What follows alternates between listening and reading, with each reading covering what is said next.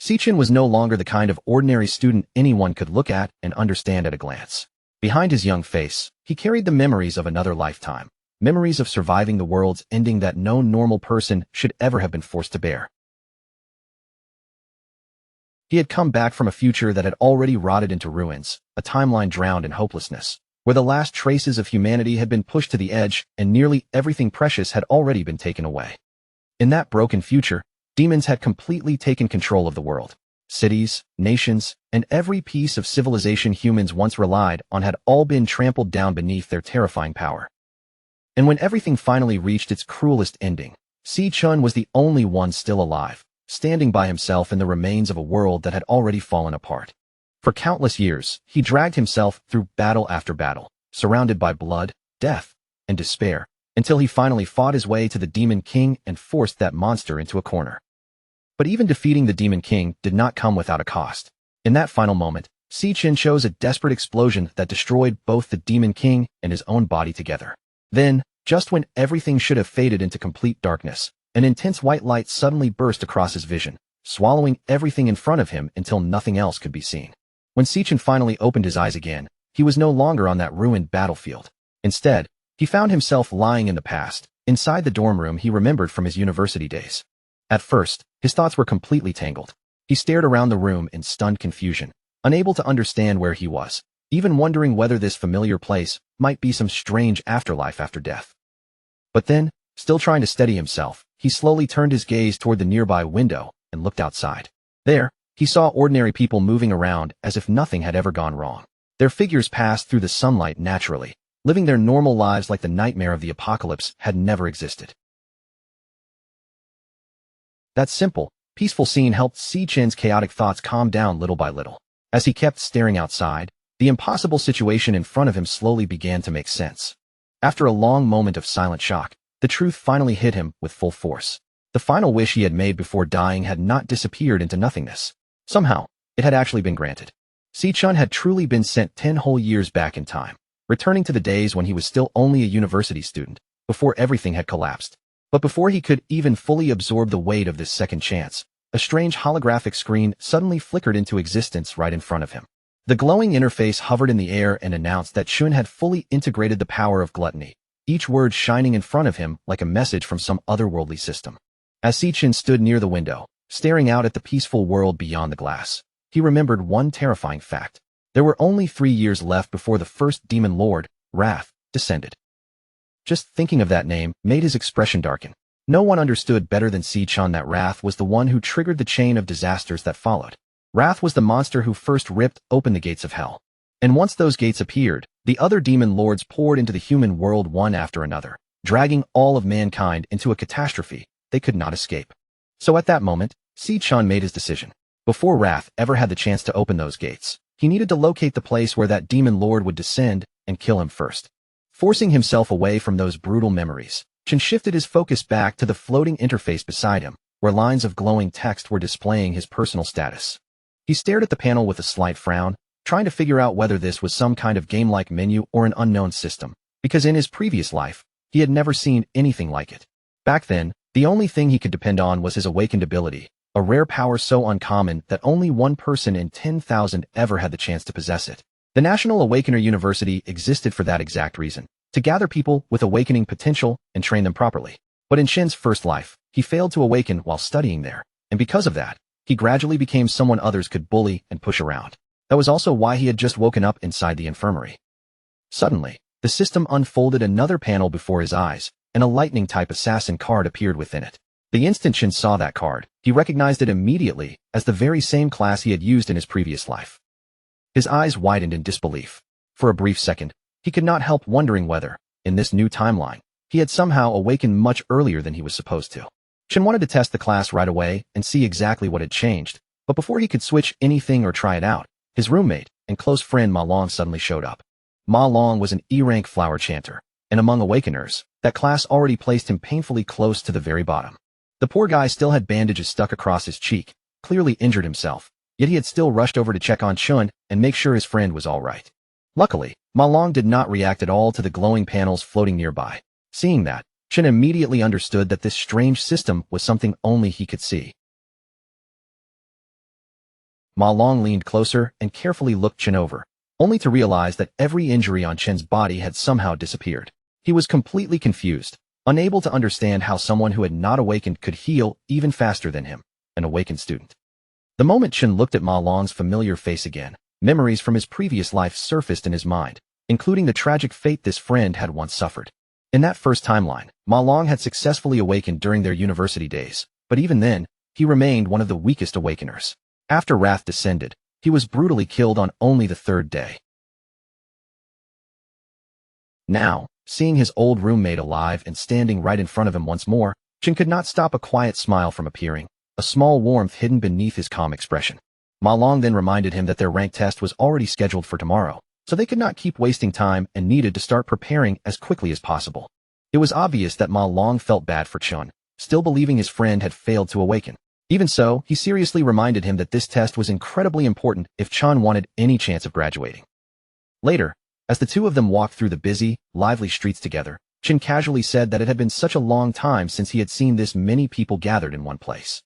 The strange comment came out so naturally that it nearly scared Ma Long out of his mind. But deep inside, Chen's thoughts were far heavier than his calm tone suggested. If he did nothing in this life, every single person walking through these streets would eventually be swallowed by the same miserable future all over again. Because of that, Chen silently made another firm decision. He had to train with everything he had, push himself as hard as possible, and raise his level at the fastest speed he could manage. There was only one serious obstacle standing in his way. At this point in the timeline, an awakener could gain experience and level up only by killing monsters inside demon lairs. And those demon lairs were already under the tight control of powerful guilds. For weak students and outsiders like Chen, getting inside one to grow stronger was almost impossible. Chen opened his status window once again and examined every stat carefully, trying to measure where he stood, not only compared with other awakeners, but also against the monsters he knew he would eventually have to fight. In this world, the government officially separated awakeners into ranks, starting from E rank at the bottom and moving step by step all the way up to the powerful S class. Chen understood the university's situation very clearly. Most of the students there were still stuck at E rank, and only a very small number had barely managed to reach D rank.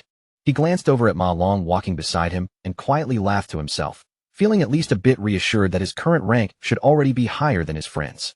But right at that moment, a ball suddenly came flying toward them without warning and smashed straight into the poor nerd, knocking his glasses off his face and shattering them on impact. When they turned to look, they realized they had crossed paths with Gong Chung and his lackeys once again, the very same bullies who had beaten them up just yesterday.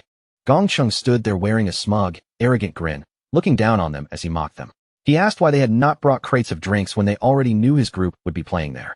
Ma Long instantly panicked and began apologizing, already preparing to spend his own money to buy the drinks just to avoid trouble. But before he could lower his head any further, Chen stepped forward, stopped him, and calmly said that the person who should be apologizing was actually Gong Chung. The instant Chen's eyes landed on that familiar bully standing there once again, a cold wave of memory crashed over him, dragging him back into every humiliating, terrifying moment he'd tried to bury deep inside. It was as if the past had come alive, pressing down on him in vivid detail, each flash of memory sharp and unrelenting. He remembered all too clearly how, in his previous life, these same cruel figures had shoved him to the floor without a second thought and tried to drown him in the sink, as if it were the most ordinary, insignificant prank. The fear, the helplessness, it all came rushing back like a tide that refused to recede. And worse, after committing such cruelty, they had worn the casual mask of innocence, claiming with brazen audacity that their actions were meant to awaken him. Not a trace of guilt, not a shred of remorse. Just arrogant justification draped over pure malice. That day had not ended because anyone had mercy on him. No, the torment had only ceased once Chen's body went completely limp, utterly unconscious, leaving him utterly at their mercy until they finally let go. Ma Long had darted forward in panic to check on him, desperation etched across his face. But the moment Gong Chung caught Chen's voice again, his expression twisted into cruel anticipation, and he pivoted back, ready to escalate the attack with even more vicious intent. Snapping back into the present, Chen's gaze hardened, eyes glinting with resolve. A silent decision formed in his mind. This time, these bullies would face real consequences they could never shrug off. As Chen dared to stand his ground, Gong Chung and his entourage stepped forward in unison, their faces darkened with menace, as though they were prepared to silence him with brute force. Chen didn't flinch. He met Gong Cheng's eyes head-on, fully aware that the bully's arrogance was only possible because his older brother wielded the power of the student council presidency. a shield behind which Gong Chung hid his cruelty. With a cocky stride, Gong Chung closed the distance, and slowly, the crowd of onlookers began to swell. Whispers ran through the gathered students, all sensing the electric tension of an impending clash. Many of the students already felt a pang of pity for Chun, certain he was about to endure the same brutal treatment as before, their minds replaying the echoes of past bullying. Finally reaching Chun, Gong Chung leaned in with a threatening glint in his eyes, demanding he repeat what he had just said, voice sharp and full of challenge. But Chun didn't waver. His gaze remained steady, his stance unwavering, as he calmly repeated that from this moment onward, Gong Chung and his clique would no longer harass him. That defiance ignited Gong Cheng's fury instantly. His face contorted with rage, and without a hint of restraint, he threw a punch aimed directly at Chun, the motion sharp and merciless. Yet this time, Chun merely raised his own fist, intercepting the blow with terrifying precision. The impact barely slowed him, and with a controlled push, he sent Gong Chung staggering backward. For a heartbeat, the entire crowd fell silent. Eyes widened, jaws slackened. Everyone was frozen in disbelief at what they were witnessing. All of them knew Chun hadn't officially awakened yet, and yet here he was, effortlessly halting a strike that should have devastated him. The impossibility of it left them breathless. The stunned expressions only fueled Gong Cheng's anger further. He lunged forward again, desperation clawing at him as he sought to finally crush Chun without mercy. Chun remained calm, a composed predator readying himself. In a silent shift, he activated his electric assassin form, the change almost imperceptible yet brimming with lethal intent. Nearby, Ma Long's eyes widened in awe, his body frozen in shock at the sheer transformation unfolding before him. Simultaneously, Gong Chung activated his indestructible demon armor. Power radiated off his body like heat from molten steel as he surged forward, each movement heavy with the promise of destruction. But before he could close the distance, Chun vanished into motion, his punch crackling with lightning as it slammed into Gong Chung, sending him hurtling through the air like a rag doll. The students surrounding them could barely comprehend the scene that had just erupted before their eyes.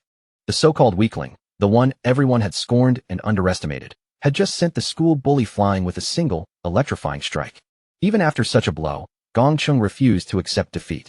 Gritting his teeth, he barked orders to his lackeys, demanding they intervene and avenge him immediately. But upon witnessing Chen's effortless dominance, the lackeys' courage crumbled. Their knees shook, faces pale, and they realized the true gap separating them from this seemingly ordinary student. Gong Chung forced himself upright, humiliation and fury igniting in tandem, and charged at Chen once more, a storm of rage embodied in every step. The outcome, however, remained unchanged. Chen struck him down again, sending him crashing back with the same ease, denying him even the faintest chance to retaliate. Watching their leader fall repeatedly, the lackeys finally understood the insurmountable difference between him and Chen. Without hesitation, they spun around and fled, abandoning any thought of confrontation. Ma Long stood frozen, mouth agape, his mind struggling to reconcile the terrifying transformation of the roommate who had been beaten so effortlessly just the day before. Meanwhile, Chun processed a crucial realization. Just as in his previous life, he could enter his assassin state at will, a hidden strength always at his fingertips. Even at level 1, his stats were already formidable, sufficient to dominate low-level awakeners with relative ease. By all measures, his current strength had reached at least the threshold of a D-class awakener, a staggering revelation for someone previously underestimated. Still, Chen noticed a detail that couldn't be ignored. He needed confirmation for himself. Despite dispatching Gong Chung, the system had yet to signal a level up. The absence of recognition was odd, and it sparked a flicker of curiosity within him. Stepping forward as if prepared to finish the confrontation entirely, Chen's posture and intent sent a ripple of panic through the surrounding students. At that critical moment, Ling Yu, the vice president of the student council, intervened, her presence authoritative as she urged Chen to halt. She reminded him that although Gong Chung had provoked the conflict, the punishment had already gone far enough. Ling Yu reassured Chen that after today's events, Gong Chung would not dare challenge him again. Hearing her words, Chen finally stepped back, choosing to let Gong Chung live, for now. As he moved away, Chen's mind churned with questions. Why was the student council so intent on shielding someone like Gong Chung? Even though he hadn't truly intended to kill the bully, he still believed such people needed to be held accountable. He knew that if bullies like Gong Chung were allowed to escape unscathed, they would inevitably prey on weaker students, repeating their tyranny endlessly. With the immediate danger over, Chen turned and left, Ma Long by his side, leaving the chaos of the scene behind them. From a safe distance, Gong Cheng's trembling lackeys whispered amongst themselves, swearing they would never provoke Chen again. That evening, Ma Long excitedly tried to relay the events to their other roommates, proclaiming that Chun had awakened into an unbelievably powerful lightning assassin. Yet, disbelief hung heavy in the air. No one seemed to take him seriously. Despite Ma Long's earnestness, Xiangzhua, an E-ranked nucleus mage, treated the account as nothing more than a ridiculous exaggeration. He questioned why Chun was still running basic physical drills if he had truly become a formidable awakener, asserting that someone of real power would no longer need such mundane exercises. Even as Ma Long insisted with intensity, their gamer roommate, Xiang Yu, merely shrugged, casually suggesting that Ma Long must have suffered a serious bump to his head to believe such a story. Xiangzhua pressed on, bluntly claiming that the four of them were placed in the same dorm precisely because they were the weakest, and no effort could change that established hierarchy. He went further, boldly declaring himself the strongest among them, labeling Ma Long and Xiang Yu as mere support chanters. Then, puffing himself up with self-assured pride, Xiangzhua flexed slightly, utterly convinced that there was no way Chun had truly evolved into a lightning assassin. With his confidence growing stronger by the second, Xiangzhua started letting his imagination run wild. He pictured himself stepping into tomorrow's final graduation test, and maybe even breaking through on the spot, raising his rank in front of everyone and proving that he was far above the others in their dorm. Meanwhile, inside an E-ranked demon lair, Student Council President Gong Ting had just wrapped up his own training. With his expression calm and controlled, he walked out of the lair entrance, while Ling Yu followed closely at his side. But the moment Gong Ting stepped outside, his eyes caught sight of his younger brother still hanging around nearby. He turned his gaze toward Gong Chung and asked, in a steady voice, what exactly he was doing there. Gong Chung immediately poured out his complaints, his face full of resentment. He said that as long as the person who beat him was still freely walking around, he couldn't even sleep peacefully, and he kept urging Gong Ting to step in and get revenge for him. Gong Ting, however, didn't show the slightest trace of surprise or anger. He only responded with calm confidence, telling his younger brother that he would take care of the mess Gong Chung had stirred up. Later, as they sat together at the dining table, Ling Yu looked across at Gong Ting with a serious expression and asked how he intended to deal with the situation from here. Gong Ting didn't give her a direct answer right away. Instead, he shifted the question back to her, asking whether the boy Gong Chung mentioned was really as powerful as his brother made him sound. Ling Yu reminded him that there were fewer than 10 D-ranked students in the entire school, and every one of those rare talents had already been pulled into Gong Ting's club. She then pointed out that ordinary students didn't have access to demon lairs like Gong Ting did. So under normal circumstances, there shouldn't be any regular student capable of standing against him. Outside, rain poured down in heavy sheets, blurring the world into streaks of gray. But through that storm, Chen kept running like someone possessed, his clothes soaked completely through and water dripping from every part of his body. The training goal he had set for himself was almost brutal. He had to run a full 20 kilometers while carrying a bag loaded with 100 kilos, a weight that was nearly twice as heavy as his own body. Chen knew better than anyone that basic physical training was not something an awakener could ignore. Without a body strong enough to endure pressure, even the most powerful abilities would eventually become impossible to control. As his feet slammed again and again against the wet ground, memories of his sister, his only remaining family, began to rise in his mind. And among them, the clearest was the day she died, when Demon King Wrath descended into the human world. Back then, that demon lord had slaughtered countless humans in the blink of an eye. Chen could do nothing but stand there and watch as his sister was killed right in front of him. From that day forward, defeating that demon king became the one goal carved deepest into Chen's heart. To him, Wrath's arrival was the starting point of every nightmare and every disaster that came afterward. Chen understood that even though there were still 3 years before Wrath would descend, the demon lord was already growing stronger somewhere beyond his reach. So if Chen wanted even a tiny chance at victory, he had to become stronger at an even faster speed. Right then, while Chen was still forcing himself through the rain, his sister Si Yun suddenly called him, her voice cutting through the storm from the other end of the line. The moment Chen heard that familiar voice again after so many years, his entire body seemed to stop. For a brief moment, he stood in silence, unable to say a single word. Si Yun explained that she hadn't been able to call earlier because she had been busy with the competition. Then, with a cheerful tone, she added that if she managed to win a prize, their rent problem might finally be taken care of. As she kept talking on the other end of the call, Chen simply listened without interrupting. Little by little, a gentle smile appeared on his face, softening the cold determination he had carried through the storm. Deep inside, Chen made a promise that was firmer than any words he could say aloud. This time, no matter what happened, he would protect her and give her the peaceful life she truly deserved. After the call ended, Chen didn't slow down or give himself an excuse to rest. He returned straight to his training and forced his body through 3 more laps around the university. When he finally completed the run, Chun headed directly for the shower. As the exhaustion settled into his muscles, he could feel his younger body gradually adapting again, and he sensed the incredible growth potential hidden within it. After that, Chun sat alone and began thinking seriously about demon lairs. Those dangerous places were packed with opportunities, but in this world, only people with enough money and influence could enter them freely. He knew he had to find a way to kill monsters somehow. Without monster kills, he wouldn't gain the experience he needed, and without that, there was no path for him to keep getting stronger. While that problem kept turning over in his mind, Chun eventually drifted into sleep. But instead of falling into ordinary rest, he suddenly felt himself being pulled into the gluttony system. When Chun opened his eyes again, he found himself standing in a strange and unfamiliar space. Looking around at the unknown surroundings, his first thought was whether he had somehow slipped into some bizarre dream. Back in the real world, Ma Long started looking around for Chun, clearly confused. One moment his roommate had been there, and now he seemed to have disappeared without a trace. Inside that mysterious space, Chun lifted his gaze and saw an enormous tower rising in front of him. Its massive outline stood in the distance like a dark wall, silent and oppressive. But before Chun could properly study the tower, a group of rank cloud warriors known as Death Hounds suddenly appeared before him, almost as if they had been waiting there to greet his arrival. Chun's expression immediately sharpened with caution.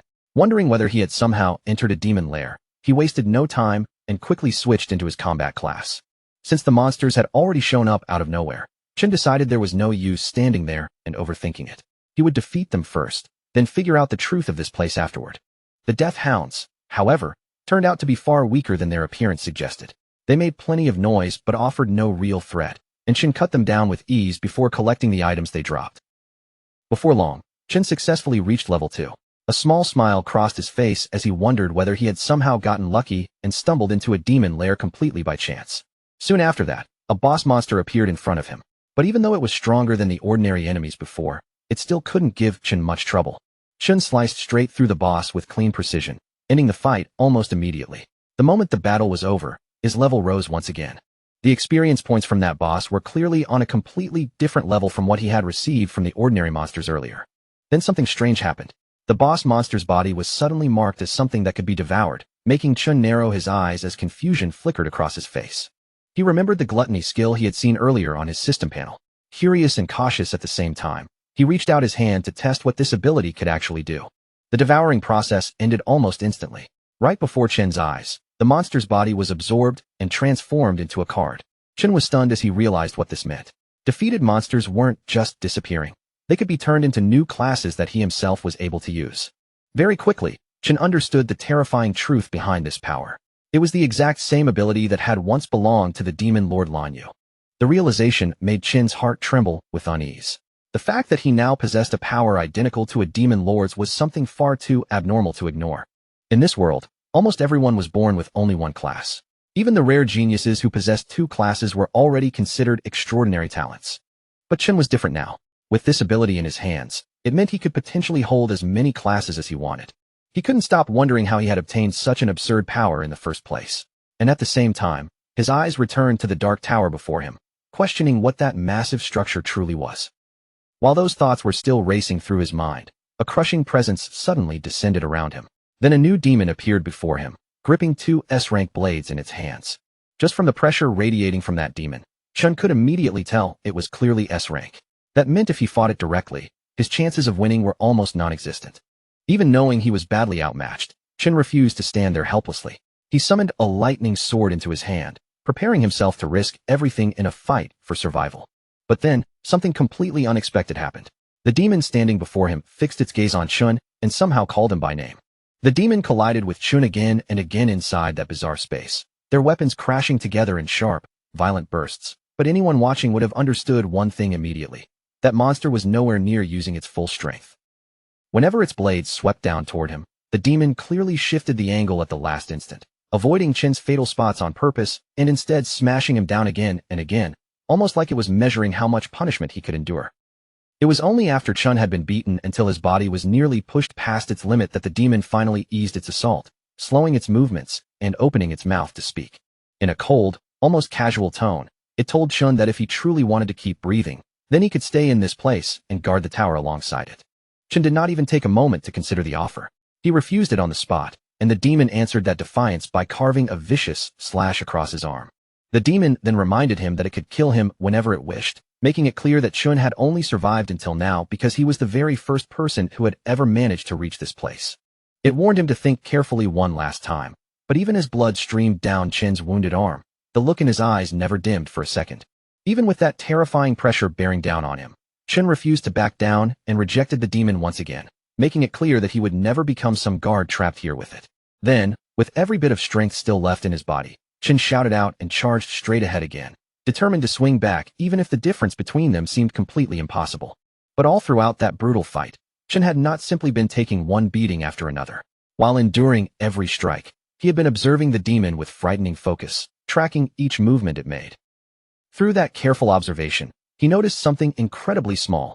Before every single swing, the demon's motion lagged for exactly 0.4 seconds. That tiny gap was all Chin needed.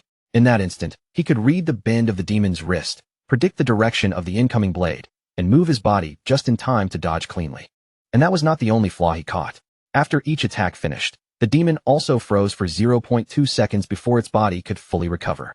Chin decided to bet everything on that almost invisible opening, slipping through the demon's guard and driving his next strike straight toward its heart.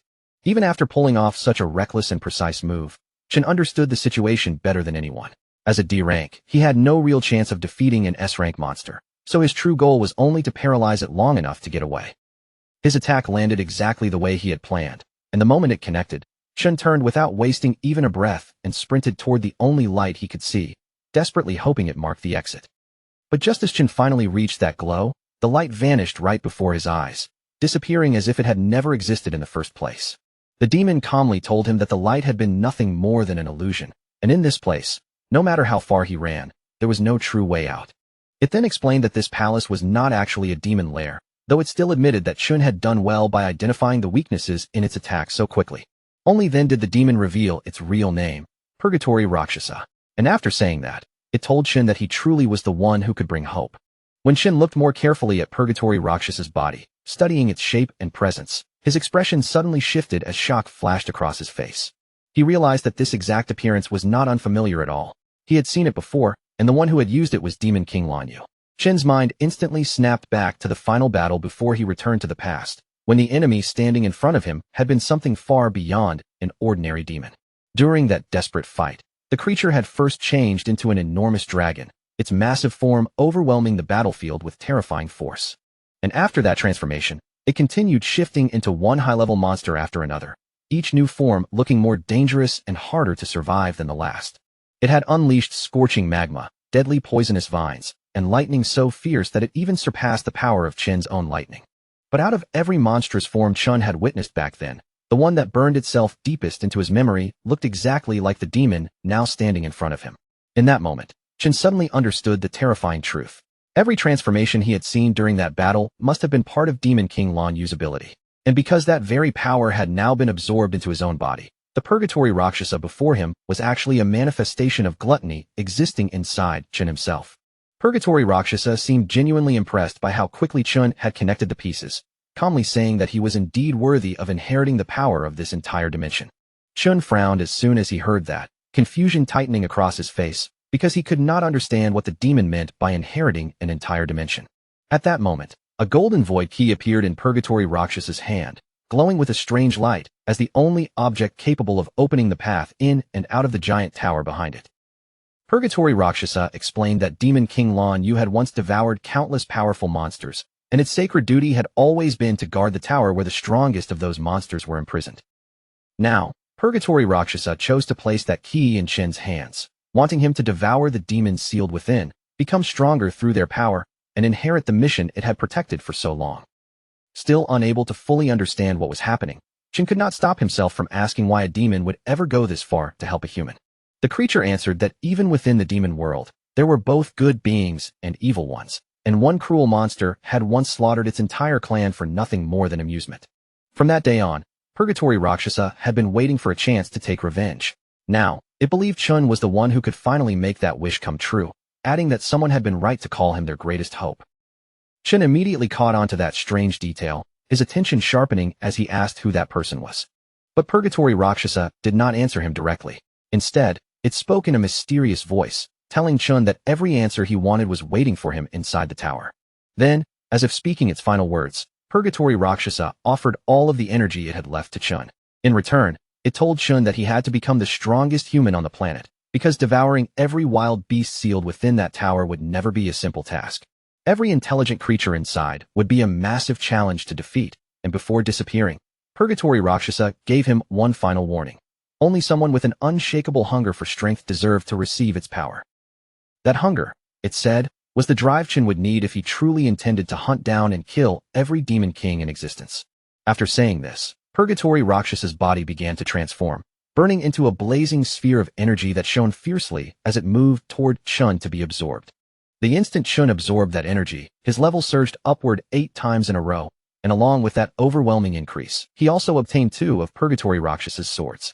Without even the slightest hesitation, Chun accepted the mission placed before him and promised that he would carry out the fallen warrior's final wish. Together with the massive rise in his stats, Chun also awakened new powers, gaining the ability to control gravity and absorb strength from the bodies of dead humans and demons. The next morning, Chun slowly opened his eyes, only to find himself lying back inside his dorm room, as if everything had returned to another completely ordinary school day. A loud voice suddenly burst through the room and startled him awake. His roommates were already getting ready, urging him to hurry up if he did not want to end up late for school. When Shin looked down and saw that his body was completely unharmed, without a single trace of the wounds from before, he could not help wondering if everything he had just experienced had only been some bizarre dream. But the moment Shin sees his newly updated stats, there is no longer any room left for doubt. What he went through was not a dream, not a hallucination, and definitely not some illusion created by his exhausted mind. Every impossible scene he witnessed had truly happened. After jumping all the way from level 2 to level 10 in just one night, Chun can only stare at his own status screen with growing curiosity. If his level has risen that dramatically overnight, then he can't help wondering what rank he would be considered now. Just as Chun is lost in that thought, one of his roommates suddenly starts teasing him from the side, clearly unwilling to let this perfect chance to mess with him slip by quietly. His roommate brings up how, only last night, someone had been shamelessly praising Chun non-stop, loudly bragging about how cool he looked and how frighteningly strong he had suddenly become. On the other side of the room, Ma Long quietly sneaks a glance over with the most innocent expression he can possibly put on, acting as if this embarrassing conversation has nothing to do with him at all. Either way, his roommate keeps pushing Chun to prove himself during the ranking test. After all, that assessment will decide who actually has the strength to keep calling himself the dorm king. On the road to school, the self-proclaimed dorm king walks proudly with his chest puffed out, explaining to everyone around him that each rank is actually divided into 3 separate levels. So even though all of them are technically still E rank, he makes a point of reminding everyone that he is at least a respectable mid-E rank. In his head, that alone already places him far above those bottom-level weaklings, and he struts forward as if the gap between each small level is some enormous wall no one can cross. The more he talks, the more fired up he becomes, until he confidently announces that he feels unbelievably powerful today. He is almost certain that since the last assessment, he must have broken through and climbed up another level. Ma Long, already annoyed from listening to all that bragging, tells Chun to stop fooling around and go all out today. At the very least, he wants Chun to secure AD rank, if only to finally shut that noisy dorm king up. Before long, the boys arrive at school, where large groups of students have already gathered for the ranking ceremony. Everyone stands around with tense faces, and the nervous energy in the air is almost impossible to ignore. Then the bullies make their entrance, swaggering through the campus as if they own the entire place, casually throwing insults at anyone unlucky enough to cross their line of sight. The dorm king's proud expression disappears almost instantly the moment he spots them. All the confidence he had been showing off earlier drains from his face, like someone suddenly flipped a switch. But strangely, those bullies don't manage to keep their fearless attitude for long either. The instant they notice who is standing in front of them, their own courage seems to vanish just as quickly. Without even the slightest hesitation, they lower their heads and bow respectfully toward Big Brother Chun, acting as if they have just run into someone they absolutely cannot afford to offend. Seeing that shocking reaction, Chin's roommates slowly start putting the pieces together. Maybe all those ridiculous stories Ma Long had been telling them were not complete nonsense after all. Chin himself barely gives the bullies any attention. He simply ignores the commotion around him and continues minding his own business, as if their sudden respect means nothing to him. But right then, another student steps directly into Chin's path. It is Jian, a student council officer who carries himself like the school's personal enforcer, and he warns Chun in a tone that sounds polite on the surface, but is clearly full of threat. Jian makes it perfectly clear that the student council president personally sent him here to punish the person who dared to lay hands on his precious younger brother. The second Chen's friends hear that. They scatter almost immediately, slipping away to the side and hiding like they want absolutely no part in whatever is about to happen next. They are obviously terrified of Jian, the enforcer known for taking care of the president's dirty work. Chen's roommates cannot understand why such a dangerous D-rank monster would suddenly aim his hostility at Chen. Jian steps in close without any restraint, invading Chen's personal space with a smug look on his face. Then the president's loyal follower boasts that his sense of smell is so sharp, he can judge someone's exact level of strength just by standing near them. And according to Jian, what he smells from Chen right now is nothing impressive at all. To him, it is only the scent of a weak, miserable loser who has no real power. But instead of getting angry, Chen looks more amused than offended. Without even taking a moment to hesitate, he casually throws the insult right back in Jian's face. The instant Jian is called a dog, his expression twists in rage. His face darkens immediately, and he completely loses his temper right there in front of everyone. Before the tension can erupt into an actual fight, the overgrown pup's master orders him to stand down, making it clear that they are not going to cause a public scene in front of the whole school. After looking into what happened, the president has already discovered that his younger brother was actually the one who started the conflict in the first place. So in the end, his brother getting beaten up was simply the natural result of picking a fight with someone far beyond what he could handle. Even so, after saying all of that, the president still fixes Chen with a cold, piercing glare, sharp enough to feel like daggers cutting straight through the air. But Chen does not shrink back even a little. He calmly meets that pressure head-on, showing no trace of fear despite the obvious threat hidden in the president's eyes. Just then, a professor steps forward and announces that the rank assessment ceremony is officially about to begin.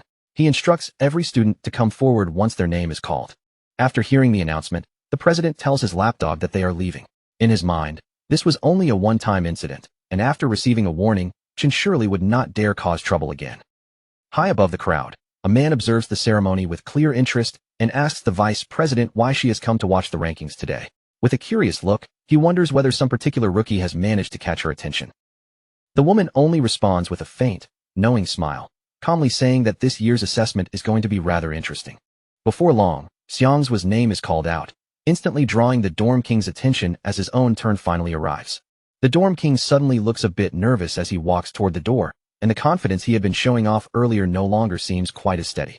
The moment he passes through that doorway, the atmosphere on the other side changes completely, almost as if he has stepped out of the school and entered an entirely different world. The assessment is carried out one student at a time inside a special demon lair. Deep within that strange space sits a demon heart connected to wires, and by absorbing an awakener's energy, it measures both their current rank and their future potential. Once the awakener releases their full power inside that space, the signal is transmitted back to Earth, and only then are the official assessment results shown for everyone outside to see. When the Dorm King's result finally appears, his rank turns out to be exactly the same as it was during the last test, without even the tiniest sign of improvement. However, the professor soon frowns in confusion when the potential score does not appear right away, and that strange delay makes the entire room feel unexpectedly tense. Ma Long locks his eyes onto the shifting numbers, watching every flicker on the display as if the next second might completely change the result. But after all that suspense, Xiang's maximum potential finally appears, and the result is only C rank. He walks out looking completely deflated, finally realizing that the progress he had imagined was nothing more than his own wishful thinking. His roommates quickly try to comfort him, telling him not to take it too hard since, in the end, they are all stuck in the same situation. After all, every single one of them is still trapped at E rank, and even if they push themselves to their best possible future, their potential only reaches C rank. A short while later, the president's lapdog walks out with his head held high. His current rank is still lower D, but his potential is high enough to reach a rank, and that alone gives him more than enough reason to look proud. Chen's roommates begin to lose hope as they look around the assessment area, because by now they have already seen nearly 10 students reach D rank. Even the professors are visibly shocked by these results. For students who barely have any real combat experience, breaking past E rank should be extremely rare, yet today, far too many of them have already done it. Filled with excitement from the unexpected results, the professors call the next student forward. This time, it is the president himself, the one carrying almost everyone's expectations on his shoulders. In an instant, every gaze shifts toward Gong Ting, the student who is already strong enough to be considered a guild master, as he calmly walks onto the stage. Chan, however, stays completely calm in the middle of all the noise, standing there with a steady expression and not even the faintest sign of panic as he quietly waits for his own assessment results to appear. Everyone in the academy already knows Gong Ting's reputation. 2 years ago, he was still only a lower D rank, And since the highest record in the school's entire history had never passed middle D rank, the whole crowd is now wondering if the president is about to shatter that record once and for all. Inside the demon lair, the demon heart immediately reacts the moment Gong Ting steps in. Its closed eyes slowly open, almost as if the creature has sensed a powerful presence entering its territory. Even then, Gong Ting still cannot fully release every ounce of power hidden inside him, and a portion of his true strength remains locked beneath the surface, held back and unrevealed. But deep in his heart, the president has no intention of leaving the academy quietly. He wants his graduation result to be so dazzling that his name will be permanently carved into the academy's history as the undisputed #1. The moment the professors see his potential grade light up with a brilliant golden glow, their eyes widen in disbelief, and for a brief second, they can barely trust what is appearing in front of them. But their doubts vanish almost immediately when Gong Ting's high D rank is officially confirmed. The result lands like a thunderclap, leaving even the experienced professors stunned where they stand. And somehow, that is not even the most shocking part. The instant the crowd realizes that Gong Ting has recorded the first S-rank potential in history, excitement erupts through the entire ceremony like a tidal wave. The president's followers completely lose control of their emotions, shouting praise for their boss again and again, as if they are watching an untouchable genius rise right before their eyes. Even Chen's roommates cannot hide the jealousy burning in their eyes, because standing there and watching Gong Ting's result feels like witnessing a living legend being born on the spot. The professors quickly exchange serious looks with one another, and in just a few silent glances, they all reach the same conclusion. A result this important has to be reported to the academy administration immediately. A precious S-rank candidate like Gong Ting must be protected, guided, and nurtured with the greatest care, and they absolutely cannot allow someone with that level of potential to leave the country. On top of that, Gong Ting is also the youngest student in the academy to become connected with a guild, meaning the academy's name is almost guaranteed to dominate every headline after this. Watching the scene unfold from above, Principal Yuan Long finally understands why Vice President Ling Yu came here in person. She must have already known about Gong Ting's astonishing potential before the results were even announced. That would explain why she chose to personally observe the ceremony today, instead of simply sitting back and waiting for the official report like everyone else. But then Ling Yu makes the situation even more intriguing, because she calmly reveals that Gong Ting is not actually the only student she came here to watch. Aside from the dazzling student council president, there is another student in this assessment who has caught her attention even more deeply. And almost as if the timing has been arranged on purpose, that exact student is the very next person called forward onto the stage. Jin suddenly gets a nasty idea, turning his attention toward the so-called mysterious urban legend with a mocking grin. Then he tells Chen not to embarrass himself by ending up as E-rank trash just like his roommates. He sneers that if Chun really produces such a pathetic result, their whole group will become a complete joke, adding that people like them are already a disgrace just for appearing at a prestigious event like this. Long immediately steps forward for his friend, refusing to let Jin's insults slide. With complete confidence, he boldly declares that Chun is about to shock every single person watching. The entire crowd falls into tense silence, their eyes locking onto Chun as everyone waits to see whether the rumors surrounding him are real, or whether they were nothing but empty noise. Chen finally steps into the demon lair, and the instant he approaches, the demon heart seems to sense a terrifying pressure closing in, as if something far beyond normal has just entered its range. At that moment, Chen remembers something important. For an awakener, the safest path toward a stable future is to join a powerful, high-ranking guild. And he knows very clearly that the only real way to reach that kind of future is by performing exceptionally well during the graduation combat assessment. During that assessment, every candidate has to choose their own teammates and form a complete 10-person squad. The squad that takes first place will be recruited directly into the nation's top-tier Imperial Guild, which makes the true purpose of this test obvious to every student standing there. Meanwhile, Jin is already busy putting their team together, proudly bringing over another low-tier D-rank student and introducing him to his boss. He confidently announces that their party is now complete, explaining that they have gathered all the D ranks along with the president's brother, so in his mind, there is no possible way they can lose first place. Jin understands the harsh reality of this assessment better than most.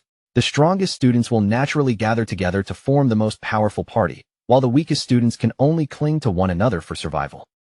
That turns the entire assessment into a cruel battlefield ruled by survival of the fittest, where anyone without enough strength can be pushed aside and eliminated without a shred of mercy. After some time passes, Long begins to grow uneasy, because the display screen still has not changed at all, and the longer the result stays silent, the heavier the atmosphere becomes. The crowd quickly jumps to the worst possible conclusion, whispering among themselves that Chun must be so weak that the system cannot even detect his presence properly. Jian then turns toward Ting and says there is no point in staying any longer, claiming that the remaining students are nothing but trash and that continuing to watch them would only waste their time. But just as they are about to leave, the screen suddenly flickers, and the words High D rank appear before everyone, instantly throwing the entire crowd into chaos. Shock spreads through the room like a wave, with students and teachers alike staring wide-eyed at the screen, unable to believe the unexpected result that has just appeared. Even the president and the members of the student council are visibly shaken, their faces filled with clear disbelief as they try to process what the machine has just revealed. But before anyone can fully recover from that shock, the system suddenly detects another strange shift in the evaluation results. It turns out Chun is using the assessment system to test something for himself, checking exactly how his level 10 base stats in his ordinary physical form are measured by the machine. After confirming that his normal state is enough to place him at D rank, he switches his class to the Infernal Death King, the weakest class among all the ones he has devoured so far. The result changes instantly, shooting from high D straight up to mid C, and that sudden leap leaves the entire crowd completely blown away. The student council can barely accept what they are seeing, their expressions tightening as they struggle to believe that the assessment machine is still functioning properly. Even the scientists begin questioning the situation, staring at the unstable readings in confusion and wondering why the results keep changing so wildly. Before long, they start suspecting that the machine may already be damaged beyond repair. At that exact moment, the demon heart itself becomes unstable, and the displayed results begin to shift strangely once again, as if the entire system is being pushed past its limit. Chun notices the abnormal reaction right away, but instead of stopping, he decides to push even further and switches into an even stronger class, transforming into the Purgatory Rakshasa. The demon heart grows more and more anxious as violent energy surges around it, and outside the demon lair, a terrifying storm begins to gather with overwhelming force. Jian shouts in complete confusion, treating the storm like some kind of heavenly omen, as if history itself is being rewritten and their dorm has somehow produced a divine monster. In the very next moment, Chin's potential suddenly flickers to S rank, leaving both the scientists and President Ting frozen in stunned silence. But just when everyone thinks the shock has finally reached its limit, the system abruptly flashes a warning across the display. The warning states that the user's potential has exceeded the system's maximum load, meaning the machine can no longer detect Chin's true limits under its current settings. Jian's mind feels like it's shattering into 1,000 pieces, his thoughts frozen mid-flight, as if his brain itself has succumbed to a sudden system crash.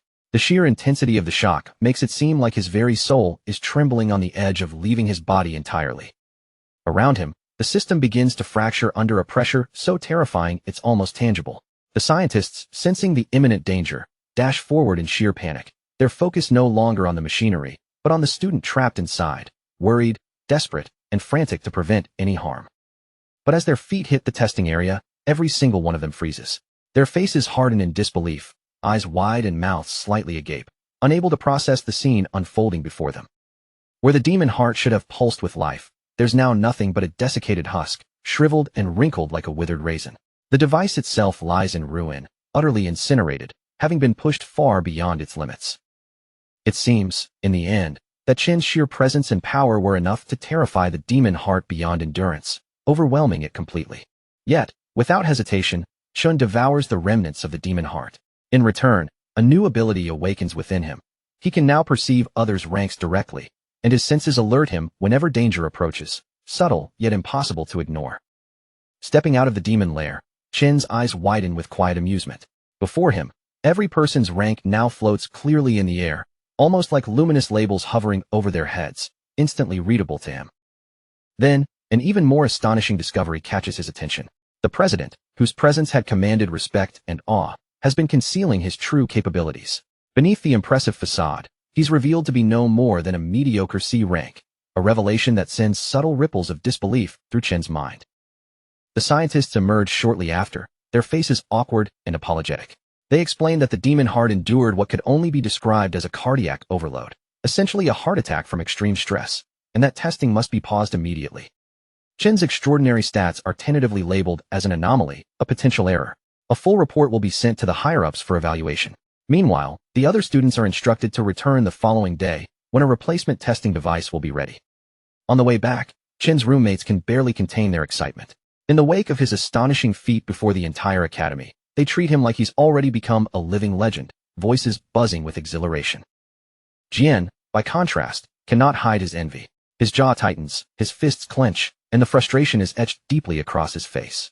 He lashes out, calling Chen a fraud and demanding recompense for the ruined machine and wasted council time, acting like a bitter sore loser who refuses to acknowledge the truth of what just happened. Just as Chen's patience seems ready to snap, Ting steps in with measured authority, instantly confronting Jian and cutting through the tension like a blade. The president's words strike Jian like a hammer. He is warned not to show disrespect toward a teammate, and the sheer weight of that admonishment leaves him stunned, frozen mid-breath. Turning to Chun, Ting extends his hand in a genuine invitation, openly welcoming the newly revealed powerhouse to join his team. With calm confidence, Ting assures him that if they unite, they will undoubtedly achieve the highest score the Academy has ever seen, an unspoken promise of glory and dominance. Behind them, Jian begins to panic. If Chun accepts, someone on the team will have to step aside, a decision that threatens to ignite conflict among the brothers. Jian knows better than anyone that joining Ting's team practically guarantees first place.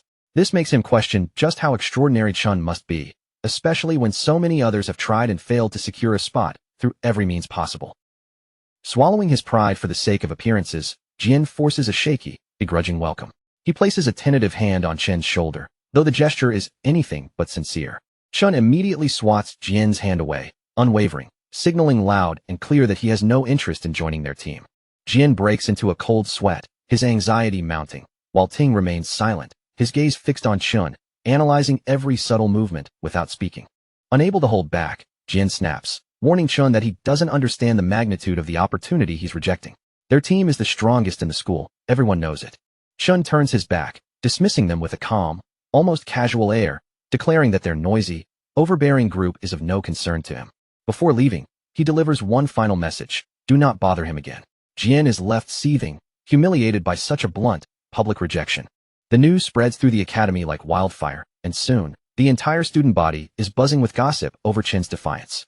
Most students assume that, after revealing a C rank, Chen intends to pursue first place on his own. A new drama erupts, captivating the school as everyone watches the story unfold in real time. Meanwhile, Chen's roommates bask in the spectacle. Witnessing Jian and Ting's frustrated, humiliated expressions after such a public snub is nearly irresistible, and they savor every moment. The president, however, keeps his composure. Calmly, he tells Jian not to worry, noting that if Chun has his own plans, they should allow him to pursue them freely. From above, the principal observes the scene, sighing with quiet disappointment. He had hoped for teamwork, imagining the record they might have shattered together. Yet, Ling sees a different kind of intrigue. She points out that the unfolding situation is far more interesting than a straightforward alliance. She explains that Ting, having been raised in wealth and privilege, is used to getting his way. There's no way he will see Chen's refusal as a minor annoyance. It will provoke a reaction. Ling reminds the principal that when someone hurts the president's pride, he is never one to let it slide quietly. Jian continues to grumble, insisting that Chen's audacity comes only from the testing error revealing a C rank. Ting, however, hints that Chen's displayed abilities might be genuine. Even if the probability is slim, he cannot allow anyone to threaten his position at the top. Jian assumes Chun is just an ordinary student, untrained in combat, while the student council members are elites who hone themselves in demon lairs. He suggests teaching Chen a lesson for his insolence. Ting cuts him off sharply, asking in a cold, cutting tone whether Jian truly believes their president petty enough to act on such a notion. Jian immediately realizes his misstep and apologizes. Ting cancels their karaoke plans and leaves Jian to handle the matter alone. He adds icily that whatever Jian decides from this point onward has nothing whatsoever to do with him. Chun, perceptive as ever, understands the implication instantly, seeing through the president's intentions without a single word spoken. Soon after, a spy approaches Jian with news. Chun has already departed the school, seemingly heading home for some time. The spy adds that Chun didn't even pause to eat, making the timing perfectly convenient for any plans that might follow. For Jian, this is a windfall. Excitement courses through him as he imagines confronting Chun outside the academy, far from teachers or students who could intervene. Meanwhile, Chun strides across the street, when a sharp memory from his past life resurfaces, yanking him back to a disaster he cannot forget. In that life, a top guild had attempted to clear a demon lair in the Saint He country region. Inside, they encountered a terrifying new monster known as Wrath, a creature so lethal that it obliterated the elite team before they could even react. The monster escaped into the human world, leaving a trail of devastation and destruction that terrified everyone in its path. Though Chen's memory of the events is hazy, his objective is crystal clear. He must locate that same demon lair in this life before history repeats itself. To kickstart this plan, he first needs substantial funds, prompting him to head straight for the Mithril Monster Exchange Center. He recalls vividly that, in the future, This exchange center will rise to become the largest trading hub in the country, a perfect launchpad for his ambitions. In this world, an awakener's true combat power is not judged by strength alone. Their weapons, armor, and equipment can completely change how far they can go in battle, which is exactly why the Mithril Monster Exchange Center holds such an important position. For fighters, this place is the main crossroads for buying, selling, and upgrading the gear that can decide life or death. But Chen does not walk into this place with some grand desire to show off or admire legendary weapons. To him, the exchange center is simply a convenient stop, a fast way to turn monster materials into money before he moves on to plans that matter far more. After stepping inside, Chen calmly walks up to the broker's counter and places several monster fangs down in front of him. The broker immediately leans closer, narrowing his eyes as he examines the items, his suspicious stare making it obvious that he doubts a student could have gotten his hands on anything like this. The broker looks Chun up and down before asking where a student like him even found these fangs. Chun answers without any panic, simply saying they dropped from a monster he defeated earlier. Hearing that, the broker's expression shifts, his eyes widening slightly because even he has never seen fangs with this exact appearance before. At that moment, Chen's assistant steps forward and gives a clearer explanation. She identifies the fangs as materials from an E-class monster called a Sang Sin beast. She continues by saying that these fangs are not useless at all. They can either be forged into an E-grade weapon or crushed into powder for different practical uses. But before she can finish properly, the rude broker cuts her off, flicking the fang back onto the counter with a mocking smirk and scoffing that anything E-grade is basically trash. He then starts bragging about how their shop only deals with VIP clients, the kind of high-status awakeners who trade in D-grade materials or better. In his mind, that makes it perfectly reasonable that he would not recognize some low-tier E-grade monster fang. Deep down, the broker is already irritated. He complains to himself that rich customers have been scarce lately, and helping some ordinary low-level student will not benefit him at all. Since it will do nothing for his promotion, he sees no reason to waste his time being helpful. Annoyed by the whole situation, he dismisses Chun as nothing more than a troublesome customer. Then, without even trying to hide his attitude, he pushes the transaction onto his assistant Li and walks away like the matter is beneath him. Li, however, handles the matter with much more professionalism. She remains polite, prepares an envelope of cash, hands it over to Chun, and gently asks whether there is anything else she can help him with. Chun opens the envelope and quickly checks the amount inside. When he sees that it contains 18,000 in currency, a faint smile appears on his face, because that is already enough to cover his rent for the moment and take one worry off his shoulders. After that, Chun reaches out and brings out the glowing greatsword he had obtained from the Purgatory Rakshasa. The instant the blade appears, Li's eyes are drawn straight to it. She stares at the weapon in complete focus, unable to stop herself from leaning in closer as curiosity takes over her expression. Although Li has never personally seen a weapon like this before, the aura surrounding it is impossible to ignore. Judging from that faint but powerful glow, she guesses that the sword has to be at least B grade, and it might even reach A grade. Just then, the broker returns and immediately laughs at her judgment. He mocks the idea of it being A grade, saying that weapons like that cost around $1 million, and even after working here for years, he has never once seen an A grade item with his own eyes. At that exact moment, the shop owner walks in with a calm, composed expression. He takes one glance at the greatsword and quietly states that the weapon is neither A grade nor B grade. The broker instantly seizes the chance to flatter him. With a smug look, he praises his boss's sharp eye and agrees that there is no way a mere student could possibly own such an expensive weapon. But the owner's next words completely destroy that smug confidence. He explains that the greatsword comes from the Purgatory lands, and its true classification is not A grade at all, but an S grade item. The moment those words leave his mouth, both the broker and Li go completely still. Their bodies freeze in place, their faces locked in disbelief as the weight of that revelation sinks in. The owner immediately steps forward with a much warmer attitude. He reaches out, shakes Chen's hand, and personally welcomes him as an honored VIP guest of the Mithril Monster Exchange Center. Then he gestures toward the VIP room and politely tells Chun that if he needs anything, he only has to ask. His meaning is clear. From this point on, Chun is allowed access to the best service and finest items the center can provide. Chun feels a quiet wave of satisfaction as he watches the situation shift in his favor. Everything is moving exactly according to the path he expected. Because the person who has just appeared is none other than the guild boss, Qingzhu, arriving right on time just as Chun had planned.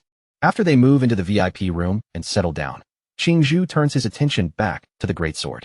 With a businesslike calmness, he asks Chun how much he wants for the weapon. Chun does not hesitate for even a second. He directly names the price as $1 million, and that answer leaves the green-haired guild boss briefly stunned. Qingzhu explains that a weapon of this level could easily be sold for tens of millions because of its rarity and power. His words make it clear that the greatsword's real value is far beyond the price Chen just mentioned. But Chen calmly corrects the misunderstanding. He explains that he is not planning to sell the weapon outright. Instead, he only wants to use the greatsword as collateral for a 1-month loan of 1 million. That answer surprises Qingzhu even more than the price itself. He immediately realizes that Chen is not acting recklessly, but thinking several steps ahead, which makes him wonder who this young man really is. Chen then lays out the rest of his terms in a steady voice. He will repay the principal within 30 days, and then cover the interest in the month after that. Before giving his answer, Qingzhu turns toward Li and politely asks her to leave the room for a moment. Clearly, he wants the next part of the conversation to happen privately between him and Chen. Once Li steps outside, Qingzhu calmly points out that he already knows Chen is a student at the National Awakener University, where the senior students are preparing to graduate soon. He also mentions that the graduation test will take place in 30 days, and the prize for taking first place is exactly 1 million. In other words, the amount Chen wants to borrow matches the reward far too perfectly to be a coincidence. Then Qingzhu looks directly at Chen, his gaze sharp but not hostile, and asks whether Chen is truly confident that he can win first place in the upcoming test. From the situation alone, Qingzhu quickly pieces together Chen's position. He can tell that Chen must urgently need money, and that he would not risk using an S-grade weapon as collateral unless he had no easier option. After thinking it over, Qingzhu makes a surprising offer. Instead of 1 million, he is willing to lend Chen 1.5 million immediately, and he will not charge a single bit of interest. With a friendly smile, Qingzhu extends his hand again, and says that this deal can be considered the beginning of a beautiful partnership between the two of them. For a moment, Chen simply stands there in silence. Even he is briefly caught off guard by how generous and direct the offer is. Qingzhu reassures him that everything discussed in this room will remain completely confidential. The only thing he asks in return is that whenever Chen has something to trade in the future, he comes to Qingzhu's guild first. Chen thinks to himself that Qingzhu really saw through the entire situation almost instantly, yet instead of taking advantage of him, the man offered a fairer deal. At that moment, Chen begins to understand why Qingzhu is able to become such a powerful and influential figure in the future. With that realization in mind, Chen reaches out and shakes the guild boss's hand. He knows that if he wants to stand against the Demon Lord one day, building reliable allies like this will be absolutely necessary. A short while later, the contract is completed and signed. The money is transferred directly into Chen's account, making the agreement official on the spot. After the deal is finished, Qingzhu asks whether Chen needs to borrow a weapon for the upcoming test, since the greatsword he had planned to use is now being held as collateral. Qingzhu admits that the guild does not currently have any S-rank weapons available. Even so, they still possess a strong collection of high-quality A-rank equipment that Chen can choose from if he needs it. Chen simply shakes his head and tells Qingzhu that there is no need to worry about that. Then, without any dramatic explanation, he summons the other great sword he had obtained earlier. The sight of yet another powerful weapon instantly leaves the guild members staring in complete awe. With the money secured and the arrangement finished, Chen finally leaves the Mithril Monster Exchange Center. Right after Chen departs, Qingzhu rewards the pink-haired girl for helping bring in such an important high-level client. As recognition for her contribution, he promotes her directly to supervisor. But before Chen fully leaves the area, he suddenly remembers that there is still something he forgot to pick up. So he turns back toward the counter for a brief moment. A few hours later, Chen is standing quietly at a bus stop, waiting patiently as the city moves around him. While he waits, his thoughts begin drifting back toward the hardships of his previous life. He remembers how brutally he had to struggle back then, fighting with everything he had just to climb toward the top. And even after all that effort, the world still looked down on him, treating him like nothing more than worthless trash. Back in those days, Chen worked tirelessly, shift after grueling shift, barely catching a breath between the endless hours. Every effort was a struggle to scrape together enough money just to survive. Month after month, he and his younger sister were forced to live on the knife's edge, cutting costs wherever possible, until life felt like a constant walk along a razor-thin line between existence and destitution. At that time, his sister Si-Yun had finally been accepted into the university she had dreamed about for years. Yet when the opportunity arrived, she quietly declined, brushing it off with a casual remark that the school was simply too far away from her brother. But Chen knew the truth in his heart. Si-Yun wasn't worried about the distance at all. She feared that pursuing her own dreams would place an even heavier burden on his already strained shoulders, adding yet more weight to his endless struggle. Now, standing in the present, Chen waits with a careful eye on his surroundings. Unease grows within him as he scans the people passing by, his mind turning over a single nagging thought. Why hasn't Si-Yun appeared yet? He begins to scrutinize the area more closely, searching for any sign of her arrival. Then, a familiar voice cuts sharply through the ambient noise, scolding him with merciless precision. Chun is called an idiot for wandering near the entrance when he should have been waiting at the exit, and the tone carries that unmistakable blend of affection and reprimand. It is Si-yoon. She drags a massive suitcase behind her, her hands straining against the weight. Exhaustion radiates from her every movement, and she immediately complains that they are broke once again, lamenting that the rent has devoured nearly every last coin they had left. Chun, however, does not respond immediately. He stands frozen, his eyes fixed on her face. For him, 7 long years have passed since he last saw his sister alive and in front of him, and that single moment floods him with overwhelming emotion. Si-yoon, oblivious to the storm raging inside him, casually tells him to stop standing around and help her carry the bags, her tone light and practical, as if expecting no other response. When Chun remains motionless, she leans closer and waves her hand in front of his face, trying to snap him out of his daze, puzzled at his uncharacteristic stillness. Then, before she can say another word, Chun suddenly lunges forward, wrapping his arms tightly around her. The hug is so firm that Si-yoon is caught completely off guard, her eyes wide with surprise. A few stiff, awkward seconds pass before Si-yoon starts poking him relentlessly in the sides, grumbling that he is squeezing too hard and making it difficult to breathe. Frowning, she comments on how strangely he's been acting lately, teasing that perhaps the girl he liked finally rejected him. Chun, however, simply brushes off the remark, choosing not to reveal the depths of the emotions stirring within him. Soon, the two begin walking side by side, Si-yoon rolling her suitcase behind her while talking nonstop about exams and the recent happenings in her life, her words spilling out in a rapid, lively stream. Chun listens quietly, a subtle smile softening his features. Each word brings him quiet happiness. In his heart, he silently vows that in this life, no matter what trials may come, he will never allow anything terrible to touch his sister again. Meanwhile, in a dark alley elsewhere in the city, silence hangs heavy. Shadows ripple as several thugs crouch low, watching, waiting for the perfect moment to strike. Their leader, Jian, having confirmed that Chun will indeed pass through this alley, orders his men to remain hidden and patient. The plan is simple. Wait until the target is fully within their grasp, then all at once, strike together in a coordinated ambush. A twisted grin spreads across Jian's face as he thinks of Chun. In his mind, he swears that this time, he will make him pay dearly for every slight, every humiliation, every moment of defiance. One of the thugs hesitates, nervously asking whether they might get into serious trouble if things escalate too far. The Cloud Assassin's reply is cold and merciless. At first, he had only intended a small lesson for Chun, but after the recent encounter, his anger has ignited into something far more consuming. Jian recalls the bitter humiliation Chun forced upon him and snarls that he will not let his men have all the fun. This time, he wants to personally deal with Chun and deliver a lesson that will haunt him forever.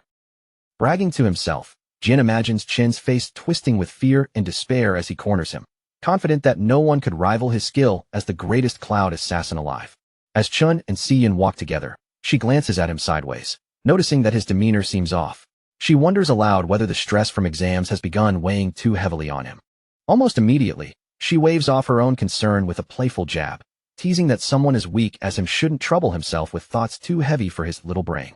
Then she recalls and reminds him of her favorite advice from years ago. No matter what trouble comes their way, they simply need to keep moving forward and leave the rest to fate. To lift his spirits, Si-yoon bursts into a bright, playful song as they step deeper into the alley, her voice echoing lightly off the walls. A small warmth fills Chen's chest at the gesture, a surprising comfort that his sister can sense even the slightest shifts in his mood. Yet he also knows she is completely unaware of the powers he has recently awakened or the wealth he now commands. When Chen answers her with calm confidence that he is perfectly fine, Si-yoon narrows her eyes slightly, unsure whether she is hearing reassurance or merely his stubborn pride. Shaking her head with a faint, amused smile, she thinks quietly to herself that perhaps her brother is finally starting to grow into the man he was meant to become. Behind them, one of the thugs follows carefully at a distance. He leans in toward Jian and reports that their target isn't alone. Chun is walking with a girl.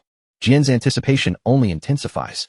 A gleam lights his eyes as he recalls that the alley has no surveillance cameras, giving them freedom to act without fear of being caught. But Chun, ever perceptive, immediately senses the malice creeping toward them from behind. Without even fully turning, he recognizes them, the same trash from the student council. Keeping his expression calm and unreadable, Chun reaches into his pocket and pulls out a pair of wireless earbuds, gently placing them into Si-yoon's ears. He casually tells her to listen to a song he's recently started enjoying, his voice deliberately light so as not to reveal the danger closing in behind them. Si-yoon, slightly surprised because Chun rarely listens to music, accepts them anyway, seeing it as a small chance to understand a new, mysterious side of her brother. Only after the music begins does Chen slowly turn around. His eyes sharpen like blades as he locks onto the approaching scumbags, assessing their every move. With the music filling Si-Yun's ears, the thugs suddenly charge from the shadows, and the alley erupts into chaos in an instant. Chen immediately activates his lightning class, energy crackling over his skin. 7 long years of loss flash through his mind, and he swears that now, with his sister by his side, no one will ever threaten her again. Rage floods him as he wonders how these lowlifes even dared to attack them. Then, like a streak of lightning, Chen rockets forward, tearing through the alley with terrifying speed. The first thug barely reacts before Chen's kick connects, sending him flying. The others immediately break into a cold sweat, realizing how outclassed they are. Without slowing even a fraction, Chen channels power into his fists, striking 3 attackers in rapid succession before finishing a 4th with a vicious knee, leaving no room for retaliation. One of the remaining goons gathers a shred of courage to rush him, but Chen casually catches his hand. With almost no effort, Chen crushes it like dry spaghetti, the sound of breaking bones echoing faintly in the alley. The thug screams in agony, clutching the ruined hand, but Chen immediately follows with a brutal punch to the nose, leaving him no chance to recover. Jian watches in disbelief as his men are tossed aside like nothing. His confidence falters, replaced by shock and dread as he realizes just how strong Chen has become. Chen does not pause. He continues striking left and right, knocking down anyone foolish enough to step in his path, steadily closing in on the cloud assassin himself.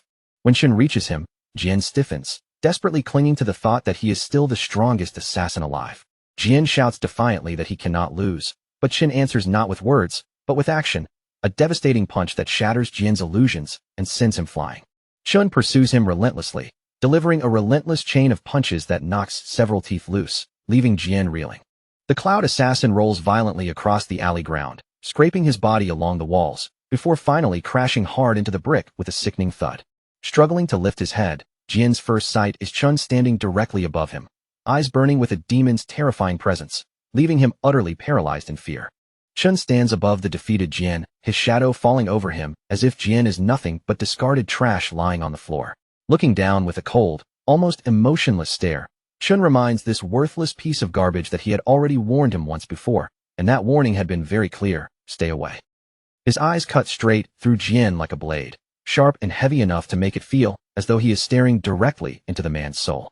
Then, with icy contempt in his voice, Chen asks if brainless scum like him cannot even understand the simplest words when another human being speaks to his face. By now, Jian has been beaten so badly that he barely resembles the proud, arrogant assassin who showed up earlier.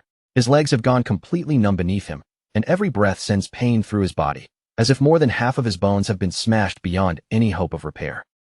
Only at this moment does Jian finally realize the truth. Out of everyone he could have provoked, he chose the absolute worst person possible. Broken, terrified, and barely able to move his lips, he forces out a weak apology that sounds more pathetic than sincere. Chen gives him no chance to keep begging or explaining himself.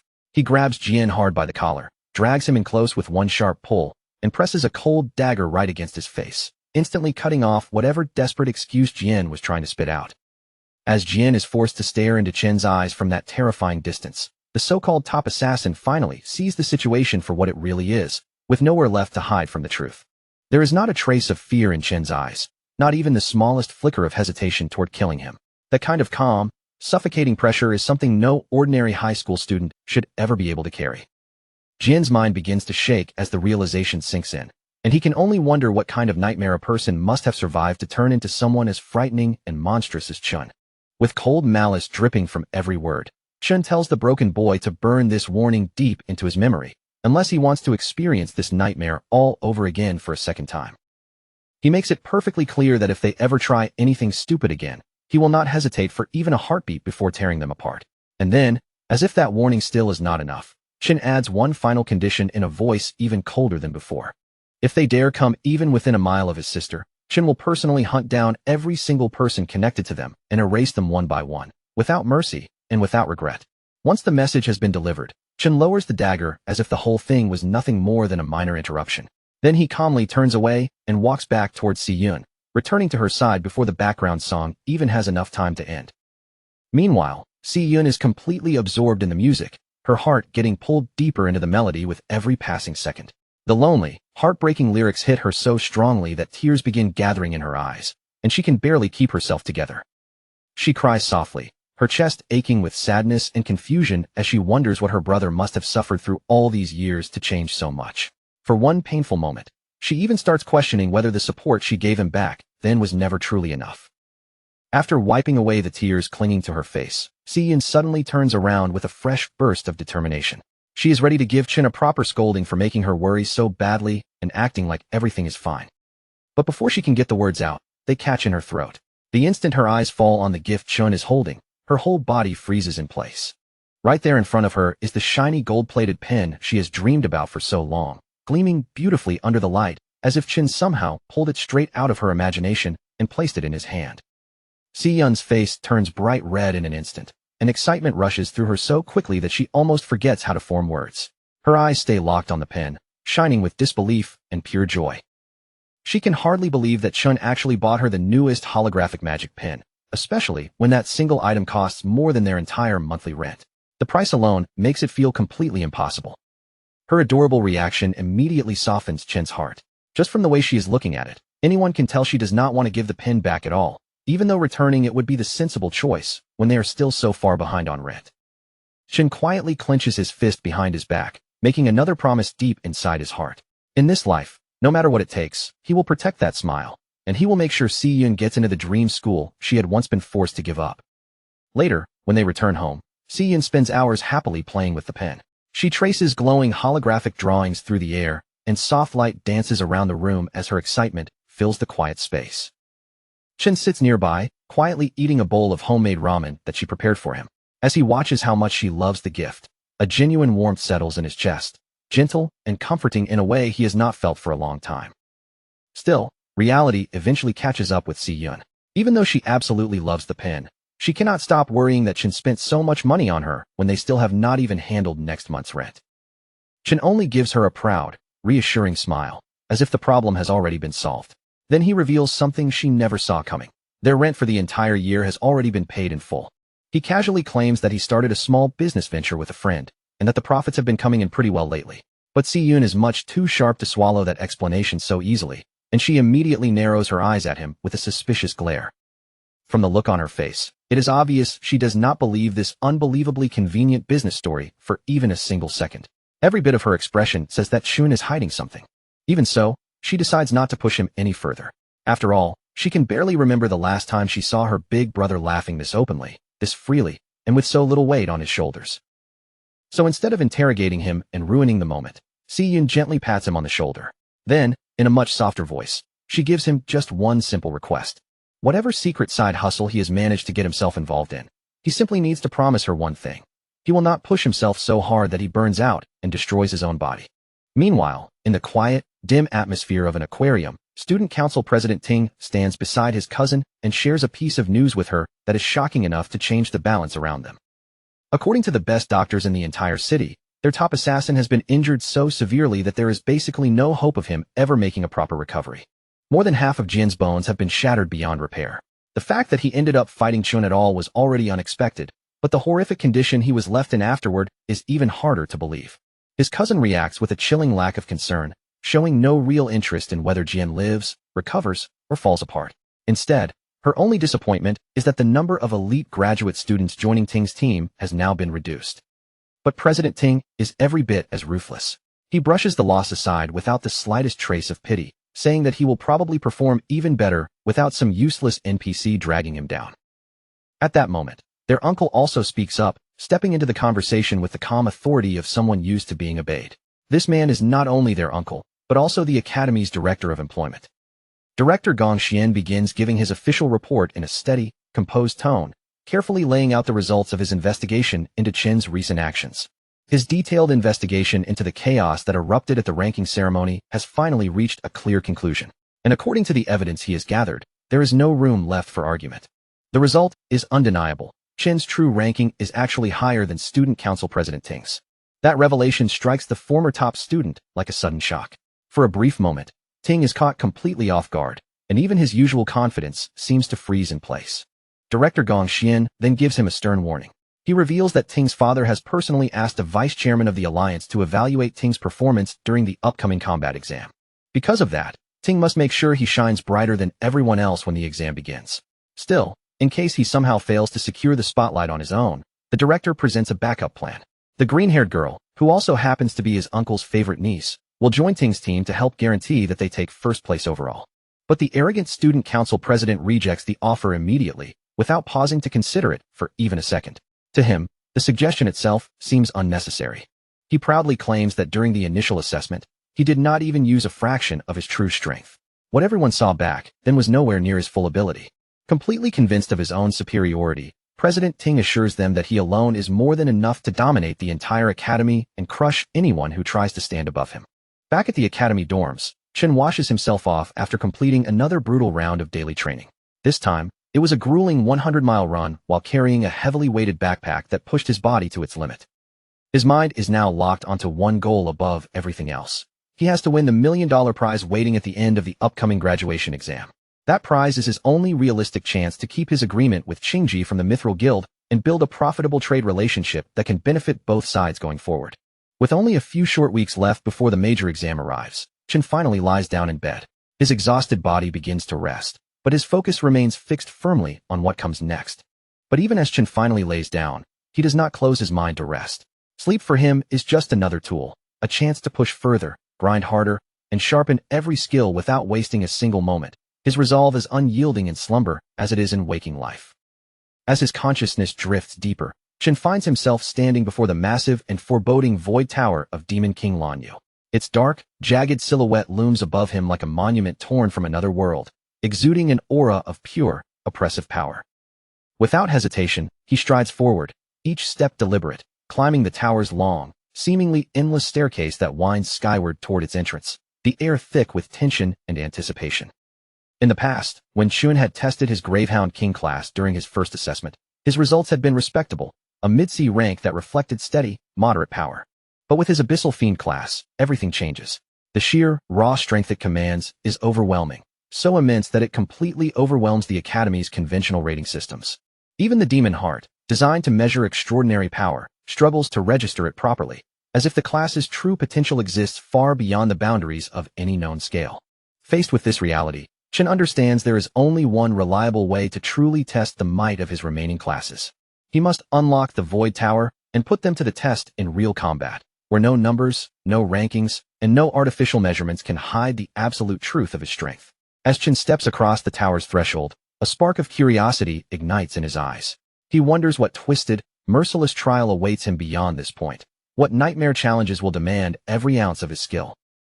The instant he glimpses what lies beyond, shock freezes him in place. His eyes widen as reality twists around him in an instant. In the blink of an eye, he is transported into a surreal dimension, standing on the vast surface of a white planet that floats in the endless void of space, an alien landscape both mesmerizing and terrifying. The moment he attempts his first step, his body collapses under the crushing pressure. He drops to one knee, straining to keep from being completely flattened by the unrelenting weight pressing down into his very bones. This place is known as the Fallen Star Wastes, a realm where gravity crushes at 10 times the force of Earth, making every movement an ordeal, every breath a test of endurance. When Shin glances back, the tower's entrance has vanished, leaving him trapped. He immediately understands. The only way to reopen it is to defeat the boss ahead, and he must adapt quickly before any lurking monsters seize the opportunity to ambush him. No time is given to adjust. A phantom lion prowls nearby, eyes gleaming, moving with predatory intent. It has no intention of letting him prepare. With danger closing in and no options left, Chen instantly shifts into his lightning class, his reflexes firing in perfect synchronization with the threat. The phantom lion lunges with terrifying speed, a blur of claws and fangs, but Chen slips just in time, driving his blade straight into the creature's shoulder. The beast roars, a thunderous sound of fury and pain, but Chen quickly realizes the strike barely scratches its strength. The vital points were missed, the attack insufficient. Under this oppressive gravity, even his normally precise attacks are sluggish and clumsy, his movements heavy and awkward. Every strike feels slowed, every dodge strained.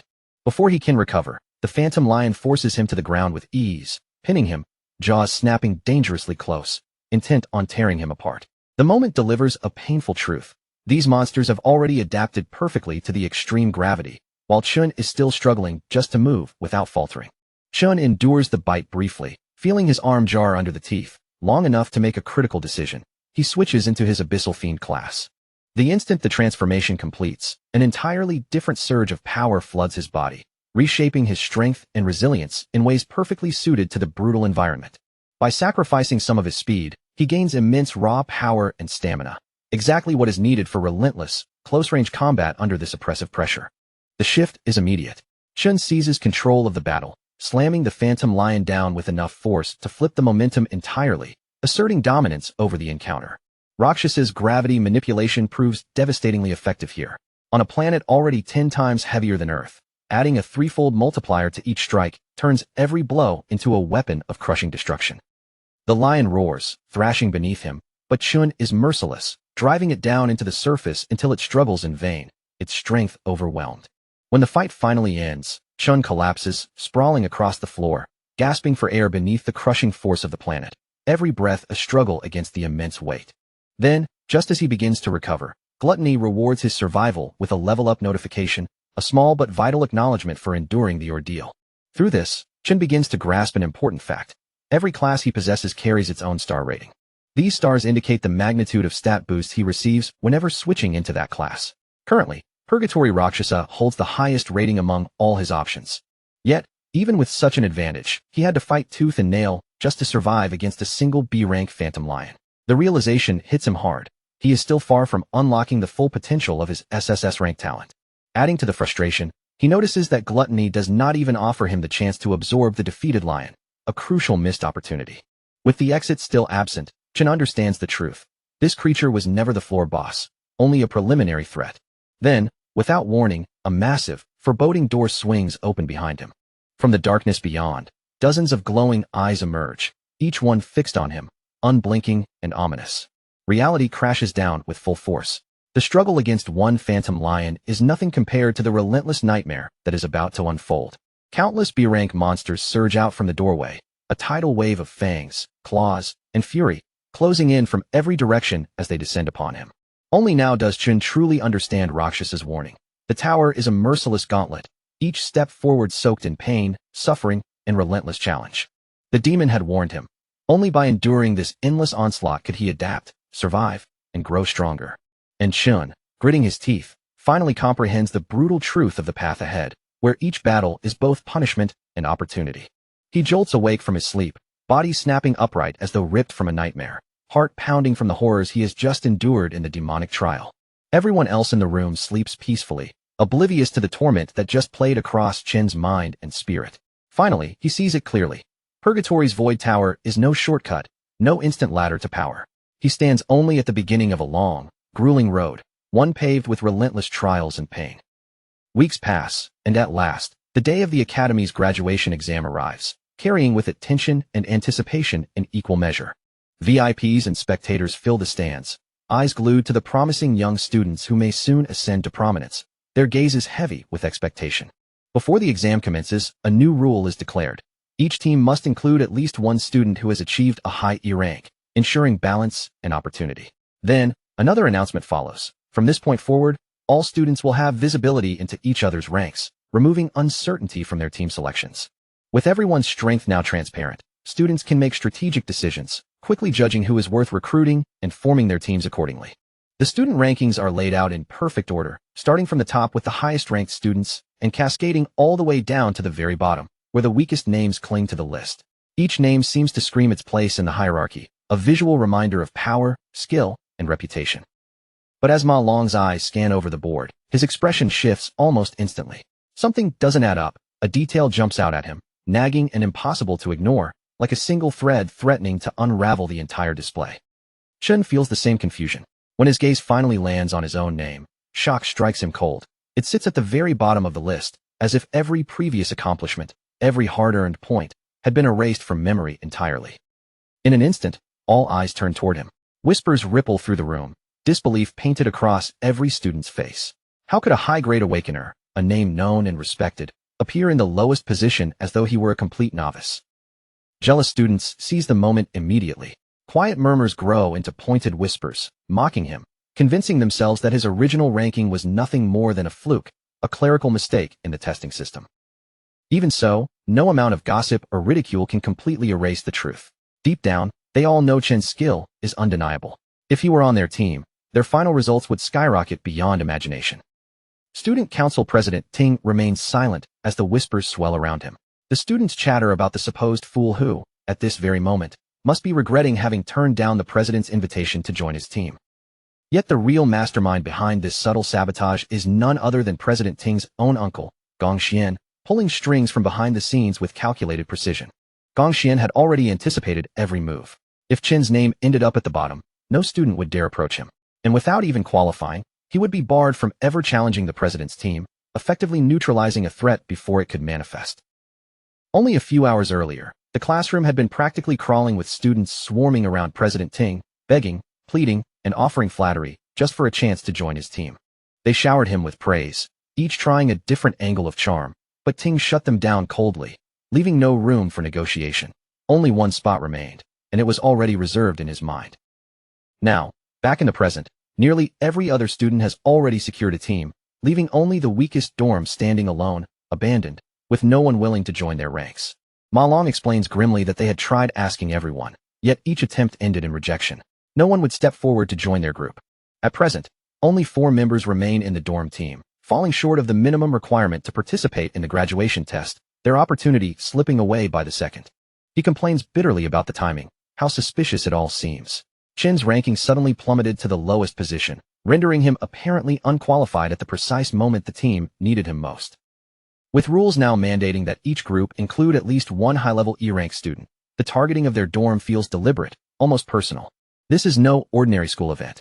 The graduation test is the pinnacle stage where talent is proven and attention from powerful guilds can make or break a student's future.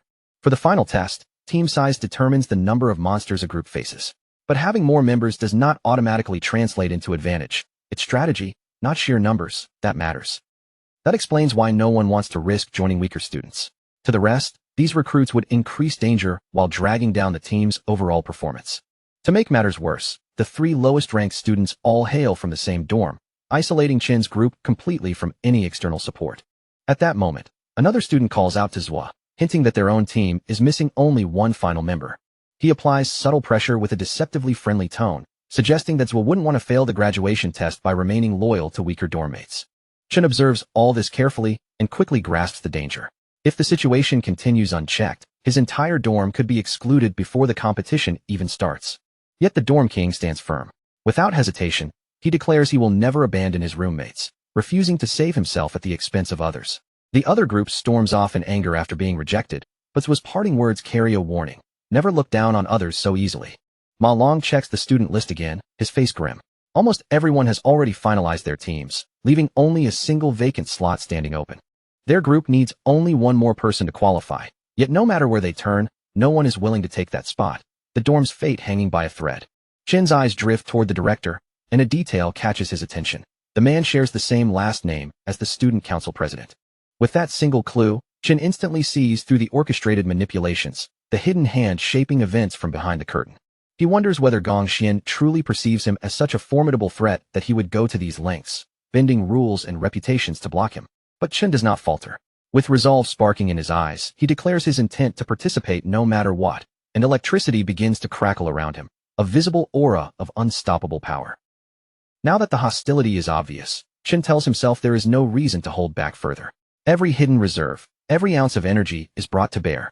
As his energy bursts outward, he steps forward confidently, drawing astonished looks even from the officials in charge, surprised by the sudden, undeniable display of raw power. Even his dorm mates stare in stunned amazement, faces filled with a mixture of confusion and awe, trying to understand the audacious move he is making. Chen recalls the unique rule each Awakener school enforces. Students may challenge anyone at any time to demonstrate strength. Though it might appear to outsiders as mere showboating, in reality, such a challenge is one of the fastest ways to display skill and earn recognition among peers. In most cases, many would refuse, avoiding confrontation entirely to stay safe. Chen knows one absolute truth. The student council president's pride will never allow him to back down in front of witnesses.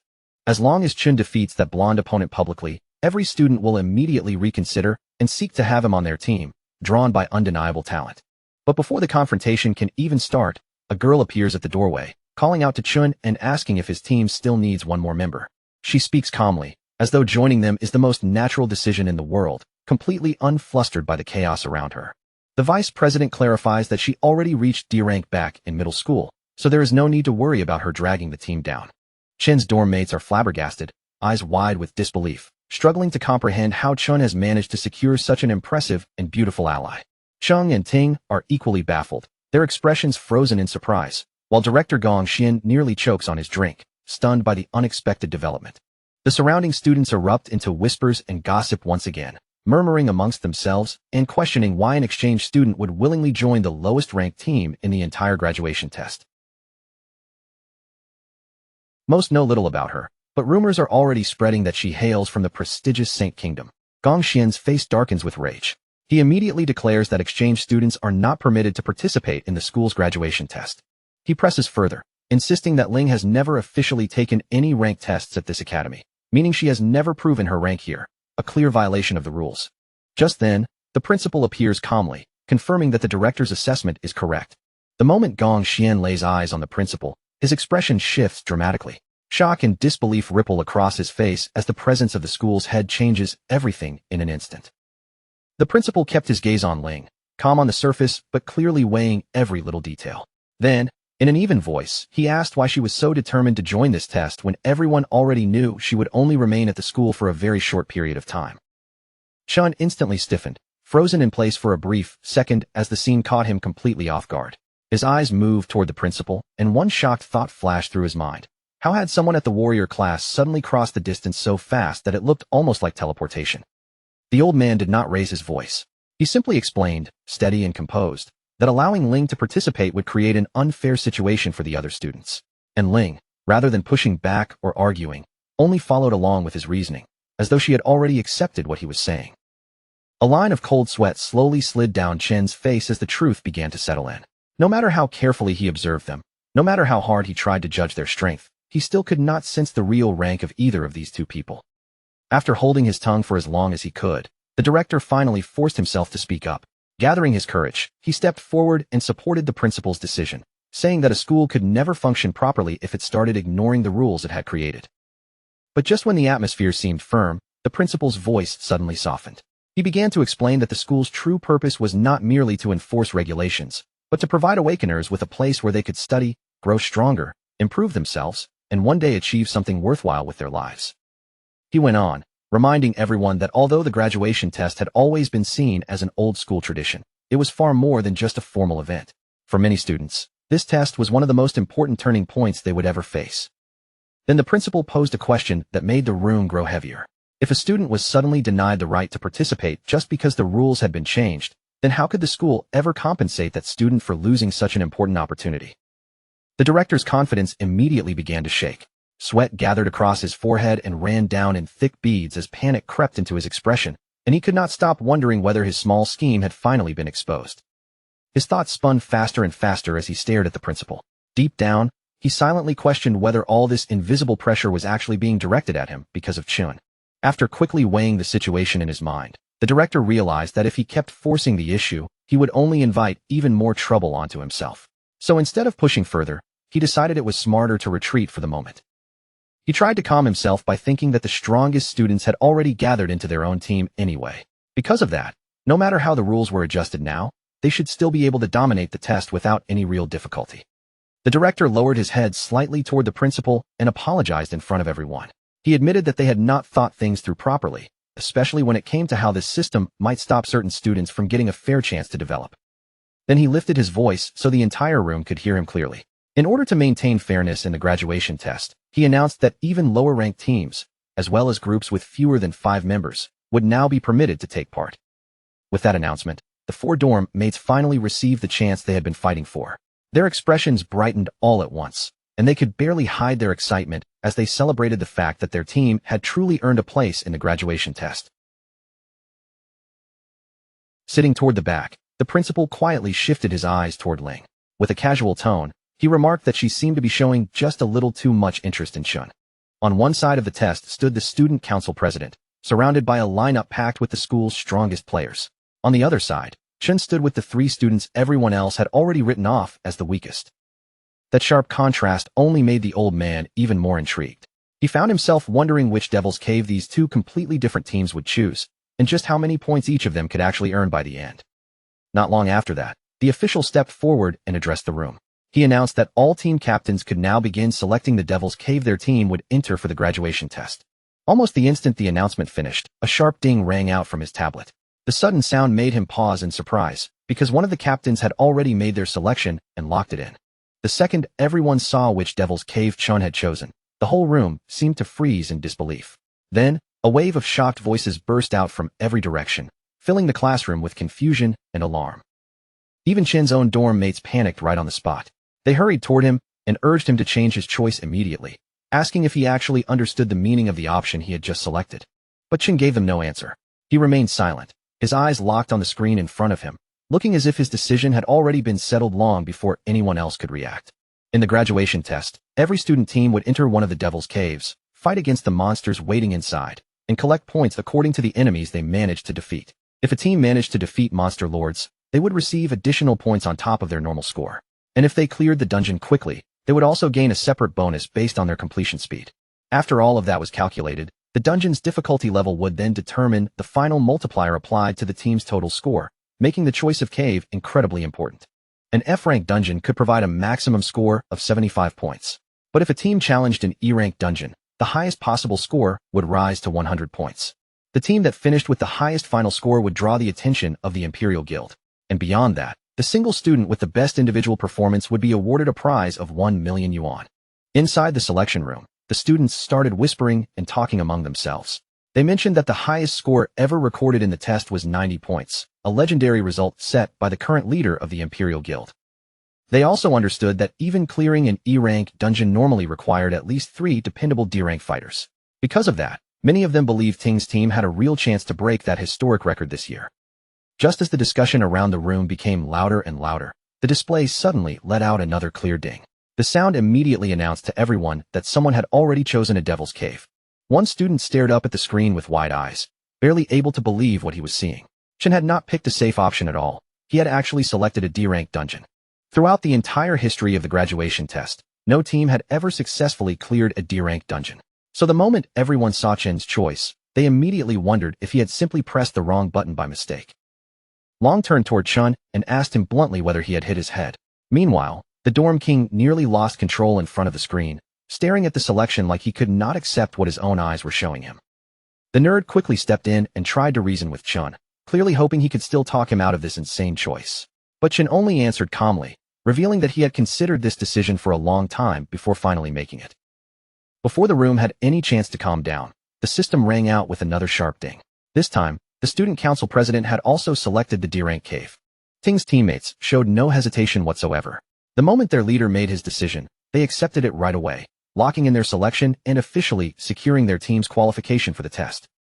The classroom exploded with noise after the announcement, students shouting and reacting from every corner of the room.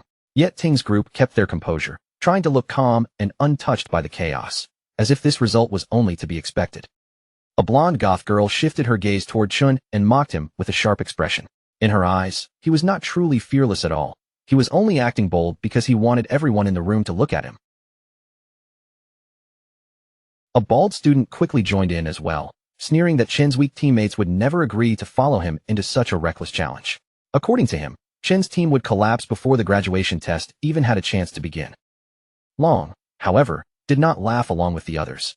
He kept watching Chen's face closely, studying his expression, and the longer he looked, the clearer it became that Chen was not joking in the slightest.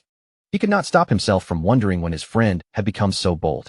Somehow, without Long fully noticing it, Chen seemed to have changed far more than he had realized. After hesitating for only a short moment, the nerd finally settled his own thoughts. He reached out, pressed the confirm button, and chose to place his trust in his friend's decision. Yeo followed immediately after him. He hit the green button as well, thinking that since things had already reached this point, there was nothing left for him to lose anyway. When the dorm king saw that the others had already made their choices before him, irritation showed across his face. With a frustrated look, he finally pressed the button too, refusing to be the only one left behind. And just like that, with all 4 members confirming the same selection, the system officially recognized their team and granted them qualification for the graduation test. Chen turned his attention to his dorm mates and apologized to them sincerely. He admitted that the reason he chose this dungeon was because he wanted to become the top scorer. He understood very clearly that he was pulling them into his own dream and making them share the risk with him. Even so, His voice remained firm as he reassured them that they would climb all the way to the top together. After hearing Chen's words, the president slowly rose from his seat. His voice was cold and filled with confidence as he declared that the number one position belonged to him, and him alone. Chen slowly turned around to face him directly. Without lowering his gaze or stepping back, he met the president's challenge head-on. Ting's face instantly sharpened, his calm expression giving way to a fierce pressure that rolled out from him and seemed to weigh down the entire room. With overwhelming confidence in his voice, he made it clear that inside this school, there was room for only one student to stand at the very top. Ling stood toward the back, watching him closely, and surprise flickered clearly through her eyes. In all the time she had known Ting, this was the first time she had ever seen him expose such intense emotion so openly in front of everyone. And with that single moment, the tension that had been building between them could no longer be covered up or ignored. Chen and Ting's rivalry had finally surfaced in front of the entire room, making it impossible for anyone to pretend they had not seen it. The principal looked at these fearless students and felt a quiet sense of pride rising in his chest. But Ling could not feel that same ease, because Chun had chosen a D-rank cave, a terrifying place so dangerous that even a C-rank fighter would have a hard time clearing it alone. Of course, everyone knew the reward for clearing a D-rank cave was enormous. A team could earn as many as 150 points from it, but behind that tempting score was a level of danger that no one could afford to underestimate. And what made the situation look even worse was Chin's team itself. His teammates were not exactly the kind of fighters people expected to send into a challenge like that, which made his decision seem even more reckless to everyone watching from the outside. The principal also pointed out that there was only 1 month left before the test officially began. With so little time remaining, it would be nearly impossible for Chen's team to grow strong enough to handle a dungeon of that level. Even so, despite understanding better than anyone how small their chances really were, the old man still chose to hold on to a quiet hope. Somewhere deep down, he wanted to believe they might somehow survive the odds and pull through. 2 weeks later, the scene had shifted to the training grounds, and the atmosphere was completely different. Everyone was collapsed across the floor, panting heavily, their limbs trembling from exhaustion as if their bodies had been pushed far beyond what they could endure. Long lay there on the ground, drained and frustrated, unable to hold back his complaint any longer. He asked why they had to suffer through this brutal physical training when the other students were comfortably improving themselves through simulation training instead. Chen had been dragging them through one exhausting drill after another without letting up. Their bodies had been pushed non-stop, and after so much pain and fatigue, frustration was naturally starting to build inside every one of them. But Chen stayed calm, as if he had expected their complaints from the beginning. He explained that for what they were about to face, simulation training was practically useless and would not prepare them for the real danger ahead. He told them that when someone stepped into a devil's cave for the very first time, fear would hit harder than they could imagine. The shock could wipe their thoughts clean, and once their mind went blank, only instinct would be able to keep them alive. That was the reason he kept forcing them through physical training. Their bodies had to become stronger, faster, and more responsive, so that when terror closed in on them, they could still move and react before fear swallowed them completely. In truth, the best kind of preparation would have been to enter a real dungeon and build actual battle experience. But for ordinary students like them, getting that kind of opportunity was so far out of reach that it might as well have been a dream. Only the elite students were ever given chances like that. It was as though real combat experience was treated like a privilege reserved only for those who were already standing far above everyone else. And the unfairness did not end there. Those elites worked hard to keep ordinary people from ever catching up, carefully preserving the gap between them so they could remain at the top without being seriously challenged. They had access to better training resources, real dungeon opportunities, and powerful support systems that regular people could chase for their entire lives and still never manage to touch. After hearing all of that, the dorm king frowned, his expression tightening with frustration. He asked the most obvious question. If the entire system was already stacked against them from the start, then what were ordinary people even supposed to do? Chen answered by finally laying out the real goal behind everything he was doing. If they could enter the Imperial Guild, then they would gain the influence, strength, and position needed to begin changing the entire system from the inside. And at this moment, the graduation test was their only true opening. It was the one chance placed in front of them, the one path that could let them break through the wall of elites and stand above the people who had always looked down on them. With that dream burning fiercely in his heart, Chen silently vowed that he would do absolutely everything in his power to keep the promise he had made. Then, with unwavering conviction, he guaranteed that they would win. With only half a month left before the graduation exam, Chen drove himself even harder than before. Every single night, while everyone else was resting, he entered the Void Tower again and again to continue pushing his limits. Defeating the Phantom Lions was anything but easy. They attacked him relentlessly and knocked him down over and over, But no matter how badly Chun was beaten, he refused to stay on the ground or give up. Then, when there were only 5 days remaining before the exam, his roommates were also throwing themselves into training with everything they had. Even with their bodies exhausted, they kept forcing themselves to move forward. But Chun had already stepped into a completely different level of intensity. The training he put himself through was so extreme that even the hardest routine his teammates could imagine looked almost like a simple warm-up beside it. With only 2 days left before the exam, his rival was clearly not wasting a single moment either. Ting continued training seriously, sharpening himself as the final countdown to the graduation test drew closer and closer. Even then, Chen's progress was moving at an even more terrifying speed. By this point, he could stand beneath crushing gravity and still face an entire pack of lions head-on without losing his nerve. Blood ran down Chen's face, streaking across his battered features, but his eyes were sharper and more focused than ever. Covered in wounds yet burning with determination, he looked more prepared to win than he had at any point before. On the day of the exam, a small drone floated near the gathered students, hovering quietly in the air. It waited above them like an official guide, ready to lead them into the test that would decide everything. The boys arrived together, all wearing matching outfits that gave them a much sharper and cleaner appearance than usual. As they walked in side by side, they looked far more serious and prepared than they ever had before. After every student had put on their wristband, the signal was finally given. In that moment, the waiting ended, and the graduation exam officially began. Outside the exam area, the academy principal stepped forward with a warm and respectful smile. He personally greeted Gong Lin, making it clear from his manner that this visitor was no ordinary guest. This sharp-looking man was none other than President Ting's father. More than that, he was also one of the co-founders of the Imperial Guild, a name that carried enormous weight in front of everyone present. The students could not stop staring at him from a distance. To them, a co-founder of the Imperial Guild was so famous, powerful, and unreachable that they looked at him almost like a rare creature being displayed right in front of their eyes. Their curiosity only became stronger when they saw both the principal and the Imperial Guild co-founder shift their attention toward a luxurious white limousine that was arriving nearby. The door of the white car opened, and a red-haired man named Carl Cavendish stepped out calmly. His posture was relaxed, but every movement carried the confidence of someone who was already used to being the center of attention. The instant the students recognized who he was, they completely lost their composure. Standing before them was none other than the vice chairman of the World Guild Alliance. Someone with a status that Hai would normally never bother coming to a place like this. That was exactly why his sudden appearance felt so unbelievable, making the students wonder what could have drawn him there. Inside the VIP room, the director stood before the special guests and gave his report. He explained that 23 teams had chosen F-rank demon lairs, several groups had selected E-rank lairs, and only 2 especially daring teams had gone as far as choosing D-rank lairs. Alliance Secretary Sigrid looked genuinely surprised when she heard that information. From her perspective, even a real D-rank team would normally need careful preparation before attempting to enter a D-rank lair. Because of that, she turned her attention toward the academy officials and questioned them directly. Had they truly considered the students' safety before allowing such a dangerous choice?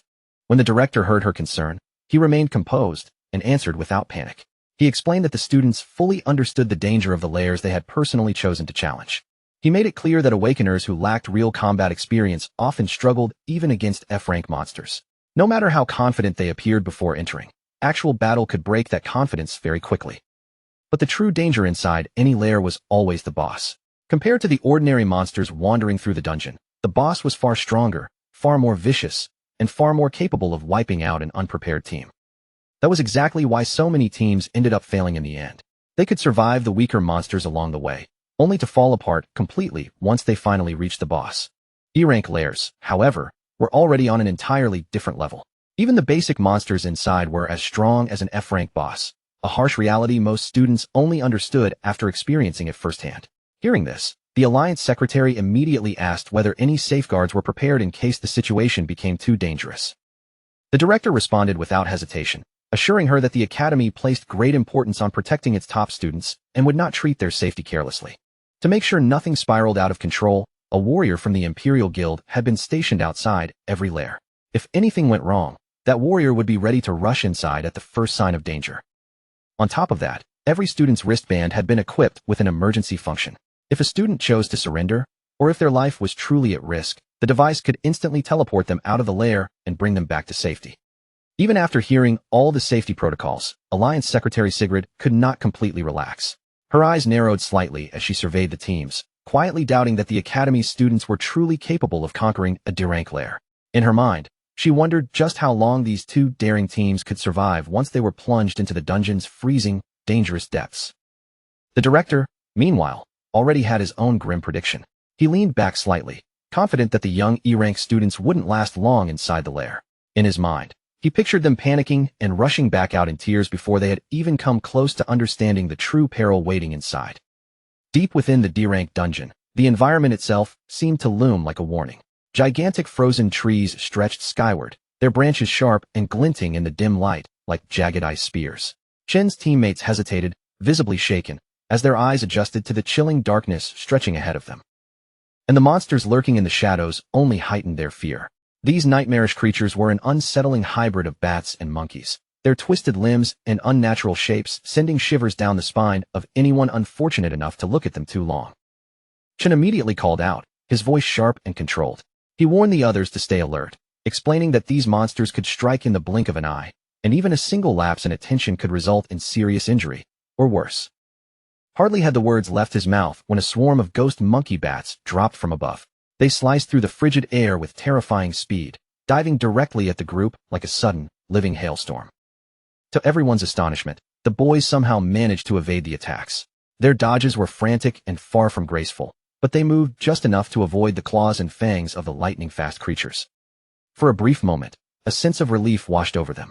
Just realizing they had survived an encounter with a D-rank monster gave them a thrill, but that fleeting victory was immediately overshadowed by an even more incredible sight. Chen stood calmly in the center of the battlefield, a sword crackling with lightning in his hand. Around his feet, the bodies of dead monsters littered the ground, evidence of his unflinching efficiency. Without wasting time on words or speeches, he instructed his teammates to prioritize their own safety. They were not yet strong enough to handle the monsters alone, but he would take care of the rest. Another ghost monkey bat lunged from the shadows with terrifying speed. The boys barely had time to react, diving aside and avoiding the deadly strike by the skin of their teeth. At that instant, Xiangzhou finally understood Chen's purpose. All the brutal reflex drills and intense speed training had been preparing them for moments exactly like this, life or death encounters where instinct mattered more than skill alone. Xiangzhou clenched his teeth in frustration. For so long he had considered himself the dorm king, yet now, facing real danger, he realized he had no choice but to rely on his unpredictable roommate. While those thoughts raced through his mind, Chen moved with fluid precision, eliminating ghost monkeys one after another with swift, decisive strikes. The monsters attacked in relentless waves, but before they could even register the threat, Chen's blade was already through them, each strike precise and devastating. The dorm king muttered under his breath, recalling how Ma Long had often praised Chen's strength. But hearing about it and seeing it firsthand were entirely different experiences, leaving him awestruck. At that moment, Chen no longer looked like an ordinary student. To Xiangzhou, he resembled a battle-hardened veteran, someone who had survived countless real combat scenarios. As the fight continued, a twinge of envy crept into the dorm king's chest. With every swing of Chen's sword, his reputation seemed to rise even higher, and Xiangzhou couldn't help but feel a pang of jealousy. Suddenly, another monster appeared from behind the group. Xiangzhou barely reacted in time, raising a defensive block just before its attack could connect. He grabbed the creature's leg with both hands, which were ablaze with fiery energy, and shouted at his teammates. His voice rang with urgency and authority. "Stop dragging your feet and get your act together now." After all, Chen wasn't the only one whose future depended on this test. Every single member of the team had something to lose if they failed here. The others stared at Xiangzhou in surprise, caught off guard by the fire in his voice and the resolute determination etched into his expression. Galvanized by the dorm king's stubborn will, Xiangyu finally acted. He cast his vine lock spell, wrapping the monster tightly and managing to pin it, if only for a brief moment. But the relief was fleeting. The creature ripped free almost immediately and, with a sudden kick, sent Xiangyu flying before he could react. Long jumped in with his frostbite breeze spell, the icy wind slowing the monster slightly. Yet it was clear that alone, none of them could manage it. They needed to combine their efforts to gain any control. By coordinating perfectly, they finally managed to hold the creature in place long enough for the dorm king to prepare his next move. With a synchronized shout, they urged him to take the shot. The dorm king channeled all his fiery energy, compressing it into a powerful explosive flame bullet, and fired directly at the monster. But when the flames dissipated, the attack barely left a mark. The creature seemed almost untouched, with only a few scorched hairs hinting at the strike's impact, as though shrugging off the assault. Undeterred, he launched several more flame bullets in rapid succession. No matter how many times he struck, the monster refused to go down, its resilience testing their limits. By now, Xiang Yu and Long were straining to the brink of exhaustion, their bodies screaming as they tried desperately to keep the creature contained. Seeing their weakening grip, the Dorm King knew he could no longer hold back. Saving any energy was no longer an option. He poured every ounce of his power into one massive, concentrated flame attack. The resulting explosion engulfed the battlefield in fire and smoke, an overwhelming display of destructive force. When the smoke cleared, all that remained was a charred skeleton where the monster had stood. The drone's voice confirmed the victory. They had successfully eliminated a D-class ghost monkey bat. Exhausted and gasping for breath, the three teammates collapsed to the ground. Despite their fatigue, their faces glowed with excitement. They had actually defeated a D-class monster using only their own strength. Chen approached them, his expression showing mild surprise. The moment they noticed him, they eagerly asked whether he had seen them take down the monster. The creature had left behind only a single finger bone as loot. Xiang Zhua, trying to maintain his composure, casually claimed that dispatching it had been a simple task, a piece of cake. Chen didn't tease or mock them. Instead, he offered a straightforward congratulations, acknowledging the victory they had earned through their own effort. Shortly afterward, the drone's voice rang out again, announcing that every monster within the Devil's Cave had now been cleared, marking a complete victory for the team. Back in the viewing area, Director Gong stared at the live feed in disbelief, his face slack with shock, as if the sight in front of him was defying all reason. He simply could not process what he was seeing. These students, supposedly weak and lacking real combat experience, had just overcome a D-level threat that no one expected them to survive. The rest of the staff could only sit in stunned silence, their mouths tight, eyes wide, completely unable to find words for the impossible scene unfolding before them. Meanwhile, Vice Chairman Cavendish's assistant maintained his composure, calmly praising Chen's performance and calling it truly outstanding. As he watched the boy on the screen, he felt a strange familiarity emanating from Chen, a sense that reminded him of an old friend long ago, stirring a memory he hadn't expected. Vice Chairman Cavendish then spoke Chen's name aloud, deciding to remember him. That single decision immediately made President Ting's father and Director Gong exchange uneasy glances, the weight of recognition settling over them. Desperate to divert attention from Chen as quickly as possible, the director hurriedly redirected everyone's focus toward the student council team inside the other D-rank cave. He pointed out that Ting's team had already reached the midsection of the dungeon. The chairman's aide praised their coordination, noting that their teamwork was nearly flawless, almost like a professional guild raid team in action. Chairman Carl smiled at the report, clearly pleased, and remarked that this year's graduates were far more impressive than any previous classes he had seen pass through the academy. Director Gong lowered his voice to a whisper, reminding himself that the real battle was just beginning. The most thrilling moments, he knew, had not even started yet. Inside the D-rank Toxic Vine Cavern, the president's team suddenly found themselves surrounded. Poisonous mushroom monsters erupted from all directions, converging on them in a coordinated, deadly attack. In response, a girl stepped forward, her guitar in hand. Her fingers danced across the strings, weaving a decay spell into the music that spiraled outward to strike the advancing monsters. At that exact moment, a star mage lifted his hand, channeling his unique attraction ability. Slowly but deliberately, he drew every scattered mushroom monster toward a single, tight cluster, creating the perfect setup for a coordinated combo. The creatures, confused and stumbling over each other, had no idea they were walking straight into a trap meticulously orchestrated by the team. The instant the monsters were corralled, the mage's voice rang out, calling urgently for the captain. Right on cue, the president surged forward, sword gleaming in the ambient light, his posture radiating lethal precision. Every step he took exuded absolute confidence, ready to end the encounter in a single, decisive strike. In a heartbeat, the president swung his sword, unleashing the blazing sky technique. His blade tore through the tightly packed mushroom monsters with surgical accuracy, each slash scattering them into pieces. The air itself seemed to tremble from the force of the attack, leaving no doubt about the sheer dominance of his skill. His teammates quickly recognized the familiarity of the monsters. They were identical to those faced during their rigorous training sessions. Knowing the attack patterns in advance, the team moved with seamless coordination, their movements fluid and confident, feeling virtually no real pressure as they executed their maneuvers. It became clear to them that the school officials had designed this test specifically with their team in mind. With support quietly positioned behind them, every obstacle seemed to dissolve effortlessly, turning what could have been a tense battle into a near-routine performance. Realizing this strategic advantage, the team's morale soared, and celebration began prematurely. Laughter and teasing remarks filled the air even before the fight was fully concluded, their confidence unshakable. They knew, without a shadow of a doubt, that first place this year would be theirs. Meanwhile, deep within the final level of the Cloud Forest, The boys stared in disbelief at how far they had come. Against all odds, they had survived the gauntlet and reached the lair of the boss monster itself, their hearts pounding with a mix of fear and awe. Amid the frozen wasteland, a colossal ghost ape crouched silently in the snow, calmly devouring its meal as though it had been waiting there for this very moment. Its sheer size and composed demeanor sent a chill down the boys' spines, marking it as a predator that could end them in an instant. The dorm king broke into a cold sweat at the sight alone. The monster's presence was suffocating. Even a single strike from its massive limbs could easily mean instant death. His hands trembled involuntarily, betraying the instinctive fear coursing through him. As if reading the fear in their eyes, the creature slowly lifted its gaze, fixing its piercing eyes on the group's weakest member. The air thickened with tension, and a dreadful anticipation settled over the frozen ground.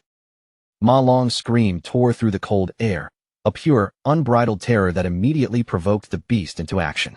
The creature responded to his panic, lunging forward with a terrifying, earth-shaking leap. The giant ape hurtled through the air, its massive frame slicing through the cold wind as it closed in on them. Every instinct screamed to flee, and the boys scattered in a desperate scramble, their feet barely finding purchase on the icy ground. They sprinted with all the strength they could muster, desperate to put as much distance between themselves and the beast as possible. Snow and ice sprayed behind them, marking their frantic retreat across the barren wasteland. Chun, however, did something completely unexpected. With unshakable resolve, he charged straight at the monster, moving with a speed and confidence that defied reason. There was no hesitation in his eyes, only the determination to confront the beast head-on. He launched himself at the ape's face with a brutal, bone-shaking kick, following it immediately with a relentless flurry of punches. Each strike lifted the massive creature into the air, slamming it repeatedly, as Chin's ferocity left no room for recovery. Before the monster could regain its footing, Chin ended the battle with shocking finality. His strikes shredded the creature's body apart, tearing it into pieces with a feral intensity that left the forest echoing with the remnants of its destruction. Witnessing this savage display left the boys frozen, their minds struggling to process the sheer brutality and overwhelming strength they had just seen. Shock and awe gripped them simultaneously, rendering them unable to speak. Even after annihilating the beast, Chin's expression remained unsatisfied. His annoyance was palpable. These D-rank monsters provided barely any experience points, and the trivial gains felt almost insulting to his capabilities. The loot they dropped was equally underwhelming, leaving Chin's frustration mirrored in the meager rewards strewn across the snow. Every collected item seemed almost comically insufficient for the effort exerted. Suddenly, the excited shouts of his teammates pierced the tension. They had discovered giant mana stones hidden nearby, their voices tinged with awe and triumph. It turned out the ghost ape had concealed the glowing stones inside a hollow tree trunk, as if guarding a secret treasure meant for those bold enough to claim it. His friends stared at the radiant crystals in disbelief, their hands reaching instinctively to grasp the unexpected bounty. Greed and wonder danced in their eyes, unable to resist the allure of the loot. Chin shouted for them to stop, his voice sharp with authority, but it was too late. In an instant, a blinding flash erupted from the hollow trunk, illuminating the entire area with a stark, icy brilliance. Within seconds, the freezing energy spread like wildfire, encasing everything in a thick, solid layer of ice.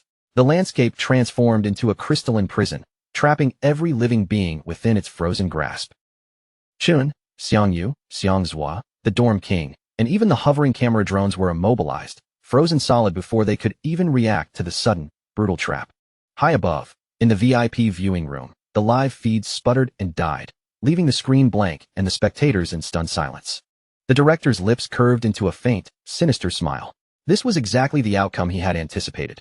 He knew that high-rank monsters often employed cunning traps, and Shin's rookie team had predictably fallen right into it. Vice Chairman Cavendish's face clouded with concern as he realized the students were in peril. The director feigned regret, claiming they had no choice but to immediately extract the team from danger. But the principal stood firm, refusing to intervene. He reasoned that their wristbands would automatically activate if their health fell too low, and since no team member had surrendered, there was no immediate threat. He emphasized that the decision to retreat or persevere belonged to the students themselves, not the adults observing from a safe distance. Back in the icy dungeon, Ma Long trembled violently, each breath visible in the frigid air, his entire body shaking as frost formed around him. Remarkably, he was the only one in the group to avoid complete immobilization. This was due to his character class, which naturally endowed him with strong resistance to ice magic, allowing him to survive the trap that ensnared everyone else. A chilling laugh echoed across the frozen landscape, and Ma Long looked up to see a skeletal ice monster staring directly at him, its eyes devoid of mercy. He immediately recognized it as the Lord of the Lair, a terrifying creature documented in the Monster Compendium. From his recollection, it was a cloud mage capable of commanding both offense and defense by effortlessly manipulating ice and snow to deadly effect. Its name rang ominously in his mind. The Bone King of Remains, notorious for savoring the slow, deliberate torture of its prey before delivering the final, fatal blow.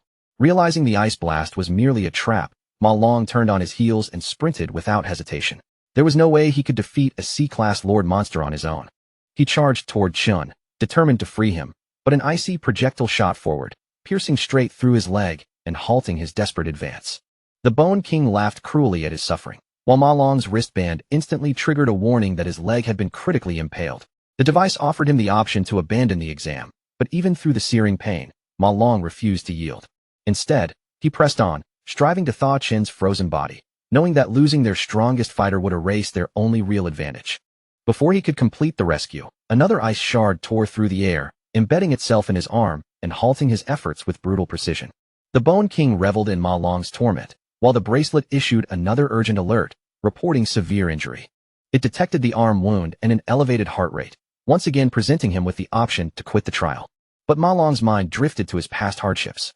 Every time life became challenging, he had fled, only to fall further behind. He recalled the bullying, mockery, and neglect he endured. He and his friends had fought too hard to reach this moment, and surrender now would render it all meaningless. Seeing this as his final chance to seize control of his fate, Ma Long summoned every ounce of strength, forcing his trembling body to rise through the pain, and finally succeeded in freeing Chun from the ice. The weight of the moment hung heavy in the air as Chun emerged, gasping but free, the frozen battlefield around them a testament to both their peril and unyielding determination. He plants his feet firmly into the frozen ground, standing tall and unwavering despite the Bone King unleashing a merciless hail of icy spikes. Each jagged shard tears through the air with deadly intent, slicing a cold wind directly toward him, yet he remains resolute, his gaze locked on the threat ahead. As the barrage is about to descend upon him, Long summons a powerful, guttural roar, a sound that shakes the very air. In that same heartbeat, Chin's eyelids snap open, piercing through the tension like a sudden flash of lightning across the frozen battlefield. The thick ice encasing him shatters violently, scattering frozen fragments in every direction. Without a moment's hesitation, Chun lunges forward with blinding speed, scooping Long up and whisking him out of danger in one seamless, lightning-fast motion that leaves no room for error. The escape is so sudden and precise that even the Bone King is caught entirely off guard, its deadly attack missing the mark entirely, crashing uselessly into the snow behind them. Long stares at Chun, disbelief etched across his face. His mind races as he realizes the truth.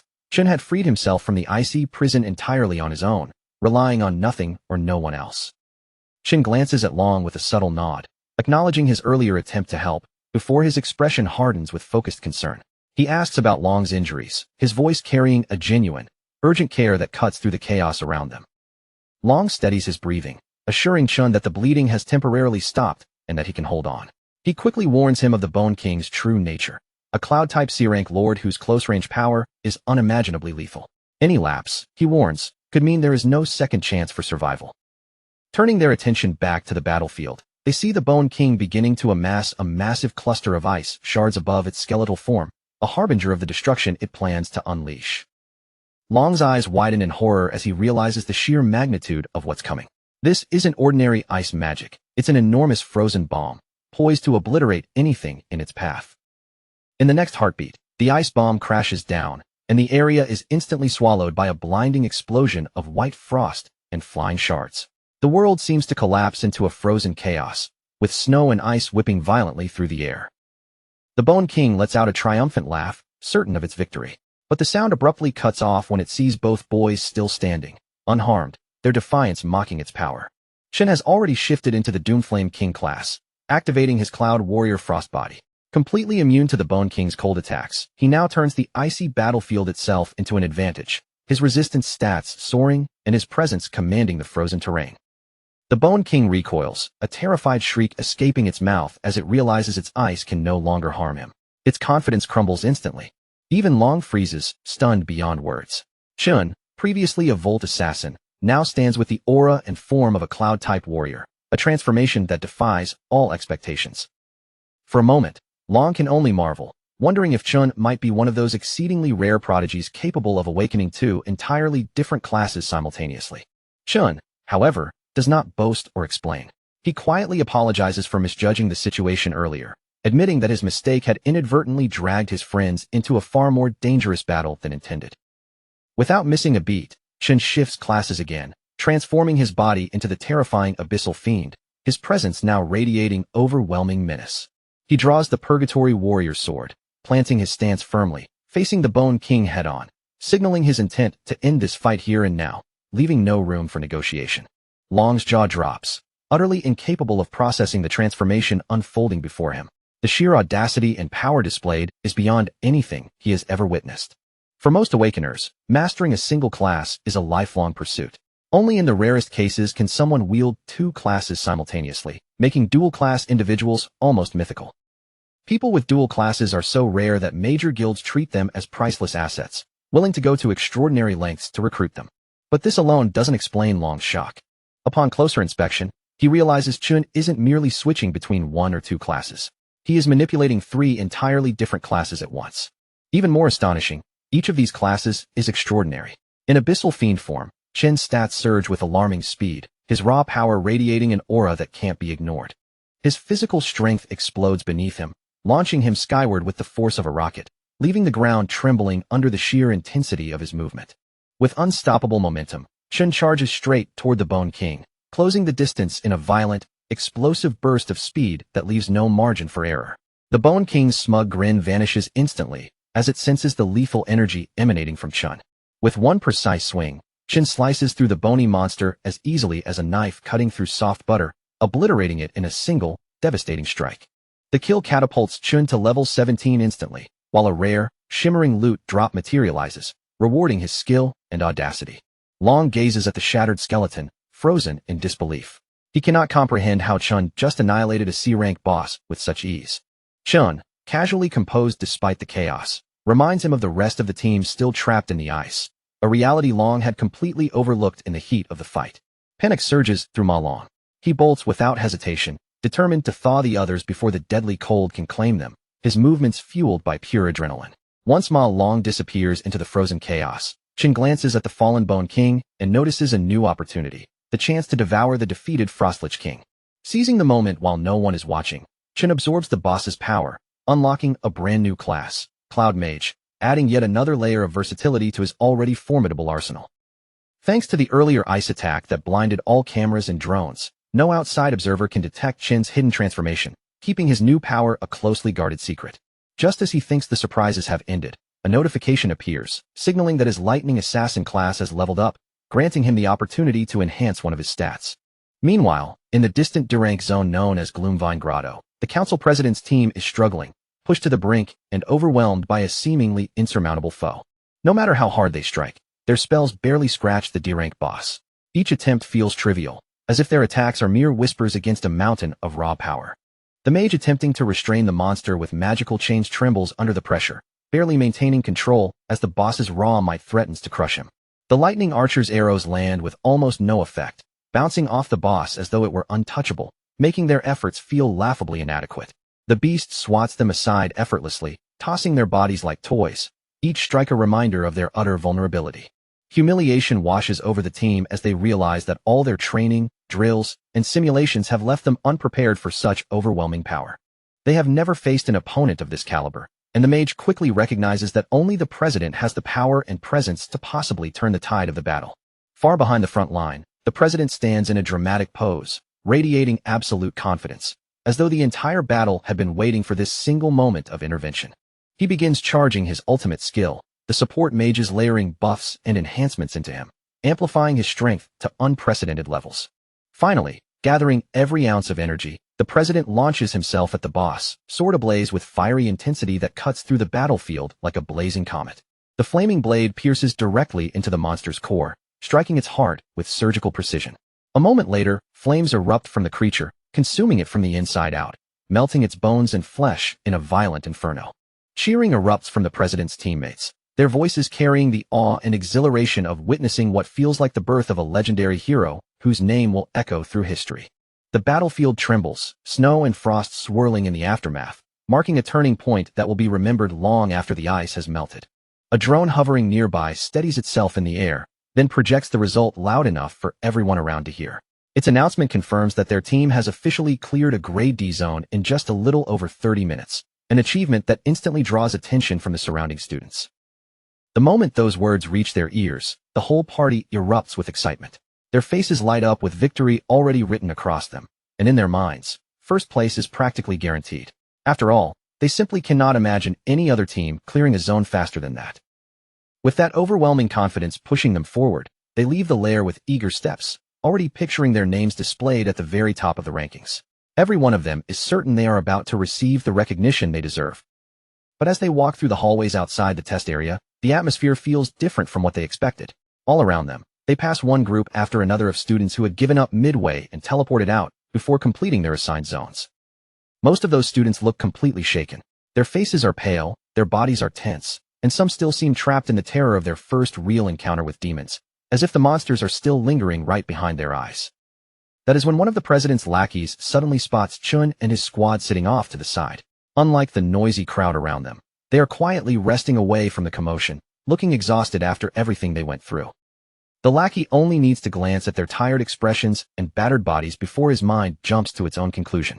To him, their worn-out appearance already tells the whole story. In his eyes, it is obvious that Chin's team must have fallen apart almost immediately after entering the lair. He assumes they were crushed early, forced out, and left sitting there in defeat. With a smug grin spreading across his face, the lackey strolls toward Chun and begins mocking him openly. He laughs at Chun for acting so bold before the test, only to supposedly collapse halfway through when things became real. The loyal follower keeps running his mouth, clearly enjoying the chance to humiliate Chun. But before he can push it any further, his own boss cuts him off sharply, because the Alliance vice chairman is already walking toward them. The elegant man approaches with calm authority in every step, slowly clapping as he comes forward. In a composed voice, he congratulates the students, praising what he calls an excellent performance. As he draws nearer, the president does his best to keep his face calm and dignified, but the followers standing around him can barely hide their excitement, knowing they are now face-to-face with one of the most powerful men in the entire world. President Ting steps forward confidently, lifting his hand with a practiced smile. From his smooth posture and expectant expression, it is obvious that he is waiting for a respectful handshake. But Mr. Cavendish does not even spare him a glance. He simply walks right past the outstretched hand, treating President Ting as though he is not standing there at all. Being ignored so blatantly in front of everyone makes the president's pride shatter on the spot. The embarrassment strikes him harder than any monster attack, leaving his face stiff with humiliation. And before he can even recover from that public shame, the vice chairman makes the situation even more unbearable by loudly calling his rival a true legend. Mr. Cavendish places a firm hand on Chin's shoulder in front of the entire crowd and announces that Chin cleared a D-rank dungeon in only 20 minutes. He even adds that not a single professional team from his own guild has ever broken a record like that. The council president and every one of his lackeys freeze where they stand. Their smug expressions vanish in an instant, and for a moment, none of them can even find the words to respond. They simply cannot understand how 4 unknown students could somehow outperform their 10-man squad. Even worse, Chin's team did not just survive, they actually cleared an entire D-rank lair for real. Chun, however, barely shows any reaction at all. Even praise from the strongest man in the country does not shake his expression, though deep down, he quietly wonders why someone of Cavendish's status would personally come to the academy. Carl Cavendish looks at him with steady eyes and calmly says that from this day forward, he will remember Chin's name very well. After saying that, he finally shifts his attention away from Chun and turns toward Gong Lin, the very man who had invited him here in the first place. The vice chairman casually adds that Gong Lin's son is also talented, but the compliment is so restrained that it feels more like basic politeness than genuine admiration. Those words leave both father and son with a bitter taste in their mouths. After watching Chun receive such warm recognition right in front of them, this mild praise only makes the contrast feel even harsher. Once that brief comment is out of the way, the vice chairman announces that it is time for him to leave, as if the entire matter has already reached its natural end. Before the awkward atmosphere can grow any heavier, the academy director quickly steps forward, trying to smooth things over and regain control of the situation. He announces the final results, explaining that the 2 leading teams have finished with the same score. Because of this tie, every member of both teams will receive an official invitation to join the Imperial Guild. To Chin's roommates, that announcement sounds almost too good to be true. Thanks to Chun carrying the team through the exam, Their futures have practically been secured right in front of them. President Ting's lackeys begin celebrating too, cheering as if the outcome is still a major victory. But Ting himself remains silent, his expression dark, clearly nowhere near satisfied with sharing the result. Then the director adds one more reward. The team captains will both receive management positions in the guild for their leadership, and the $1 million cash prize will be split evenly between them. The moment this decision is announced, both team leaders are visibly caught off guard. Their expressions shift at almost the same time, neither of them fully expecting the reward to be handled this way. Chun quietly runs the numbers in his head and realizes that even $500,000 still will not be enough to clear his debt. Somehow, he has to earn the remaining money and keep his promise to the Mithril Exchange Guild. But before that worry can fully sink in, President Ting suddenly steps forward. In front of everyone, he openly refuses to accept the final result as a tie. He declares that the true winner should be decided through a one-on-one duel. In his eyes, there can only be one champion, and he is not willing to share that title with anyone. The sudden challenge sends a wave of shock through the crowd. Even the academy director and the vice chairman turn their attention toward him, clearly surprised by his bold demand. Alarmed by his nephew's reckless move, the director immediately tries to talk him down. He urges him to accept the tie, knowing that after the humiliation earlier, this shared victory is already the best outcome they could hope for. The director assumes Chen will see the duel as meaningless and reject it without hesitation. But instead, Chen accepts the challenge right away, only with one condition attached. Whoever wins the duel will take the entire $1 million prize for themselves. That unexpected condition is interesting enough to stop the vice chairman from leaving. He pauses his departure for the moment, clearly curious to see how this situation will unfold. With the terms now laid out, Chen steps forward and faces his opponent directly. His posture is calm, but his intent is clear. He is ready to settle everything once and for all. Sometime later, Qingzhu tells Si Chen that he always expected him to take first place. But even with that confidence, he never imagined Si Chen would go so far as to earn a perfect score. After seeing Si Chen's name spread across the news, Qingzhu becomes even more certain that supporting him financially was the right move. He offers to erase Si Chen's $1.5 million debt completely, calling it an angel investment in his future. But Si Chen does not accept it as a simple handout.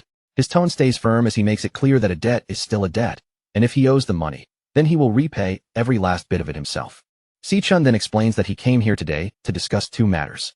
The moment he says that, Qingzhu's attention sharpens completely, waiting to hear what he wants. For the first matter, Si Chen asks for a 1-week extension on the repayment deadline. Since the graduation test ended in a tie, the prize money he received is still $500,000 short. Then he reveals his plan for getting the rest of the money. He will face the other champion, Gong Ting, in a one-on-one tiebreaker next week, and the duel will take place inside a wild devil's cave outside the school. Qingzhu is stunned the moment he hears this. He cannot understand why two students would willingly enter a wild dungeon just to settle the outcome of a school competition. He warns Si Chen that entering a place like that without professional training is far too dangerous. But Si Chen remains perfectly calm, telling him not to worry and promising that he will win the remaining $500,000. To make up for asking for more time, Si Chen also promises to hand over every monster material he collects from the cave as interest on the delayed repayment. Seeing Si Chen speak without a trace of fear, focused only on repaying what he owes, Qingzhu breaks into a nervous sweat. Deep down, he has to admit that this young man really is something extraordinary. Si Chen eases back with the kind of relaxed posture that makes it seem like he has been holding something back the entire time. A faint smile curls at the corner of his mouth as he casually brings up that his visit today actually has another reason behind it. One that is even more important than everything he has already said. But in the next instant, that easygoing smile fades from his face. Si Chen's gaze grows sharp, the light in his eyes turning firm and serious, and without softening the blow at all, he delivers the final piece of news he came here to reveal. The moment Qingzhu hears it, the words hit him like a bolt of thunder exploding right beside his ears. His entire face goes blank, his mouth falls open, and disbelief spreads across him so completely that he can barely react. For several heavy seconds, Qingzhu simply stands there, rooted to the spot, as if his body has forgotten how to move. All he can do is stare straight at Si Chen, shock and awe mixing in his eyes, while not even a single word manages to leave his throat. Later that same afternoon, over at Qingshui Middle School, the atmosphere is completely different. Si Chen's younger sister, Si Yun, finally lets out a long breath of relief after surviving her brutal final exams, while all around her, her classmates slump in exhaustion and complain about how difficult the test had been. She pulls out her phone and checks the screen, and the instant she sees the date and time, her face brightens with a happy smile. For her, this moment officially marks the beginning of summer vacation. But then, just as she is enjoying that sense of freedom, another thought suddenly pops into her mind. Today is not only the day her exams are over, it is also the day her brother is facing his graduation assessment. Her eyes naturally drift down to the lock screen of her phone, where a cheerful selfie of her and Si-chun is smiling back at her. Seeing the two of them together like that pulls her thoughts toward the memories, hopes, and dreams they have shared over the years. For years ago, Si-chun had rushed into the room filled with pure excitement, unable to hide the joy on his face. He waved his admission letter from the National Awakener University in his hand, his eyes shining brightly as he realized the potential that had finally opened up before him. Back then, the younger Si-yun had been so excited she could barely stand still.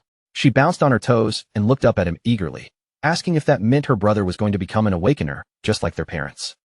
At that time, Si-chun had been overflowing with confidence and hope.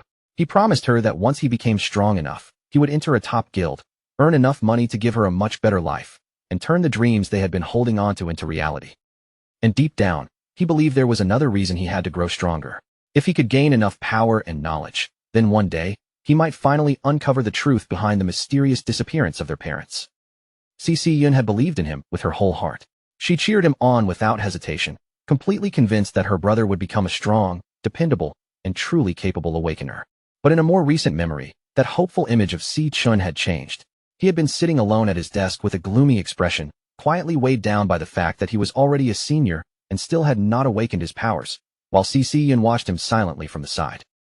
When Si-chun noticed the worry written all over her face, he immediately tried to hide his own disappointment. He did not want his frustration or pain to become another burden for his younger sister to carry. So he forced a gentle smile onto his face and spoke to her as calmly as he could. He reassured her that everything was all right, insisting that he only needed to push himself harder and work even more seriously to reach his goals. Thinking back on all of it, Si-yun cannot help reflecting on the long, difficult path her brother has walked. Even though he studied harder than anyone else and poured everything he had into improving himself, he was still the only student who had yet to awaken. She understands now just how lonely that must have been for him. While everyone around him moved forward and succeeded, he had to swallow his own pain in silence, pretending to be fine just so she would not worry about him. Just then, her classmate Ju Tong suddenly comes rushing toward her, calling out Si-yun's name with a bright and energetic smile, instantly pulling her back from her thoughts. Ju Tong leans in with excitement written all over her face and asks if Si-yun has already heard the latest news, her eyes sparkling with curiosity like she can barely wait to share it.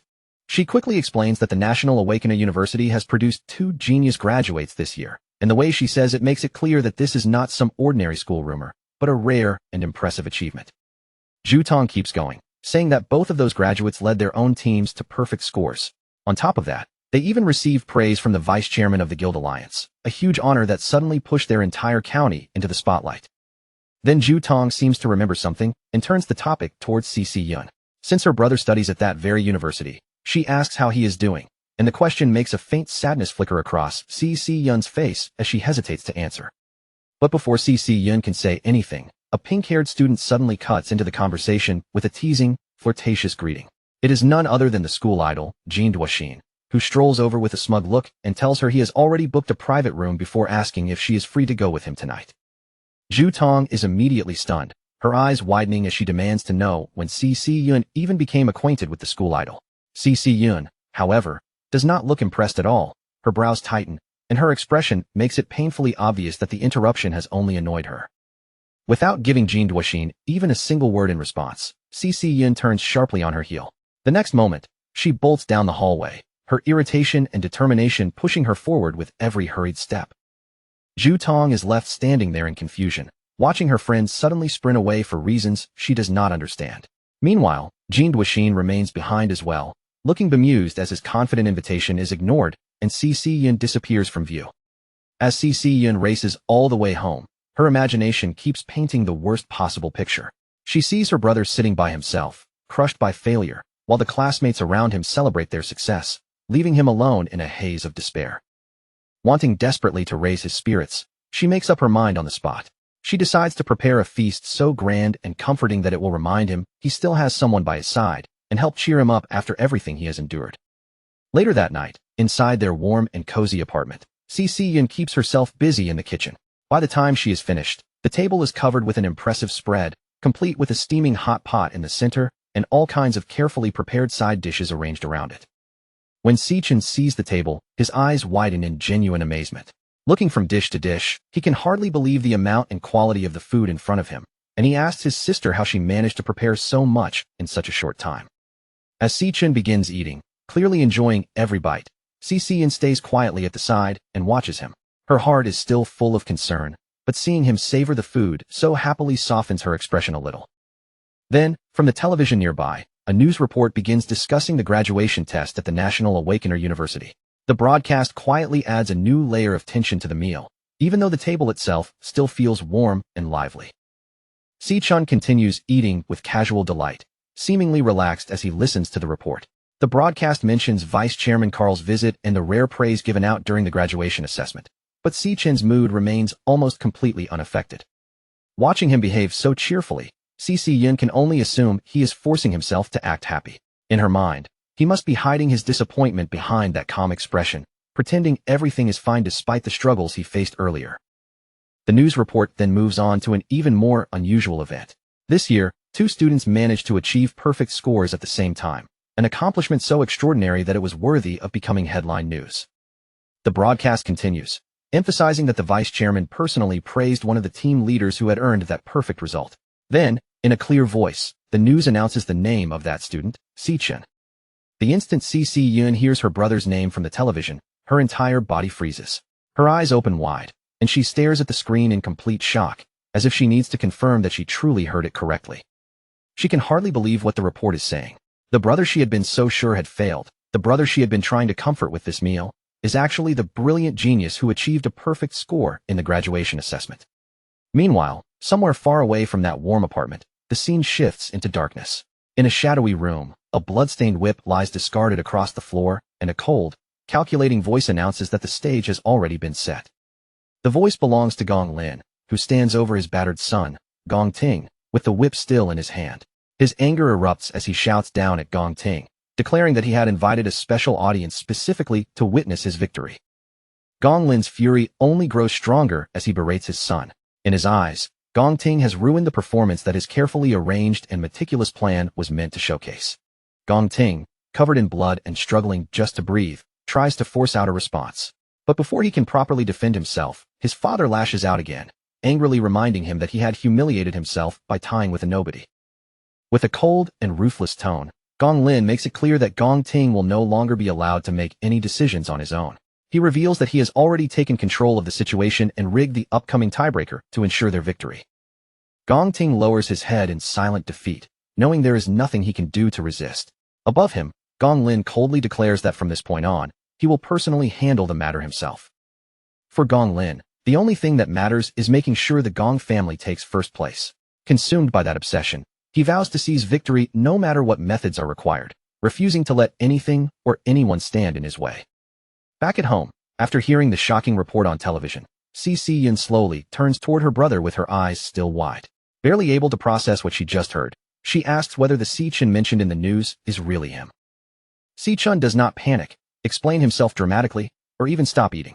He simply continues his dinner with a calm and relaxed expression, then confirms in the most casual way possible that yes, the report is talking about him. The confirmation hits Si-chin so hard that her hand loses its grip on the spoon. It slips from her fingers, crashes to the floor, and shatters, while a flash of lightning outside the window mirrors the sudden shock tearing through her emotions. She can only stare at Si-chin, completely unable to wrap her mind around what has just been revealed. The brother she had been worried about all this time has actually accomplished something extraordinary during his graduation assessment, and the realization leaves her utterly speechless. Si-chin can barely make sense of what she has just heard. Her brother did not merely guide his team to a flawless perfect score, he had even earned direct praise from the vice chairman of the Guild Alliance himself, a level of recognition she never imagined would land on Si-chin. For a brief moment, the lively dinner table seems to lose all sound. The food is still steaming, Si-chin is still sitting right there, but the entire room falls into a stunned silence, broken only by the faint voice of the television continuing in the background. Overwhelmed by the flood of emotions rising inside her, Si-chin slowly lowers her head. She quietly wipes at the tears gathering in the corners of her eyes, thinking of Si-chin as her silly, stubborn brother who had endured so much without ever letting her see the full weight of it. Then, with tears still shimmering in her eyes, she lifts her face and looks at Si-chin again. This time, her smile is full of joy, pride, and relief, because she finally understands that after all those painful years of struggle, Her brother has truly climbed to the very top. On the night of the graduation combat assessment, June 17, 2157, Vice Chairman Carl Cavendish is seated inside a private dining room. While chaos and attention swirl around the assessment outside, he calmly enjoys a plate of premium beef, looking completely unbothered as if none of it has anything to do with him. As he slices through the beef and slowly savors the taste, Carl keeps his movements elegant and unhurried. Without even looking rushed, he casually asks the woman seated across from him to report the latest progress on the assignment she has been handling. The person sitting opposite him is Lingyu. Her posture is steady, her expression is serious, and the calm look in her eyes makes it clear that she has come prepared to deliver information that is anything but ordinary. Without wasting time on unnecessary words, Lingyu pushes a black folder across the dining table toward Carl. Inside are top-secret documents, all connected to a mysterious subject known only by the name the Devourer. Lingyu explains in a measured tone that over the past year, this target has left behind absolutely no trace. She then warns Carl that if they continue pushing their surveillance too aggressively, they may not uncover the target first. Instead, they could be the ones who get discovered. Carl, however, shows no sign of concern. His expression remains calm as he praises Lingyu for the work she has already completed, then tells her to sit down and eat first before continuing with the rest of her report. Lingyu pauses for a short moment, as if weighing whether to speak immediately. Then she tells him that there is still one more important piece of information she needs to report. She reveals that recently, she noticed a highly suspicious person who had made contact with Carl. The instant those words come out, Carl's previously relaxed attention sharpens, and the mood at the table subtly tightens. According to Lingyu, what makes this person so alarming is the speed of their growth. Their power has been increasing at a rate far beyond anything normal, so abnormal that it is impossible for her to simply dismiss it. Meanwhile, inside the Devil Tower, a shirtless Si-chun stands in the middle of the battlefield with golden lightning crackling around his body. He reflects that he has already spent more than half a month on the first floor, and by now, nearly every monster on that level has been wiped out by his hands. At this point, Si-chun has completely adjusted to the crushing 10 times gravity pressing down across the floor. His system interface shows that his Lightning Assassin class has reached level 17, and the stats displayed beside it have already been raised to a remarkable degree. After the graduation battle, his Lightning Assassin class had finally reached full proficiency and rewarded him with an attribute point. That result proves something important to him. The more actively he uses a class in real combat, the faster that class can grow. As the glowing avatars of his 4 different classes appear around him, Si-chun quietly studies them one by one. Looking at those forms, he understands that none of his classes have reached their true upper limit yet, and each still has room to become even stronger. After considering his options, Si-chun decides to invest his newly gained attribute point into speed. For an assassin, after all, speed is not just a useful advantage. It is the core weapon that decides whether an attack lands before the enemy can even react. The moment the multiplier effect takes hold, his speed rises explosively, soaring all the way to 740. With that single boost, Si-chun's movement ability now stands on the same level as an A-rank assassin.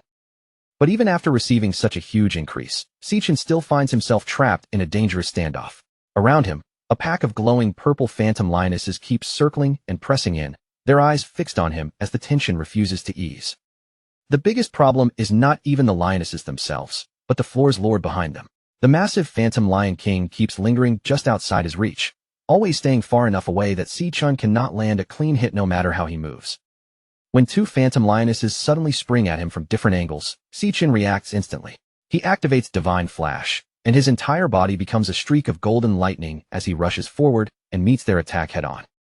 As the battle drags on, Si-chun starts paying closer attention to the Lion King's movements. Beneath its evasive behavior, he begins to sense that there are strange abilities hidden in the way the creature controls the battlefield. Every time Si-chun catches even a glimpse of an opening and moves in to strike, the creature slips away at the very last second. Before his attack can connect, it disappears from that spot entirely, leaving him with nothing but empty air. Si-chun keeps his eyes locked on the pack, carefully observing every shift in their bodies and every change in their spacing. He studies how each beast moves, how they take turns, and how their attacks are coordinated around him. Their positions keep changing at high speed, making the whole battlefield feel unstable. But once Si-chun watches closely, the pattern becomes obvious. 2 lionesses always rush in to pressure him directly, while the remaining 2 stay back and wait for their turn. At the same time, the Lion King never gives him a fair chance to engage. It stays at a safe distance from the fight, carefully avoiding the range where Si-chun could close in and directly attack it. Si-chun narrows his eyes as frustration begins to build in his chest. The more he watches, the clearer it becomes. The floor's lord has no intention of facing him head-on and is deliberately refusing direct combat. Staring across the battlefield at the enormous beast, Sichin cannot help wondering what kind of combat class this evasive Lion King could possibly have. Its tactics are too slippery, too calculated, and far too annoying to ignore. Then another phantom lioness charges straight toward him, jaws open and body glowing with that strange purple light. Sichin counters without hesitation, driving a powerful bolt of lightning directly into the creature's open mouth. But just as he is about to follow up and finish it with a fatal strike, the lioness suddenly disappears in a flash of pink light. His attack cuts forward, but instead of flesh or bone, it slices through nothing but empty space. That instant makes Sichin realize something important. The teleportation ability does not belong only to the floor's lord. The lionesses themselves can vanish the moment he tries to land a decisive finishing blow. A spatial portal opens nearby, rippling in the air beside the Lion King. From within it, the lioness that had just been in danger safely reappears, returning to the floor's lord's side, as if Sichin's attack had never threatened it at all. Now the pack strategy becomes painfully obvious. The instant Sichin hesitates, pauses, or loses momentum, another lioness immediately lunges forward, using itself as bait to draw out his next attack. Determined to break apart their perfect coordination, Sichin gathers golden lightning around his entire body. Then he launches into motion, unleashing a rapid storm of slashes meant to tear through their formation before they can react. But no matter how fast his blades move, or how sharply his attacks cut through the air, the result stays the same. Each beast vanishes just before the strike can truly land, escaping by the narrowest margin every single time. The pack's formation does not collapse at all. Whenever one of the lionesses is forced into real danger, it simply teleports back to the Lion King, allowing the group to reset their positions as if nothing had happened. The lionesses continue attacking from every direction, their glowing claws flashing toward him again and again. Sichin is forced to block their strikes repeatedly, his attention constantly being pulled from one side of the battlefield to another. And each time Sichin swings back, trying to punish the beast that came too close, the same frustrating scene repeats itself. The lioness disappears before it can take any real damage, leaving his counterattack with no target to finish. Through those spatial portals, the lionesses rotate in and out with flawless timing. One retreats the moment danger closes in, while a fresh beast immediately rushes forward, making sure Sichin is never given even a clean second to breathe. Sichin keeps striking at the beasts as they lunge toward him, but the cycle refuses to break. Every target disappears at the exact instant his attack is about to connect, turning each promising opening into another wasted swing. The lionesses keep repeating this endless loop of assaults, dragging Sichin deeper into a battle of attrition. Every exchange forces him to move, defend, and attack again, slowly wasting more and more of his energy. Sweat begins to bead across Sichin's face as he glares toward the distant Lion King. At last, he realizes the floor's lord is not simply avoiding him. It is deliberately stretching out the fight, wearing him down, and toying with him from a safe distance. As Sichin leaps into the air to avoid another beast's attack, a sharp thought suddenly cuts through his frustration. Why is he stubbornly trying to defeat enemies that can teleport by relying on speed alone? With that realization, Sichin changes his approach. He opens his system interface and initiates a class switch, and in the next moment, cold blue energy begins surging around his body. As frost spreads across him like a layer of armor, Sichin calmly reasons through the situation. If the Lion King refuses to fight him directly, then there is no reason for him to keep depending on a close combat class built for chasing enemies down. The transformation takes over completely, turning his hair pure white while his eyes ignite with an icy blue glow.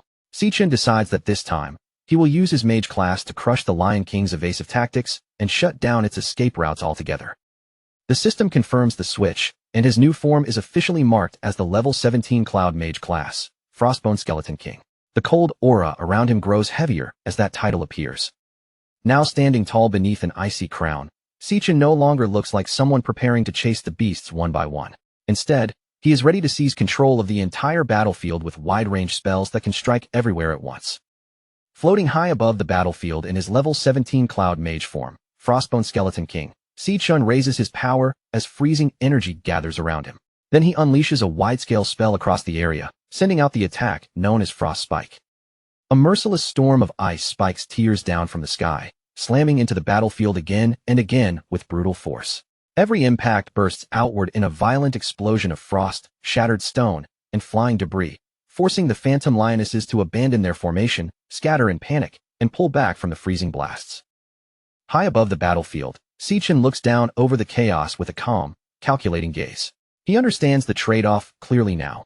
Mages may become vulnerable if enemies manage to close the distance, but from far away, their long-range attacks can dominate the entire battlefield before the opponent even gets the chance to reach them. Sichin gives the Lion King no chance to recover or catch its breath.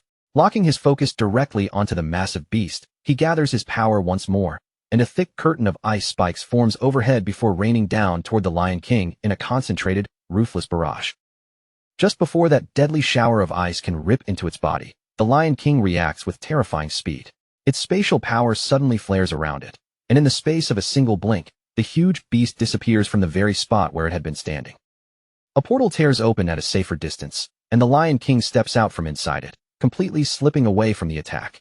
The ice spikes smash into the place it occupied only moments earlier, but by then, the beast has already escaped without taking a single direct hit. The Lion King quickly returns to the remaining lionesses, clearly trying to rebuild their formation and regain control of the battle. But before the pack can launch another coordinated assault, a massive vortex of icy energy rises around them, spinning upward and trapping the entire group inside its freezing grasp. Sichin's eyes stay cold as he watches the trap close around them, knowing his plan has succeeded. By forcing the beast into the exact kill zone he prepared, he has finally cut off their irritating hit-and-run tactic and gathered the entire pack into one place. The Lion King suddenly feels a terrifying pressure pressing down from above. Panic flickers through its eyes as it lifts its head and sees Sichin shaping a huge sphere of freezing energy in the air, a deadly frost blast bomb expanding ominously over the battlefield. Sichin stares down at the trapped beasts without even a trace of mercy in his expression, coldly telling them that there is nowhere left for them to hide. Beneath him, the shocked Lion King can only throw its head back and release a desperate, furious roar. With one sharp and decisive motion, Sichin sends the enormous ice bomb plunging straight toward the ground. The instant it crashes down, it erupts with overwhelming power, swallowing the entire area in a blinding white flash and a violent wave of freezing energy. When the dazzling glare finally fades, the full terrifying effect of the spell is revealed. The Lion King and its entire pack have been frozen solid, sealed inside towering jagged pillars of ice that rise from the battlefield like cold, silent graves. With every enemy completely immobilized, Sichin does not waste even a second. He rapidly switches classes, and in the next moment, a glowing pink sword appears in his hand, its sharp light slicing through the freezing air around him. A blue glow shines from Sichin's eyes as he grips the sword with complete confidence. Looking down at the frozen monsters before him, he declares that the battle on the first floor of the Dread Spire has finally come to its end. Now drawing on the power of his Stellar Warrior class, Sichin launches himself straight toward the trapped beasts. He raises his weapon high above him, then brings it down with crushing force, unleashing the attack known as Triple Cataclysm. The glowing energy blade cuts through the frozen lionesses with terrifying ease. Their icy prisons explode into fragments beneath the strike, and with one sweeping blow, Sichin slices down the trapped beasts before they have any chance to resist. One after another, the defeated monsters break apart and dissolve into dark mist, their forms vanishing from the battlefield. Once the final traces fade away, Sichin remains standing beside the fallen Lion King, victorious and fully in control of the fight. The system immediately confirms his victory, bringing up the results in front of him. His alias, Ash C, rises to level 24, and his rewards appear alongside it, including multiple Phantomane bones and a rare heart taken from the defeated boss.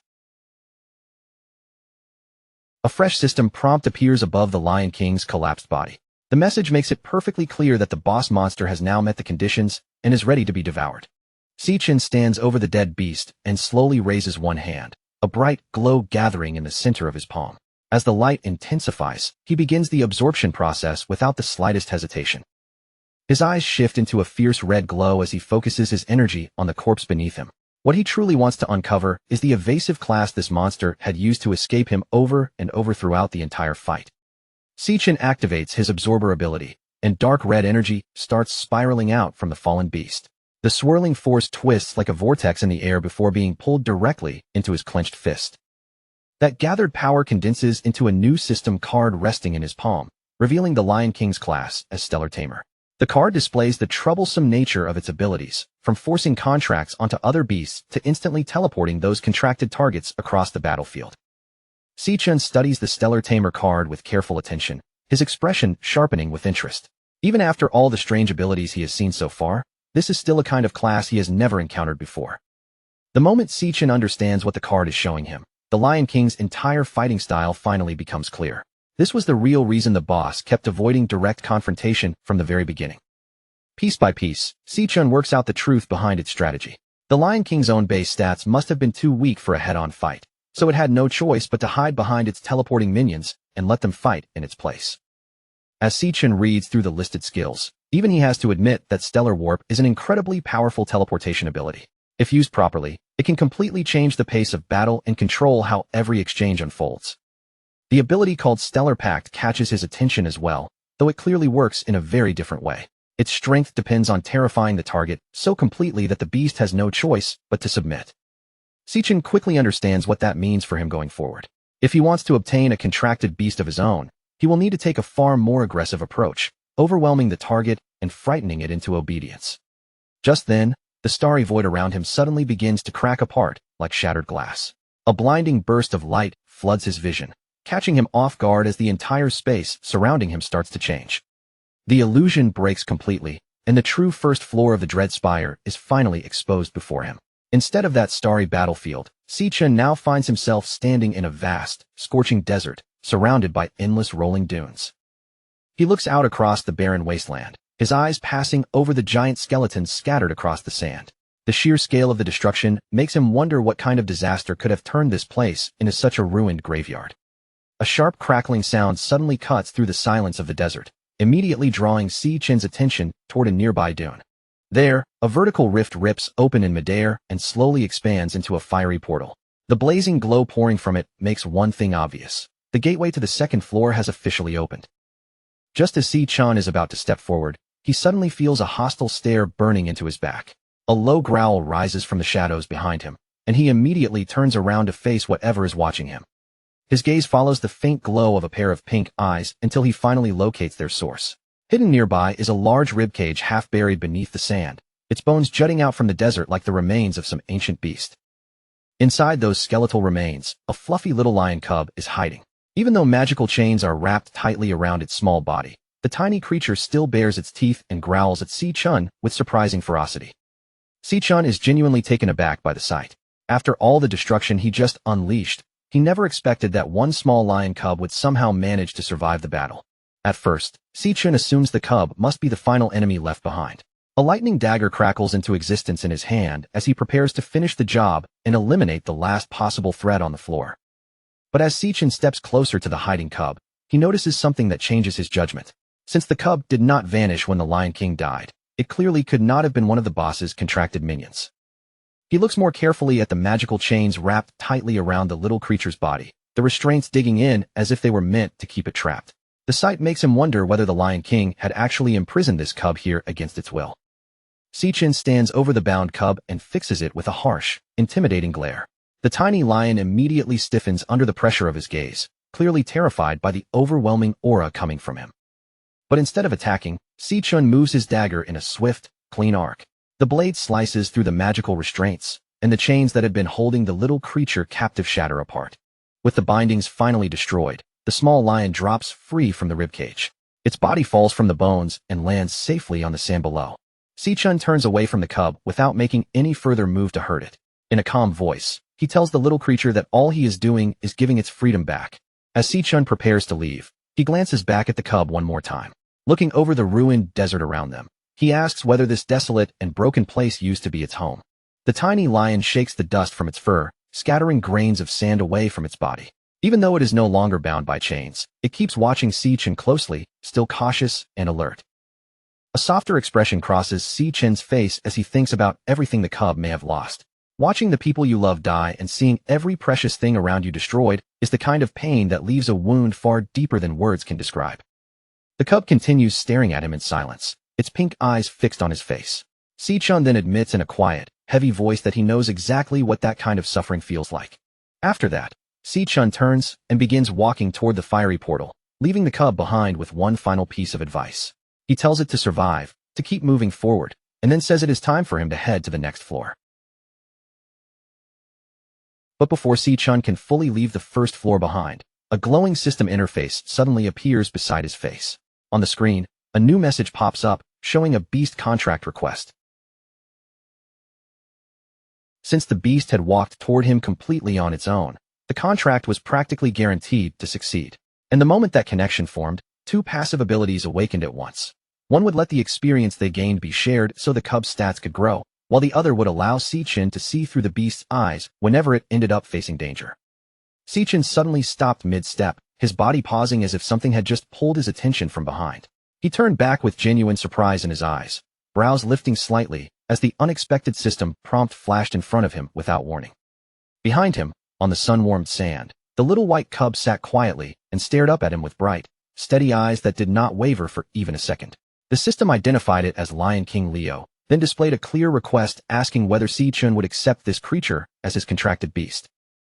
Si-Chun lowered his gaze and observed the tiny lion closely, taking in the firm determination shining in its eyes despite its small body. After a brief pause, he asked in a calm but testing voice whether it truly wanted to follow him on the dangerous road ahead. The cub did not hesitate at all.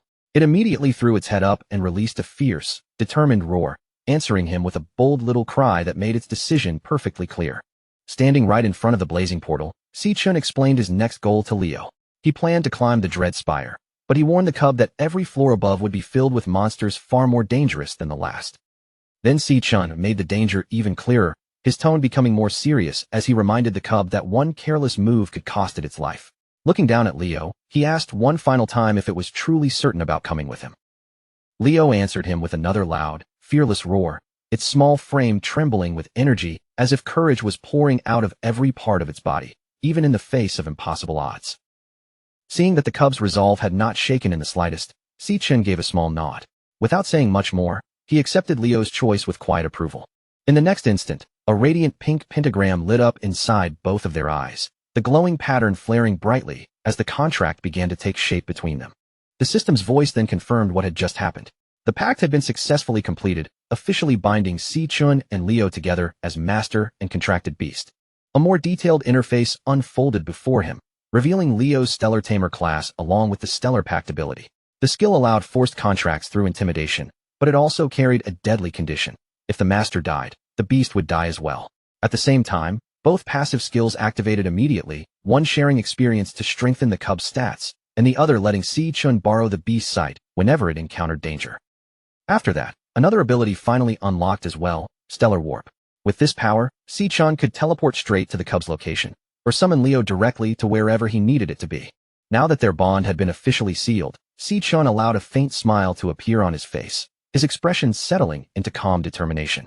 Beside him, the energetic little cub bounced forward happily, clearly ready to follow him no matter where the path led. As they drew closer to the vortex of flame, Si-Chun gave Leo one simple but important command. No matter what kind of battle broke out, the cub's first priority had to be staying alive. With that warning delivered, Si-Chun stepped forward without hesitation and passed through the fiery threshold. On the other side, they found themselves standing on a jagged cliff that overlooked a massive underground world. Rivers of molten rock flowed endlessly below, while towering columns of liquid flame rose through the cavern, bathing everything in a terrifying infernal glow. The heat struck Si-Chun almost immediately. Sweat rolled down his face as he adjusted to the scorching air, and he muttered under his breath that the temperature felt intense enough to melt him alive in just a few moments. As they moved forward cautiously, Leo crept toward the edge of a molten chasm and peered down into the glowing depths. Its tiny body was tense, but its eyes stayed sharp and alert, scanning the burning abyss beneath them. Si-Chun admitted inwardly that he had no idea what kind of enemy might appear in a place like this. But then, near the surface of the lava, a faint disturbance suddenly caught Leo's attention, causing the little cub to stiffen in an instant. A blinding burst of scorching light suddenly exploded from the molten depths. The glow flared violently through the cavern, flooding the entire space with a sharp, unbearable brilliance. Si-Chun's instincts reacted before his mind could even process it. His eyes flashed red as he sensed an overwhelming threat closing in, the kind of danger so intense it made every hair on his body rise. Before he had even the slightest chance to defend himself, an attack shot toward him at terrifying speed and pierced straight through his chest. The force behind it was so brutal and sudden that it seemed to defy all understanding. Si-Chun jolted upright in his bed with a sharp gasp, one hand clutching his chest, as if the wound were still there.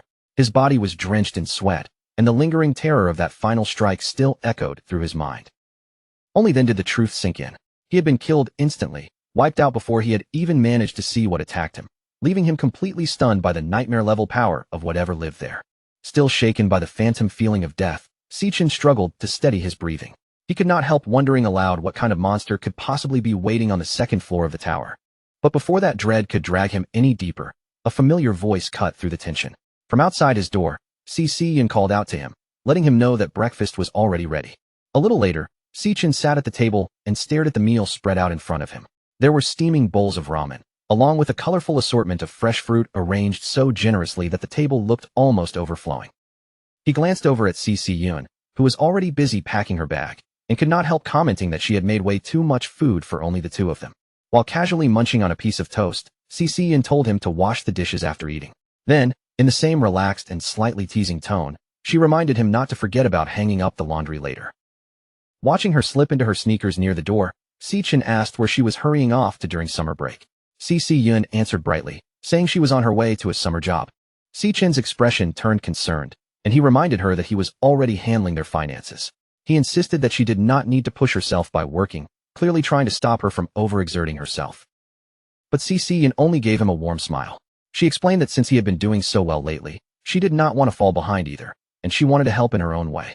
She added that spending the entire summer doing nothing would be unbearable anyway. Then she waved to him cheerfully, once again reminding him to finish his chores before she finally headed out. After she left, Sichin followed her instructions one by one. He washed the dishes clean, then carefully hung the damp laundry across the living room, so everything could dry properly. Once all the chores were done, Sichin found himself thinking about his sister again. No matter how much time passed, Sichin had always remained the same reliable, energetic person he had known. His eyes eventually settled on a framed photo of the two of them together. As he looked at it, a quiet sense of admiration rose inside him for how strong and unshaken she had stayed through everything. The irony was that, even though she was not yet an adult, Sichin often felt as if she was the one taking care of him. In her own quiet ways, she had always been guiding him, supporting him, and protecting him. But soon, his thoughts grew heavier as he considered the responsibilities waiting for him. Once his school matters were dealt with, he would have to face Demon King Wrath, and that battle would likely pull him away from Sichin for a long and uncertain period of time. Even so, when he remembered her warm smile, Sichin could only admit the truth to himself. No matter how far away he went, and no matter how dangerous things became, she was the one person he could never stop worrying about. Then, all at once, an idea flashed through his mind. Sichin's eyes sharpened, brightening with a sudden spark of determination. He pressed his fingers lightly against his temple, focusing as he considered whether that experimental method might actually work. A soft pink glow slowly filled his eyes as he concentrated and activated his ability. Beneath his skin, he could feel the energy stirring and humming in response. In the very next moment, a portal appeared right in front of him. With a small tumble through the opening, Lion King Leo emerged safely into the room and landed on the floor. Sichin went completely still, staring at the little cub in front of him with wide eyes, as if he could hardly believe what he had just done. The realization left him stunned. He could actually summon his contracted beast out of the Dread Spire and into the real world, crossing the space between dimensions as if it were nothing. Leo, however, wasted no time being confused. The energetic cub immediately darted around the living room with unstoppable excitement, happily tearing through stray tissues and making itself comfortable in its new surroundings. Sichin glanced at his system interface, and a plan quickly began forming in his mind. With Leo here, he could command the cub to stay near his sister while he was gone, giving her both protection and peace of mind. And because of the passive abilities they had unlocked, if Sichin ever ended up in danger, Sichin would be able to see through Leo's eyes. More than that, he could teleport instantly to her side the moment something went wrong.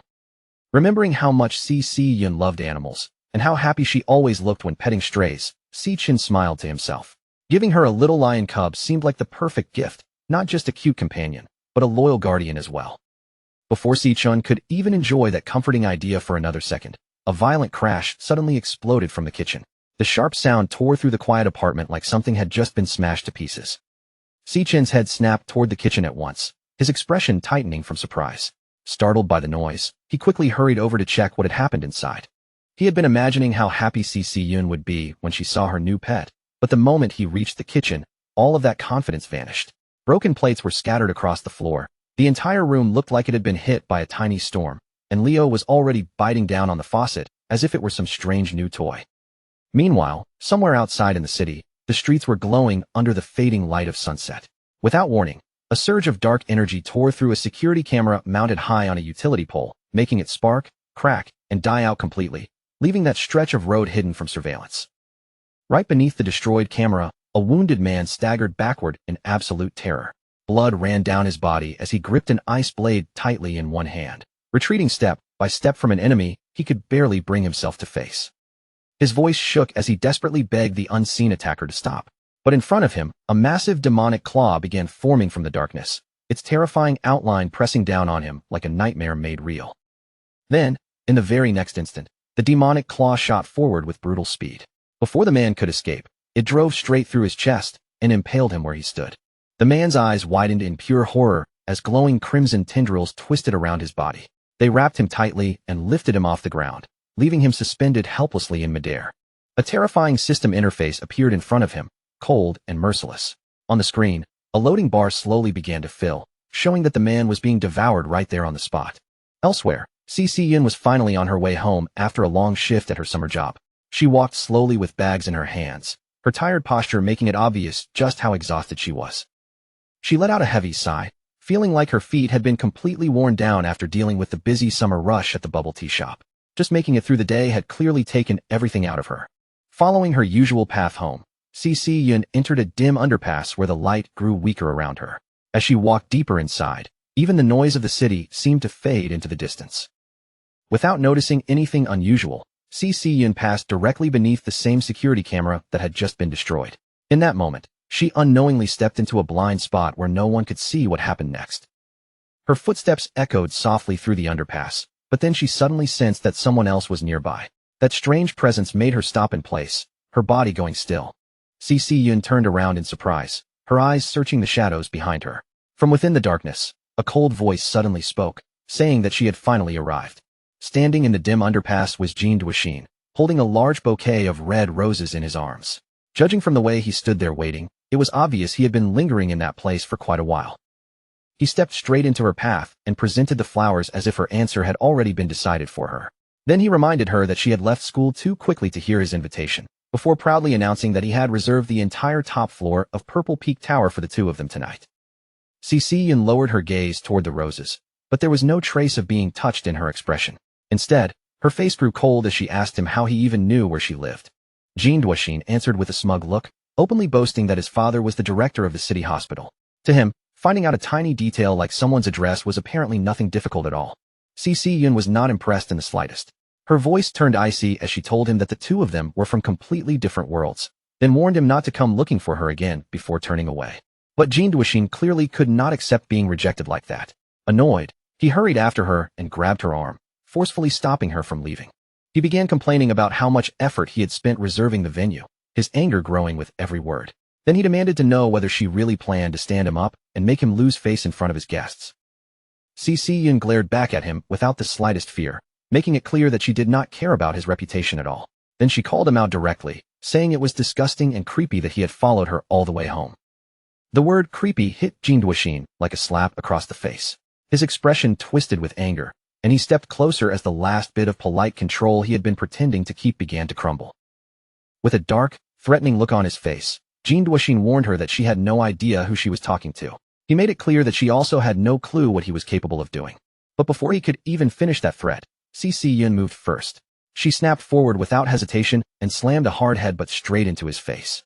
The impact sent Jean Duoshin crashing down to the ground, where he cried out in pain and clutched his bleeding nose. Standing above him with anger burning in her eyes, CC shouted that he should go get his head checked at his father's hospital. Still furious, CC turned away and continued walking, warning him not to come near her again. As she left, she grumbled under her breath that his pathetic stunt had completely ruined her entire day. Later that evening, outside her apartment building, warm light spilled from the family window above. That gentle glow stood in sharp contrast to the dark alleyway lying below. When CC finally got home, the exhaustion on her face disappeared almost immediately. The moment the fluffy white lion cub Leo was presented to her, her whole mood changed. Her eyes lit up right away, sparkling with pure excitement and instant affection. It was obvious she had fallen for the tiny cub at first sight. She eagerly pulled the little beast into her arms and hugged it close, snuggling against its soft fur like she could not bear to let go. Barely able to contain her excitement, she asked her brother, Si-chun, where he had found something this adorable. Si-chun introduced the cub as Leo and explained that it was a special gift prepared just for her. Overjoyed, CC could hardly believe what she was hearing, marveling again and again that she actually got to keep a baby lion. As Leo purred comfortably in her arms, Cece suddenly noticed something odd about him. She wondered aloud why such a tiny cub already had such a large mane, since normally only adult male lions were supposed to grow one. However, that strange detail did not bother her for long. She was far too happy to keep questioning it, so she quickly brushed the mystery aside and happily declared that she would get him registered first thing in the morning. Watching Yun and Leo bond so naturally, Sichin finally felt a quiet sense of relief settle in his chest. With the beast staying beside her, he knew his sister would have protection even when he was away. Just then, a sharp chime from Sichin's phone interrupted his thoughts. He lowered his gaze toward the glowing screen in his hand. As Sichin read the email sent by the Guild's Supervision Bureau, the corners of his mouth slowly lifted. A satisfied smile gradually appeared on his face. The message confirmed that his application had officially been approved. Seeing that, Sichin felt relieved, knowing that everything could now continue moving forward according to his plan. With the situation at home settled and the necessary paperwork finally handled, Sichin's confidence returned. Now the next major challenge waiting in front of him was the graduation tiebreaker duel against Gong Ting, scheduled for 6 days later.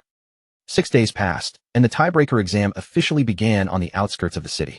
The chosen location was deep within Greenlight Forest.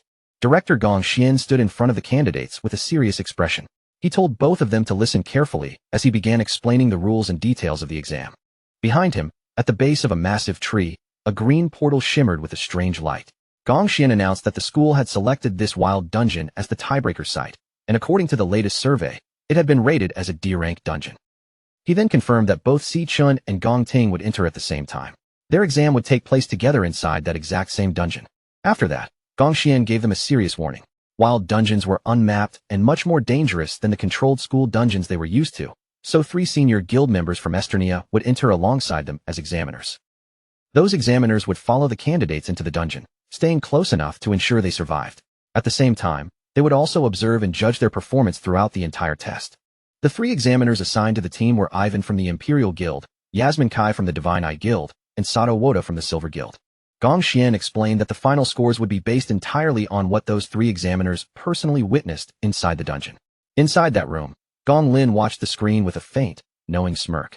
Without saying a word, he silently hoped that the 3 examiners would properly carry out their secret arrangement, finish the job cleanly, and leave behind no loose ends. Also sitting in the same room, Principal Yuan Long turned his attention toward Vice Chairman Carl Cavendish. With a questioning look, he asked why Carl was still at the academy, especially since his official schedule had already ended 2 days earlier. Carl let out a low, amused laugh, his gaze glued to the live feed on the screen. On it, Sichin and Gong Ting stood side by side at the foreboding dungeon entrance, their expressions burning with determination as if daring the unknown to challenge them.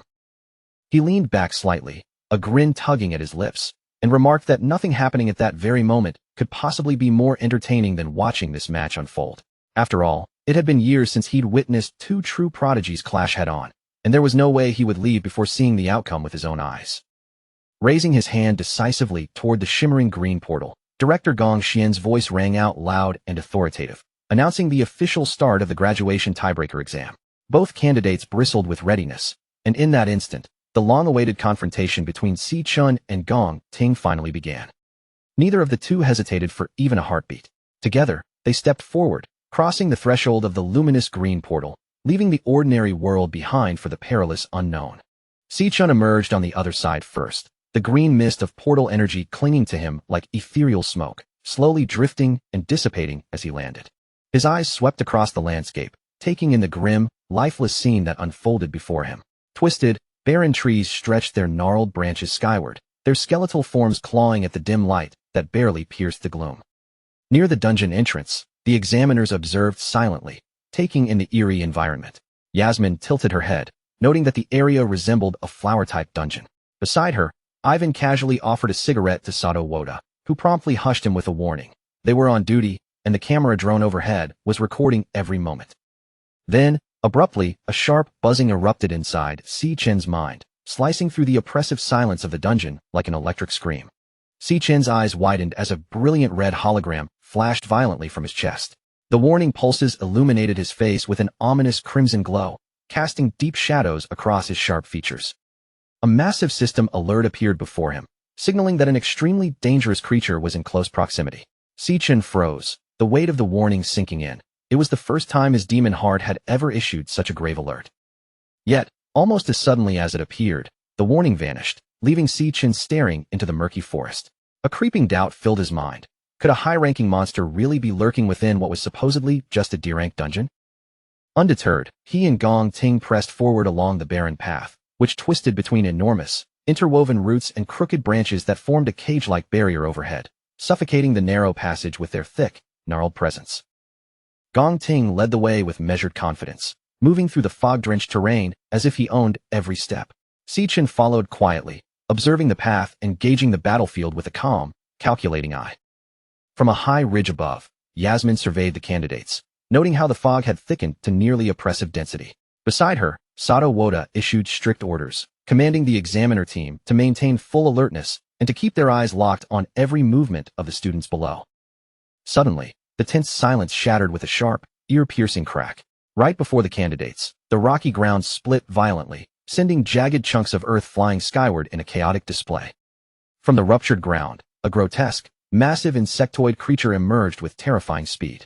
The system immediately identified it as a poison cage ant, a D-rank flower archer, poised and deadly. Gong Ting reacted without hesitation.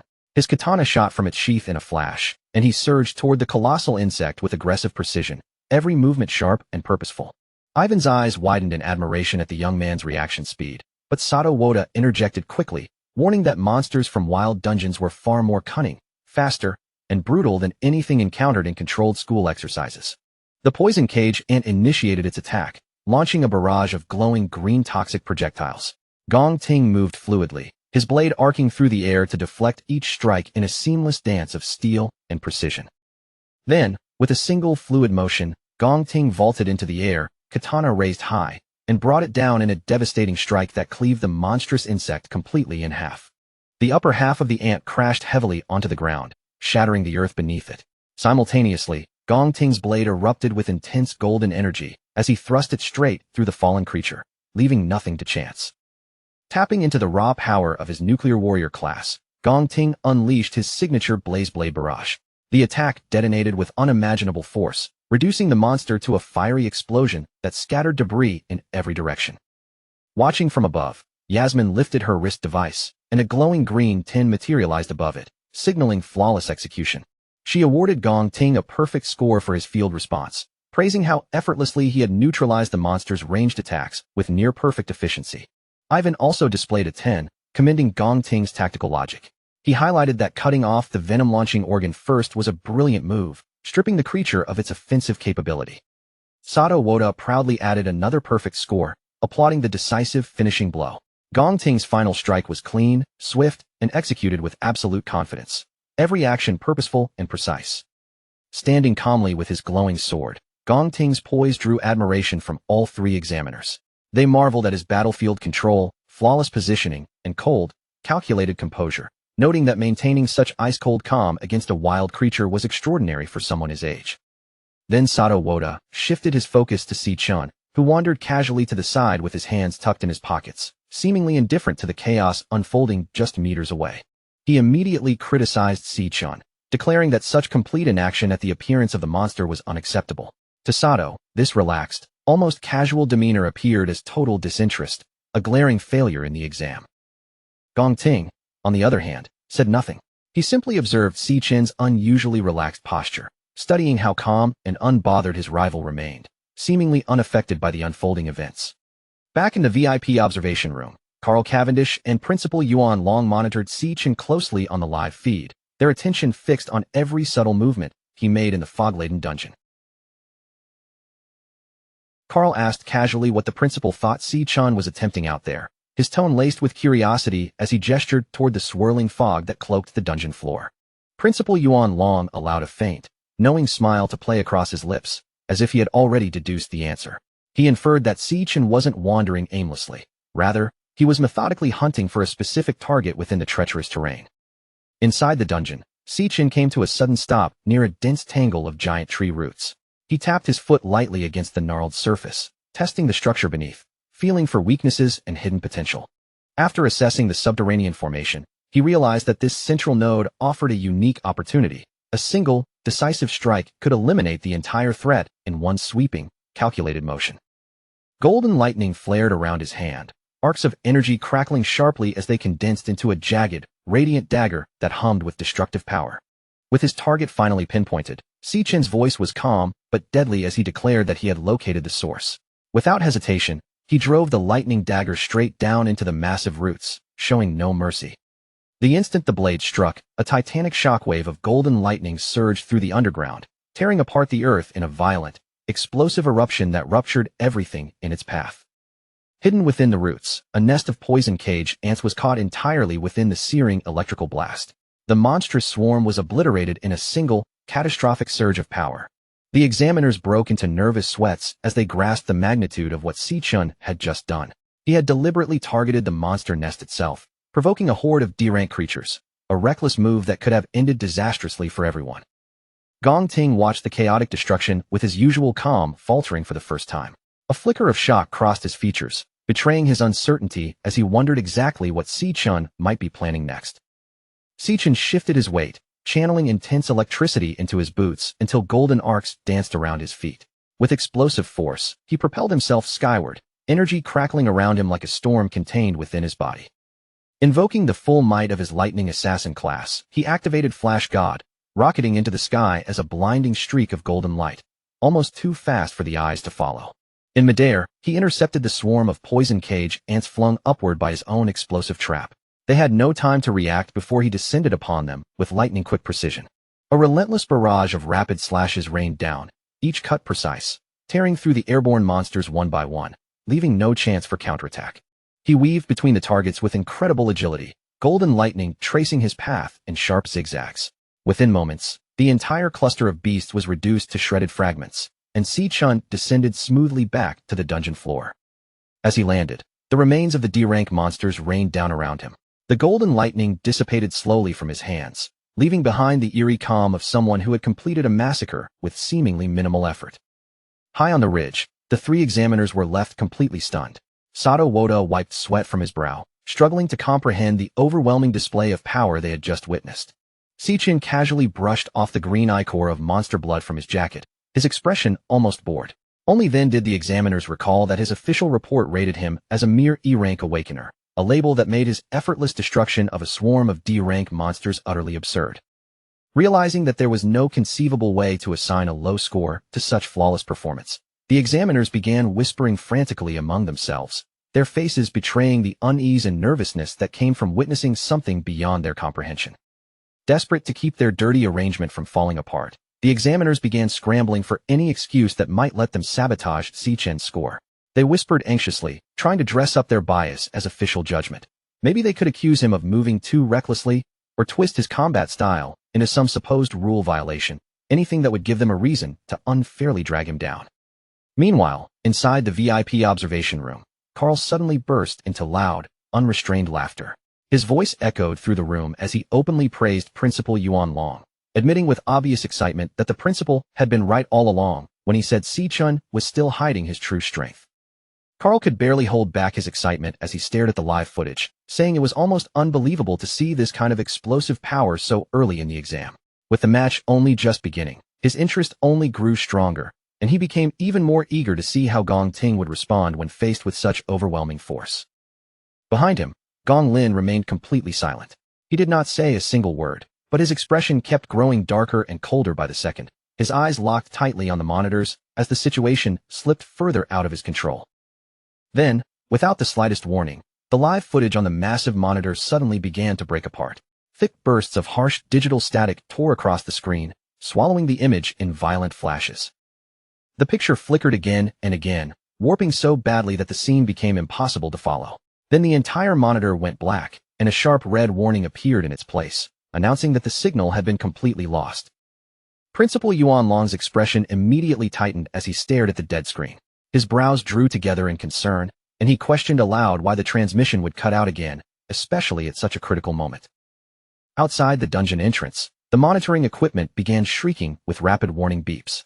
A technician leaned over the console, fingers flying across the controls while the system flashed a critical alert, reporting a severe abnormality in the signal. On the diagnostic screen, the dungeon's official D-rank classification started distorting violently.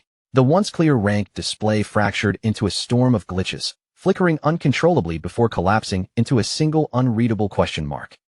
At almost the exact same moment, the internal communication signal plummeted without warning. The reading crashed straight down until it hit absolute zero, leaving no response from inside the dungeon at all. The technician froze in front of the console, his hands stopping in midair. He stared at the corrupted data with wide, stunned eyes, unable to process the impossible numbers flashing back at him. Director Gong Xian broke into a cold sweat as panic spread across his face. He snapped at the staff around him, demanding to know what kind of disaster could possibly be unfolding inside the dungeon right now. Their panic only grew worse when the swirling green energy of the portal suddenly began to dim. Right before their eyes, the glowing vortex started fading away, its surface breaking apart like it was being erased from existence. In the next instant, the luminous gateway vanished completely. What remained in front of them was no longer a portal at all, but an ordinary, empty cave entrance, leaving the candidates trapped inside with no visible path back out. Far deeper within the now isolated dungeon, a sinister and unnatural melody began drifting through the darkness. The sound did not merely echo through the air. It seemed to take physical form, turning into glowing pink and green musical notes that floated eerily through the gloom. Sichin stopped moving the moment he heard it. His body went completely still, and his attention sharpened as he listened closely to that strange, chilling tune spreading through the dungeon. Almost immediately, Sichin sensed what was hidden beneath the melody. The presence woven into that eerie sound felt terrifyingly familiar, sending a cold realization through him. It was the voice of the Demon King, Wrath. Outside the dungeon, at exactly 4 p.m., the cave entrance suddenly sealed itself shut. Stone shifted and hardened across the opening until it became a solid wall of rock. Director Gong Xian was thrown into panic, demanding to know how the gateway could have disappeared so suddenly, while a technician rushed to report that every connection had been lost and the equipment had triggered a chain of critical signal errors moments earlier. Sweat ran down Gong Xian's face as anxiety completely overtook him. Without delay, he ordered the staff to contact command, his voice tense with dread because he could already sense that something catastrophic had happened inside the dungeon they could no longer reach. At the same time, inside the dungeon, that eerie melody continued flowing through the air. Its sound kept forming into glowing musical notes, drifting around them like unnatural fireflies suspended in the dimness. Sichun and Gong Ting both paused, their eyes drawn toward the bizarre sight surrounding them. For a brief moment, neither of them moved, watching as those strange notes hovered silently through the dark air. The examiners were just as confused by the sudden shift in atmosphere. Yasmin Kai looked around with unease and asked whether the others could hear the sound too, while Sato Woda confirmed it, saying it really did resemble some strange kind of music. As the heavy rhythm began thudding through the dungeon, Sichin's expression turned deeply alarmed. To everyone else, it may have sounded like music, but to him, it was something far worse. He immediately recognized it as the voice of the Demon King, Wrath. His thoughts raced in disbelief as he struggled to understand why Wrath would appear here, inside a low-level dungeon of all places. According to what Sichin knew, the Demon King should not show up for another 3 years, and yet that terrifying presence was now unmistakably close. Then, all at once, the Demon Heart system began hammering Sichun with severe high-danger alerts. Each warning slammed across his senses like an emergency alarm, one after another, louder and more urgent than the last. Sichin's entire body tightened as he realized the interface was not simply cautioning him anymore. It was practically screaming at him that a lethal threat was approaching right now. Heavy thuds began shaking the ground beneath his feet, each step landing like something massive was drawing closer. Through the fog behind him, Sichin suddenly understood that something enormous was standing there, hidden just beyond the reach of his sight. A sinister laugh rolled through the cavern, echoing from within the mist like a voice crawling out of a nightmare.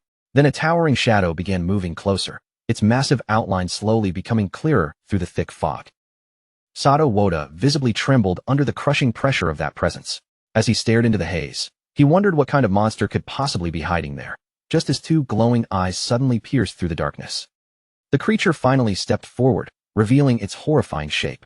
It was a grotesque humanoid mantis monster, its twisted body radiating dark energy as it loomed over the rocky ground like a nightmare given flesh. Looking down at the group with a cruel, predatory glare, the monster welcomed the humans in a chilling voice. Then it declared that they had walked directly into its trap. The moment Sato Woda heard the creature speak, his shock deepened. A monster capable of forming human words was no ordinary beast, and he immediately realized that this thing had to be at least a high-tier C-rank threat. That shock quickly turned into frantic confusion. Sato could not understand how a monster this powerful could possibly exist inside a dungeon that had supposedly been classified as only D rank. Afraid that the high-level monster would tear the students apart, Sato instantly summoned a massive glowing axe into his hands. Without wasting a second, he threw himself forward, trying to intercept the beast before it could reach anyone else. As he charged in, Sato shouted for everyone to get behind him. His voice was urgent as he positioned himself in front of the others, trying to become their shield against the approaching monster. But before Sato could even bring his attack down, the mantis demon moved first. Its counter came with terrifying speed, so fast that the eye could barely keep track of its movement. In one brutal motion, the monster swung its scythe-like limb through the air. The strike landed cleanly, and before Sato could react, his entire arm was severed from his body. The other examiners froze in horror, unable to process what they had just witnessed. In that same instant, the mantis demon vanished from sight and reappeared directly behind Gong Ting, raising its bloodied scythe as it coldly mocked the group and told them to curl up and accept their fate. With a sickening, heavy impact, the monster drove its blade straight through Gong Ting's shoulder and out through his chest. Its voice turned ruthless as it commanded the young man to die. Even with his body impaled, Gong Ting did not collapse. He clenched his teeth against the unbearable pain, and instead of showing fear, a fierce, almost crazed grin spread across his face. Using the monster's close range against it, Gong Ting swung his flaming golden sword downward with vicious force. The blade cleaved through the trapped scythe arm and chopped it clean off, leaving the mantis demon staring wide-eyed in shock. Gong Ting did not give the beast even a second to recover. He immediately followed up with a powerful midair kick, sending the crippled monster flying backward across the rough rocky terrain. Blood poured from the massive wound torn through Gong Ting's shoulder, but he acted as if the injury meant nothing. His glowing eyes remained locked on the enemy, burning with a dangerous glare. He declared that since the Overlord had drawn first blood, the kill belonged to him according to the rule of combat priority. Then, with fierce intensity in his voice, he warned Sichin not to even think about interfering in this fight. Sichin kept his attention fixed on the monster, watching its every movement with sharp concentration. A green glow lit up in his eyes as he activated his ability and began measuring the creature's true level of power. The system interface quickly updated the mantis demon's classification, and the result confirmed their worst suspicion. This was no ordinary dungeon monster, but a highly dangerous C-rank high-tier beast. Seeing the huge hole torn through Gong Ting's shoulder, Yasmin Kai shouted urgently for him to receive medical treatment. She begged him to suspend the exam and let them pull him out, warning that this monster was far beyond what he could handle.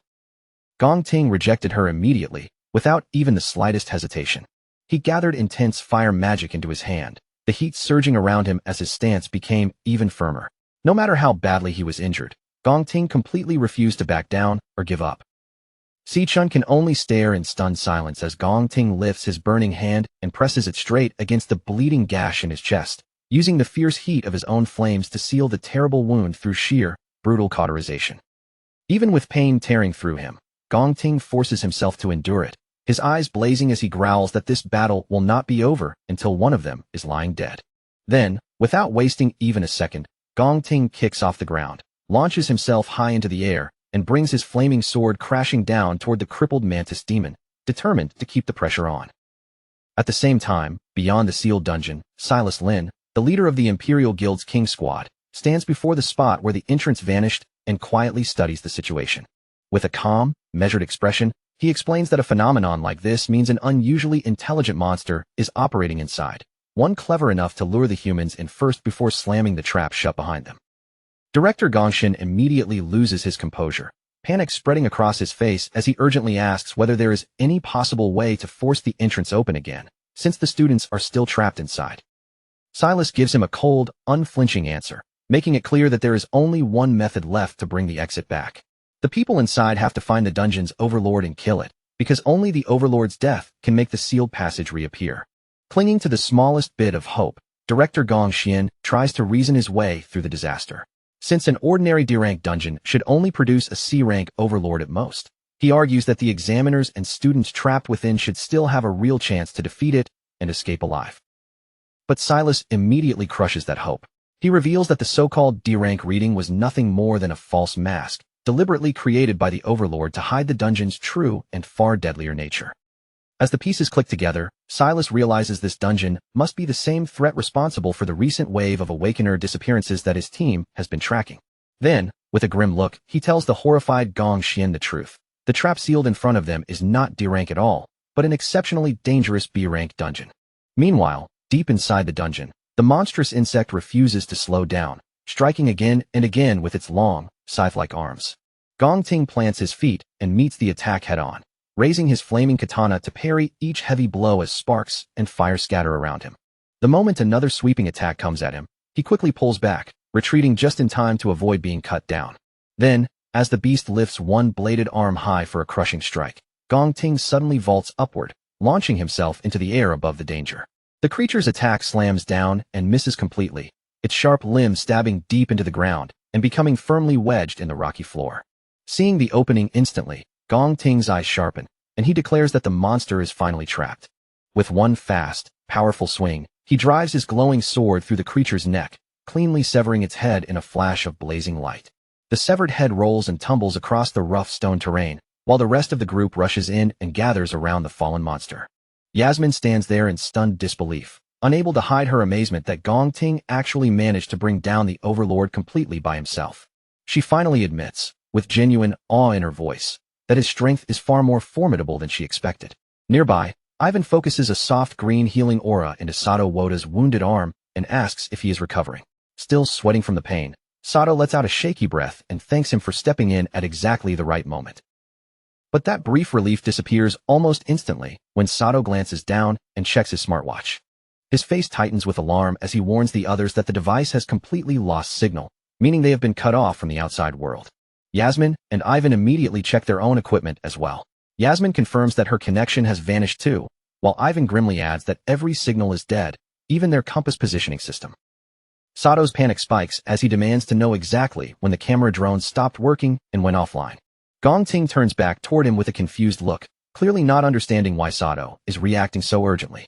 Then, without warning, the headless mantis monster rises back to its feet, as if death never stopped it at all. Before anyone can fully process what is happening, the decapitated creature lunges straight toward Gong Ting, catching him completely off guard. Si-chun reacts instantly, stepping in and unleashing a rapid barrage of golden lightning that tears through the creature and slices its body into pieces. A system notification appears immediately afterward, confirming the kill and awarding Si-chun the experience points.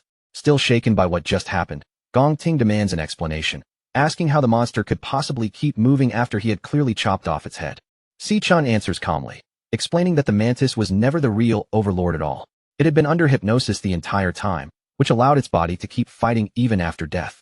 His tone turns urgent as he orders the examiners and Gong Ting to leave the dungeon right away, warning them that any one of them could become the next target. Gong Ting, still tense and defensive, immediately questions him, demanding to know how Si-chun could possibly be so certain. Sato snaps in anger, accusing Si-chun of losing his mind and insisting that a dungeon like this can only have one C-rank overlord. He argues that the high-tier monster they just fought had to be the boss, because from his point of view, no other explanation makes any sense. But before Si-chun can push the argument any further, his system suddenly floods his vision with urgent critical warnings about an extremely dangerous creature nearby. In the next instant, a massive, pulsing wave of psychic energy surges through the cavern, sweeping over everyone like an invisible blast. Caught directly in that psychic wave, Yasmin, Ivan, and Sato freeze as their eyes begin glowing with an eerie pink light, the true overlord's hypnosis seizing full control of their minds. Si-chun realizes at once that his warning came too late, and he quickly activates the wireless earbud he had prepared. The moment the sound reaches him, he recognizes the distinct, pulsing frequency without any doubt. In his past life, he had seen the Demon King, Raph, use that exact same frequency to hypnotize ordinary humans with terrifying precision, slaughtering millions across the entire globe. When Si-chun turns around, Yasmin, Ivan, and Sato are already moving in perfect synchronization, marching forward like empty shells trapped in a mindless trance. Now certain that the dungeon's true overlord is directly tied to Raph, Si-chun's expression goes cold as he resolves to confront the creature head-on. Following the hypnotized examiners deeper into the dark cavern, Si-chun keeps moving while his system relentlessly bombards him with warnings about highly dangerous creatures waiting ahead. Before long, the group reaches a vast and eerie lair, where glowing green egg sacs pulse throughout the chamber and towering dark serpents stand guard around a central figure draped in cloth. Si-chun remains completely unaffected by the monster's alpha frequency, protected by the counter-frequency audio track playing through his earbud, a safeguard he had prepared specifically because of Raph. But with the unprotected examiners under unbearable mental pressure and at risk of dying at any moment, Si-chun decides there is no time to hesitate. He has to kill the overlord immediately. The instant they step into its territory, the sinister presence lurking in the cavern notices them. Its icy, starving voice spreads through the darkness, dripping with cruel excitement, as if it is already imagining the taste of their warm, fresh flesh being torn apart. Sichin slowly raises his eyes toward the source of that voice, his gaze cold and unwavering. There is no fear on his face at all, only a sharp, frozen calm, while every muscle in his body seems prepared for the battle that is about to explode. Many years in the past, inside a brutal memory that still reeks of blood, a young Gong Ting stands there completely drained, his body stained red from the violence. On the ground beneath him lies his brother, Gong Cheng, beaten until he can barely move after Gong Ting struck him over and over again with a broken wooden stick. Their father, Gong Lin, stands nearby and watches the horrifying scene unfold without even a flicker of tenderness in his eyes. Instead of stepping in to stop the cruelty, he looks at 8-year-old Gong Ting with chilling approval and coldly congratulates him for winning. Later, Gong Lin sits calmly at an elegant dining table, surrounded by the polished luxury and status of the Gong family. With the comfort of a man who sees nothing wrong with cruelty, he begins laying out the merciless rules his children are expected to follow. In the Gong family, the winner is the one who earns the right to sit at the table and eat. The loser, young Gong Cheng, is not even allowed that small comfort, and instead must kneel on the ground until the sun rises. Outside, Gong Cheng obeys exactly as he was ordered, kneeling in the cold with bruises still marking his small body. Too terrified to fight back or complain, he keeps himself bent low against the ground while his empty stomach twists and growls from hunger. Unable to keep watching his brother suffer like that, Gong Ting quietly slips away under the cover of darkness. He approaches Gong Cheng in secret and, with a careful hand, offers him a small piece of bread. Gong Cheng lifts his head in shock, his frightened eyes widening the moment he sees what Gong Ting is doing. In a shaky whisper, he warns his brother that if their father catches him helping, the punishment will be absolutely terrifying. But Gong Ting does not withdraw his hand, and he does not let fear make him hesitate. Ignoring the danger right in front of him, he firmly tells Gong Cheng to stop talking and just eat before anyone notices. But that tiny act of kindness, hidden in the dark for only a moment, is not able to stay secret for long. Soon after, Gong Ting is struck viciously across the face, the slap hitting hard enough to whip his head to the side. Then he is forced down onto his knees, shaking on the floor while his father looms over him, gripping a whip in his hand. Gong Lin stares down at his battered son with a cold, emotionless expression. In that icy voice, he asks Gong Ting if he understands why the Gong family has been able to hold on to so much power, status, and influence for so long. Then, with absolute pride in his own brutality, Gong Lin gives the answer himself. To him, the reason is simple. He has never once allowed himself to lose a fight. He pushes that ruthless belief deep into his son's mind, telling Gong Ting that winners are the ones who decide the rules of the world. Losers, on the other hand, have no right to argue and can only lower their heads and obey. Even after being beaten and forced down, young Gong Ting still refuses to surrender completely. With defiance burning through the pain in his eyes, he asks his father whether that means if he beats him, he will get to create the rules too. Gong Lin merely laughs at the challenge, his reaction full of contempt, as though the very idea is nothing more than a foolish joke from a powerless child. Years slip by, and once again, Gong Ting finds himself collapsed on the ground. This time, he is badly beaten, struggling just to keep himself propped up on his hands and knees. Blood runs from his mouth as the shattered remains of his sword clatter beside him. Burning with anger and humiliation, he demands to know why his father refused to face him directly in a proper, fair duel. Still glaring upward from the ground, Gong Ting presses the question even harder. He asks why Gong Lin chose to send Silas Lin to attack him instead of accepting the challenge with his own hands. Gong Lin is not shaken in the slightest. With a faint, superior smirk, he explains that his true strength has never been limited to his own fists, his own weapons, or his own body, but comes from the power and authority he can command through others. Standing above his defeated son, Gong Lin looks down on him as if he has simply failed to understand the most basic truth of the world. In a cold tone, he tells Gong Ting that reality has never operated by fair rules. In Gong Lin's eyes, the world is driven by only one merciless law. No matter what method is used, no matter how ugly it becomes, the only thing that matters is winning. He continues forcing that lesson into Gong Ting, insisting that the process means nothing and the result means everything. As someone born into the Gong family, Gong Ting is expected to stand above everyone else, even if reaching the top means throwing away family, loyalty, and his own dreams. Gong Lin ends the lesson with one final, heartless sentence. He tells Gong Ting that winning is the only reason he is even permitted to remain alive. Those cruel words echo backward through Gong Ting's entire childhood, cutting into him like a wound that never fully closes. Over time, That scar twists into a belief that survival itself is only possible if he keeps winning. Back in the present, the group now stands directly before the enormous hidden monster overlord, the true ruler waiting in the deepest part of the dungeon. Around the creature's lair, massive snakes coil and shift through the darkness, while eerie green egg sacs glow and pulse like living things, as if whatever is inside them could break free at any moment. Sichin remains completely untouched by the monster's mind control magic. The special audio track playing through his earbud shields his mind, a countermeasure he had prepared in advance because he had always expected that sooner or later he would have to face the Demon King wrath. The hypnotized examiners, however, have no protection like that. Sichin understands that their minds could break under the pressure at any second, and because of that, he decides the monster must be eliminated immediately. But just as Sichin is about to act, Gongting suddenly reaches out and grabs his wrist. His grip is tight, tense, and almost desperate as he lowers his voice and whispers for Sichin to stop. To rip his mind free from the monster's control, Gongting drives his fingers straight into the terrible wound in his own chest. Fresh blood spills down onto the floor, while the sharp pain violently drags his fading consciousness back into focus.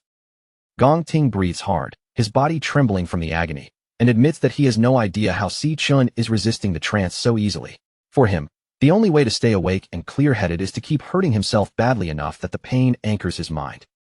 He warns Sichin in a low, urgent voice not to rush and recklessly. One careless movement could expose their position completely, and if that happens, everyone inside the lair could end up dead. Sweat slides down Gongting's face as he forces himself to stay focused. Then he points toward the countless glowing eggs gathered around the monster's throne. He explains that if they disturb the nest, those eggs will release dozens of C-rank monsters all at once. Once that swarm pours out and surrounds them, escaping alive will become almost impossible. As Gongting studies the traps spread out before them, he quickly understands just how dangerous this enemy really is. This intelligent overlord deliberately disguised its lair as a weak dungeon, using that false appearance to lure unsuspecting awakeners inside and slaughter them. Because of that, Gongting is convinced the monster will not simply leave them alone. If they remain patient, then sooner or later, it will come closer to check its prey on its own. He immediately lays out a new plan. They should pretend to be caught in the hypnosis, stay completely still, and let the overlord believe its spell is working. Then, the moment it gets close enough to strike, they can attack together by surprise and finish it in a single blow. Sichin looks at Gongting with a faint trace of surprise in his eyes, clearly a little impressed despite the danger around them. He admits that he did not expect Gongting to remain so calm and think this logically under such crushing pressure. Even so, Sichin immediately rejects the plan. His expression turns serious as he warns Gongting that waiting will not work, because this particular monster does not even have to move closer in order to kill them. He explains that the overlord does not need claws, fangs, or any physical attack to end their lives. With just a single thought, it can order anyone trapped under its spell to kill themselves. The moment Sichin says this, the hypnotized examiners begin to move, as though the monster itself is proving his warning right in front of them. Each one starts preparing to take their own life. Sato pulls out a saw, Yasmin lifts her gun and points the barrel directly at her own head, and Ivan's hands lock around his throat as he begins choking himself. Sichin moves before any of them can complete the act. In a blur of lightning-fast motion, he strikes all three examiners one after another, knocking them unconscious just in time to stop them from harming themselves. That sudden burst of movement cuts through the stillness of the lair and immediately draws the overlord's attention. Realizing that its prey is no longer obediently standing still, the monster flies into fury. To it, the humans it planned to consume have been ruined before it could properly enjoy them. In response to the threat, the overlord activates the glowing green egg sacs scattered throughout the lair. One after another, the swollen sacs begin to rupture violently. From the burst eggs, dozens of dangerous C-rank blade arm mantises crawl out, their slick bodies unfolding from the slime. At the overlord's command, the swarm turns toward the intruders, ready to tear them apart. As the deadly horde closes in from every direction, Gongting instantly understands that their stealth plan has completely collapsed. With no time left to hesitate, he decides they have no choice but to switch to an emergency backup plan. With his sword already drawn, Gongting steps forward and plants his feet like a wall in front of the unconscious examiners. He puts his own body directly between those helpless adults and the monsters pressing in, refusing to let the swarm reach them first. Keeping his eyes locked on the danger ahead, Gongting barks an order at Sichin, telling him to lift the three unconscious adults and escape the dungeon immediately. As for the monsters closing in, he makes it clear that he'll stay behind alone and hold the entire swarm back with his own life. For a brief moment, Sichin just stands there, frozen in place. He is truly shocked that Gong Ting, of all people, would choose something so selfless, willingly throwing himself into certain death just to give everyone else even the smallest chance to survive. Gong Ting doesn't try to make himself sound stronger than he is. He openly admits that there is no way he can defeat a full swarm of C-rank monsters by himself. But even with that truth hanging over him, his voice stays steady as he says he can at least buy Si-Chin enough time to get everyone out. The next second, a mantis monster rushes straight toward him with terrifying speed. Gong Ting swings his flaming sword up to meet it, and the blazing blade slams hard against the creature's scythe as he shouts that he will take responsibility for everything. With his teeth clenched tight, Gong Ting's expression twists with guilt. In his mind, this disaster started because he was the one who demanded the tiebreaker duel, and that choice was what dragged everyone into this deadly trap. But the gap in raw strength is far too obvious. The mantis monster's physical power completely surpasses what Gong Ting can withstand, and the force of its strike crushes through his defense instantly, sending him flying backward as if he weighed nothing. Gong Ting drives his sword deep into the ground, using the blade like an anchor to stop himself from sliding back any farther. Breathing hard and forcing himself to stay upright, he stubbornly insists that because all of this is his fault, he has to be the one to make it right. Si-Chin steps forward, his expression slowly changing as he looks at Gong Ting again. In that moment, he admits that he had completely misunderstood what kind of person Gong Ting truly was. As his system begins shifting his class, Si-Chin reminds Gong Ting that he wasn't the only one who accepted that duel. Gong Ting may blame himself, but the decision belonged to both of them, so the responsibility cannot fall on Gong Ting alone. In the very next instant, Si-Chun completes his transformation into his level 24 lightning assassin class. A sharp blade made of golden electricity gathers in his hand, crackling and flashing with a dangerous light that cuts through the darkness around him. With mantis demons closing in from every side and the giant overlord's buzzing presence pressing down from ahead, golden lightning begins flowing through Si-Chin's entire body. Even in the middle of that deadly pressure, he calmly says that he has a plan. Gong Ting, still bleeding heavily from his injuries, reacts immediately. His face tightens as he rejects the idea of staying here and fighting, knowing their current situation is far too dangerous to gamble on a direct clash. He warns Si-Chin that the Overlord is not on the same level as the rest of the swarm. From the pressure it gives off, Gong Ting guesses it must be at least B rank, and if things are even worse, it could be a terrifying A rank monster. With urgency cutting through his voice, Gong Ting tells Si-Chun to take the unconscious examiners and run right now. In his eyes, continuing the fight is suicide, and escaping is the only realistic option they still have left. Si-Chin admits that the monster ahead of them is absolutely a nightmare to deal with. But then he points out the fatal flaw in Gong Ting's plan. The dungeon gates have already been sealed shut, because if the exit were still open, the Imperial Guild's rescue teams would have stormed in long ago. Gong Ting's eyes widen in disbelief as the meaning finally sinks in. They are not simply surrounded by monsters anymore. They are completely trapped inside the dungeon with no open way out. Si-Chin keeps his gaze fixed on the silent overlord standing ahead of them. He studies every tiny movement, every trace of pressure from the creature, trying to find the safest path through this deadly situation. He thinks through the danger carefully. If this monster really is a rank, then its combat strength should be close to the phantom main Lion King he once faced inside the Dread Spire. Then, without the slightest warning, the swarm suddenly launches its attack. One mantis demon leaps forward with its heavy scythe raised high, bringing the weapon down with brutal force. Si-Chun meets the attack head-on, lifting his lightning dagger and blocking the blow with surprising ease. At that exact moment, another mantis drops down from above, aiming for Si-Chin's blind spot. Gong Ting's face tightens with panic, and he immediately shouts for Si-Chin to watch out. Before the creature can complete its attack, Si-Chun and Gong Ting move almost perfectly together.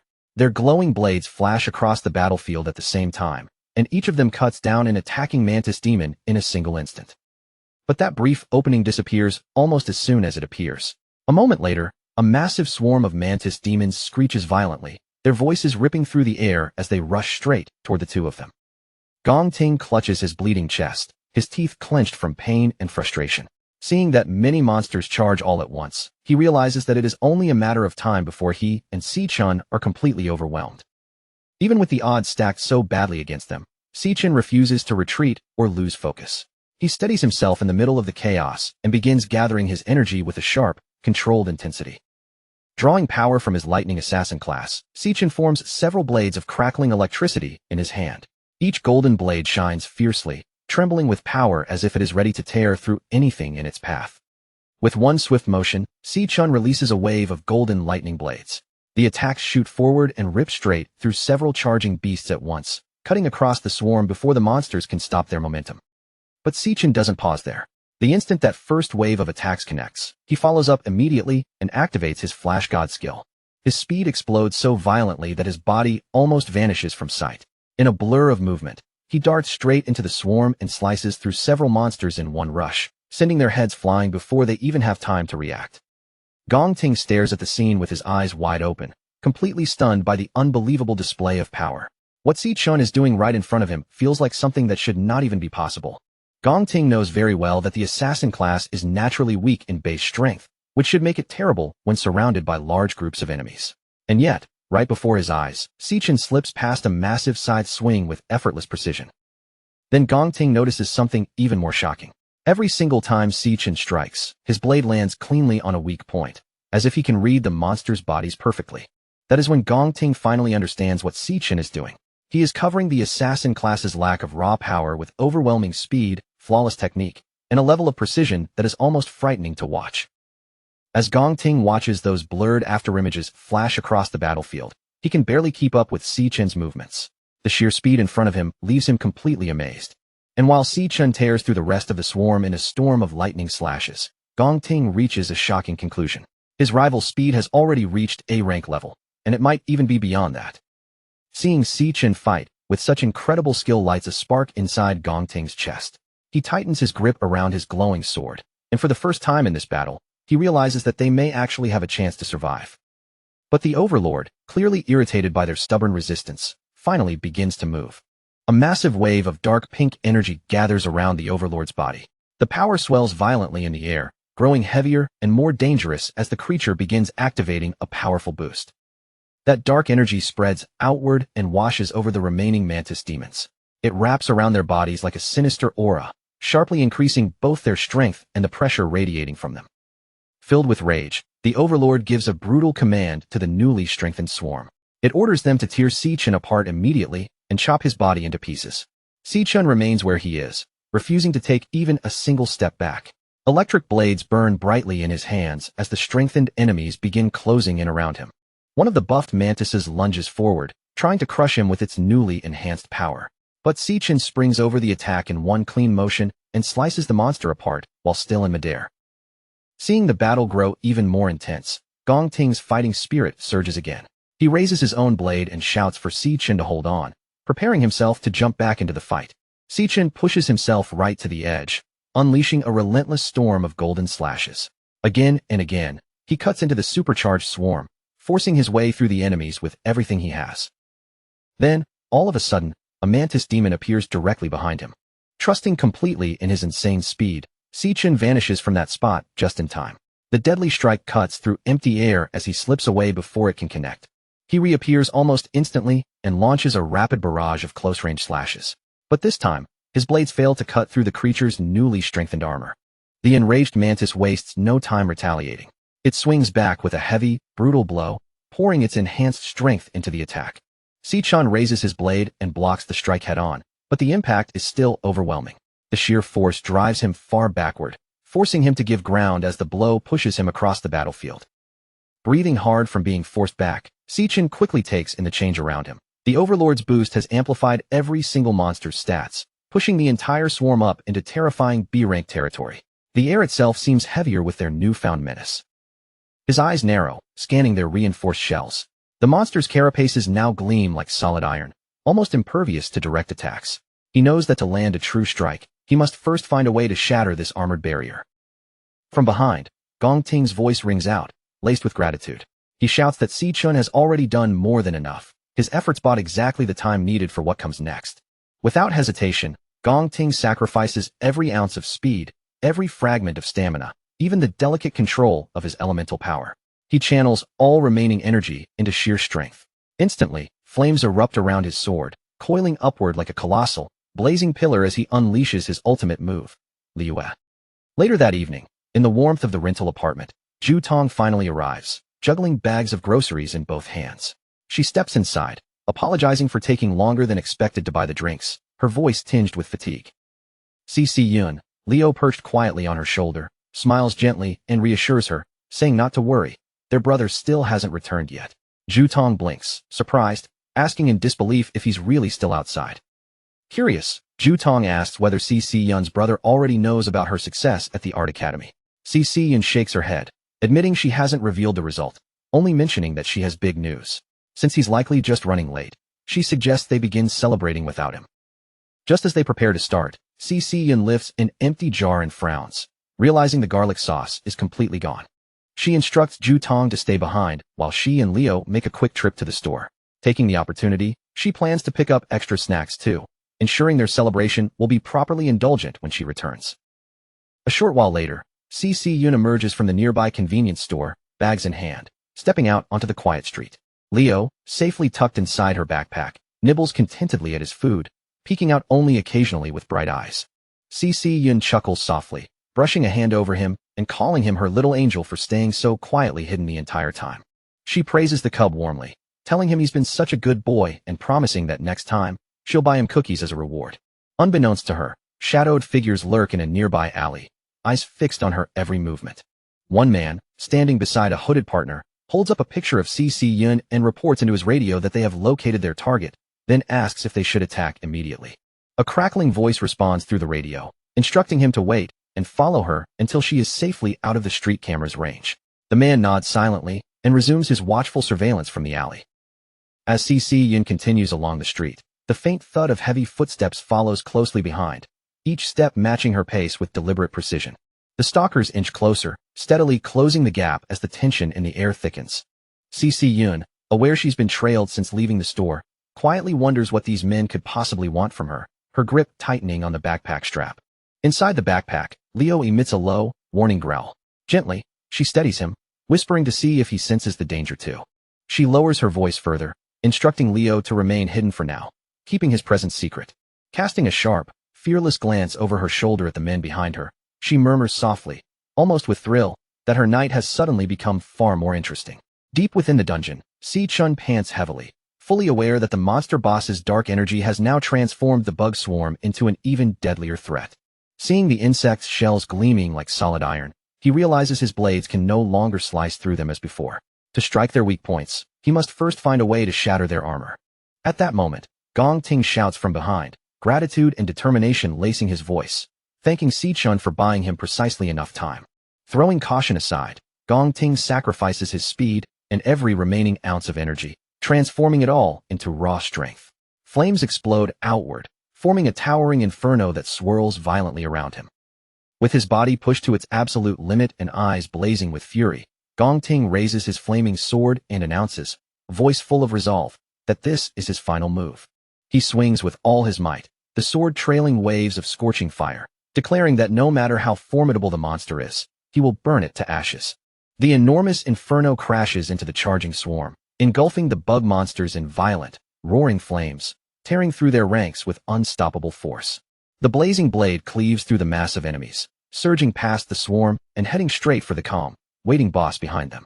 The strike connects with the boss, detonating in a blinding explosion that wraps the monster in a massive wave of roaring fire. Gong Ting can barely remain on his feet, his knees buckling as he leans heavily on his sword, utterly drained of both physical energy and magical power. Exhausted, he wipes the sweat from his brow, letting out a long, relieved breath. As the flames slowly die down, revealing the charred remains of the swarm, Gong Ting exhales with relief, muttering that the grueling battle is finally over. But then, slicing through the fading smoke, a sinister, mocking laugh echoes. The boss's voice sneers, questioning whether that pitiful attack was truly all they could muster. Gong Ting freezes, struck by shock, while Si-chun remains calm, his eyes narrowing as he assesses the source of the voice. As the smoke clears, the boss is revealed completely unharmed, enveloped in a massive, glowing green shield. It gazes down at them, voice dripping with disdain, calling their attack disappointing. Pure terror spreads across Gong Ting's face at the sight. The monster hasn't been harmed at all. All hope collapses instantly. He has expended every last ounce of power, yet failed to even scratch the creature. Si-chun remains silent, his gaze fixed on the enemy's formidable defenses, carefully analyzing the shield surrounding the boss. He quickly pieces together what has happened. The boss absorbed the life force from the remaining monster eggs just before the fire attack landed, using that energy to forge an impenetrable barrier. Gong Ting trembles, barely standing, panting heavily from exhaustion. Feeling utterly defeated, he wonders if this is where they are going to die. Then, Si-Chen steps past the broken Gong Ting and calmly extends a deal. As he begins shifting his combat class, he tells Gong Ting he can take first place in the exam, but only if Si-Chen keeps the entire cash prize. He lays down one strict condition. Gong Ting must never reveal a single detail of what he is about to witness. Si-Chen summons his glowing sword, and in the next heartbeat, his form fully transforms into his hidden demonic class. Gong Ting stares, utterly dumbfounded, struggling to comprehend that his rival has been concealing not one, but two combat classes. Without warning, streams of glowing pink energy erupt from the corpses of the slain bugs, twisting and writhing towards Si-Chen. He activates a special skill, draining the residual energy and strength from nearby corpses, pulling their power directly into himself. A towering pillar of vibrant pink energy surges around Si-Chen, spiraling skyward as his power skyrockets to an entirely new level. Gong Ting throws one arm up in front of his face, barely managing to shield himself from the violent wind ripping through the cavern. Through the narrow gaps between his fingers, he stares at the unbelievable surge of power exploding before him, his eyes stretched wide with shaken disbelief. Even the boss monster falls completely still for a brief moment, its body freezing in place as it silently locks its gaze onto the boy standing in front of it. Si-Chen exhales through his sharp teeth, and a thick stream of energy spills from his mouth, like dark smoke. His body has already been driven to the edge, with both his strength and stamina scraping against their limits. But surrounded by that sinister demonic glow, he still stands with terrifying confidence and repeats the promise he made before. This monster will die by his own hands. Then, at last, the Overlord makes its next move and releases its skill, Soul Rest Enigma.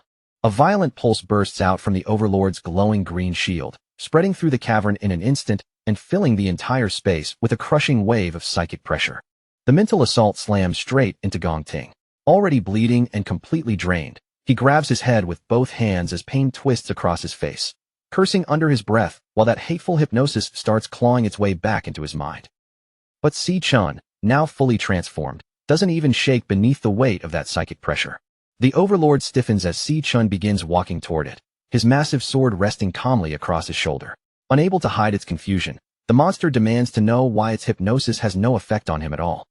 Desperate to stop him before he can close the distance, the Overlord unleashes Sonic Hell, sending a brutal shockwave blasting through the cavern.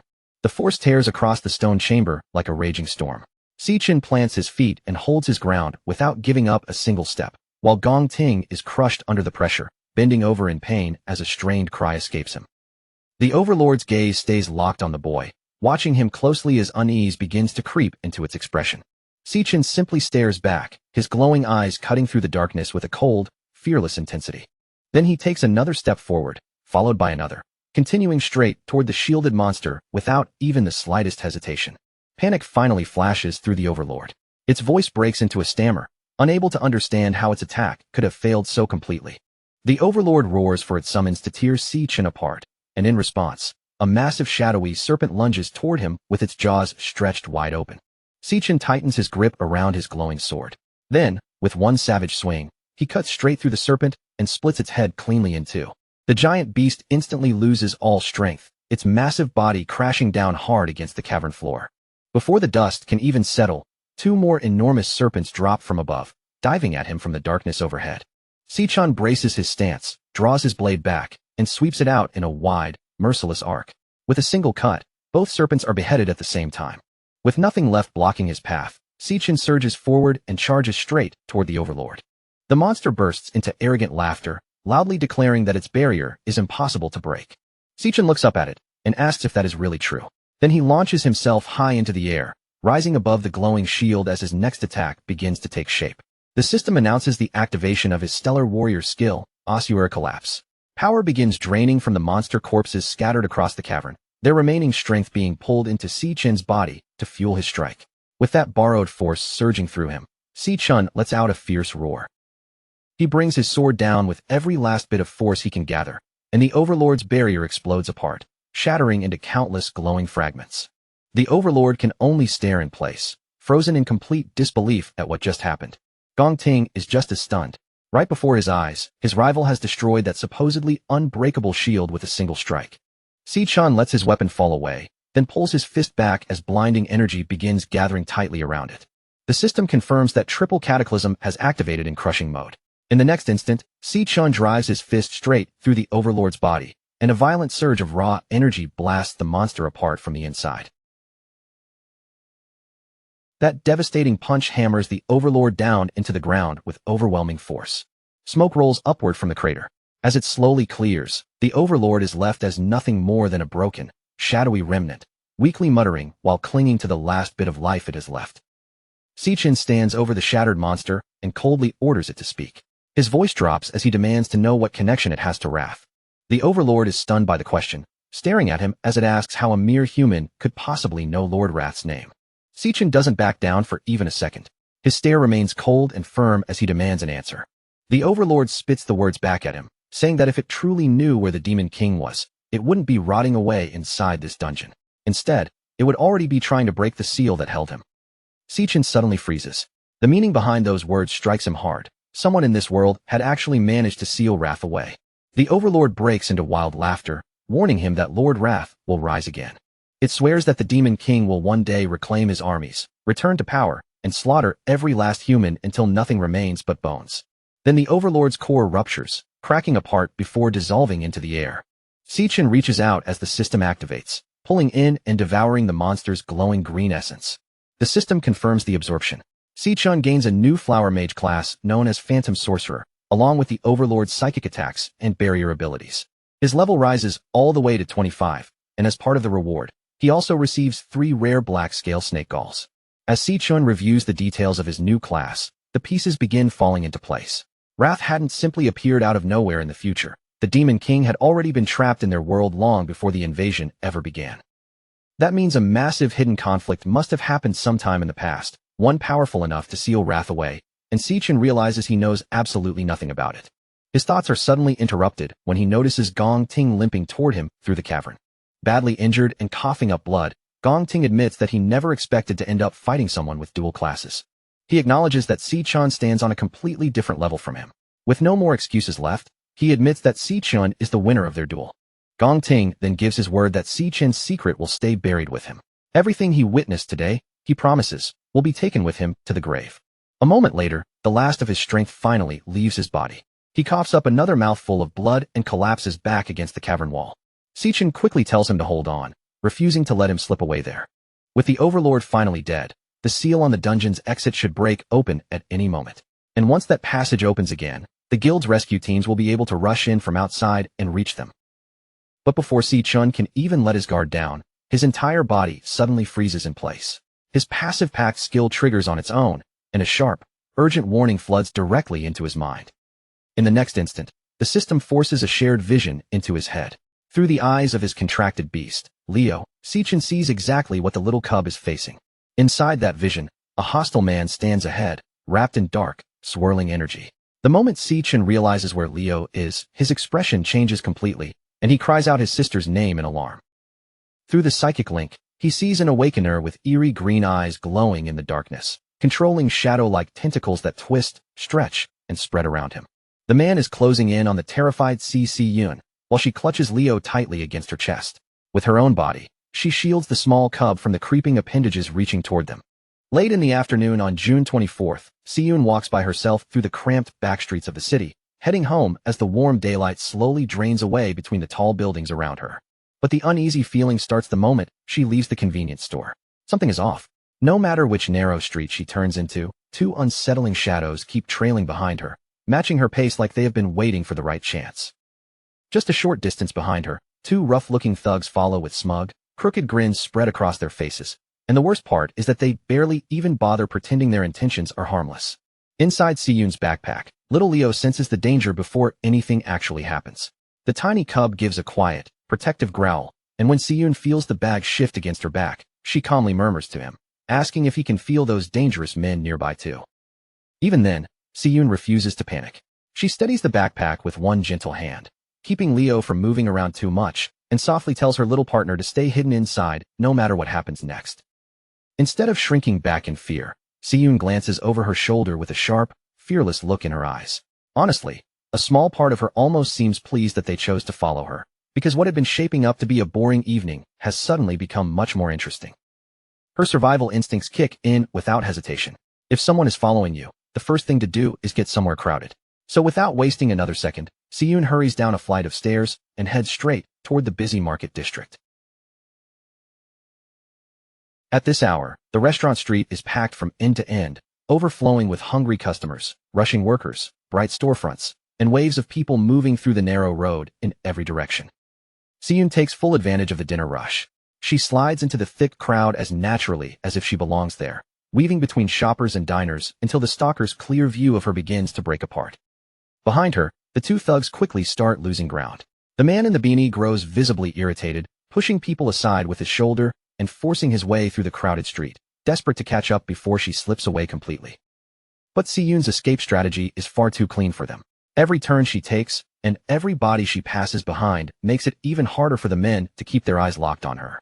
Then, at the exact moment the crowd pulls their attention away for even a tiny second, Siyun vanishes from their sight, slipping out of the flow of people as if she has disappeared into thin air. The two thugs stop dead in the middle of the street, completely stunned by how quickly they lost her. A second later, panic rushes over them, and they whip around, searching every face, alley, and corner for any sign of where she went. Meanwhile, Siyun has already broken away from the noise and lights, darting into a quiet, isolated alley where she can hide for a brief moment and catch herself. She pauses there, breathing hard, then carefully turns her head and checks behind her. Once she confirms the creepy stalkers are no longer following, the tight tension in her face finally loosens with relief. But just as Siyun begins to think she has truly shaken them off, a heavy footstep suddenly echoes from directly in front of her. Her whole body freezes. Standing right on the steps of her own apartment building is a suspicious older man with slicked-back white hair, waiting there as if he already knew she would come. The man casually smokes his cigarette with the relaxed attitude of someone who owns the place, then mockingly complains that he has been waiting too long because the front door of the building was locked. Siyun's heart drops as the truth hits her all at once. This was never some random encounter. It was a trap set up in advance. Horrified, she steps back and demands to know who they are, and how they somehow knew exactly where she lived. Before the white-haired man gives her any answer, the two thugs from earlier finally catch up behind her, blocking off the way she came while laughing about how fast this little chick can run. With every escape route cut off, Siyun realizes she is completely surrounded. Even so, she refuses to stand there and give up, so she makes a desperate dash down the corridor while the hunters behind her burst into cruel, manic laughter at her hopeless struggle. But these men are not just ordinary street punks chasing a helpless girl. They are awakeners.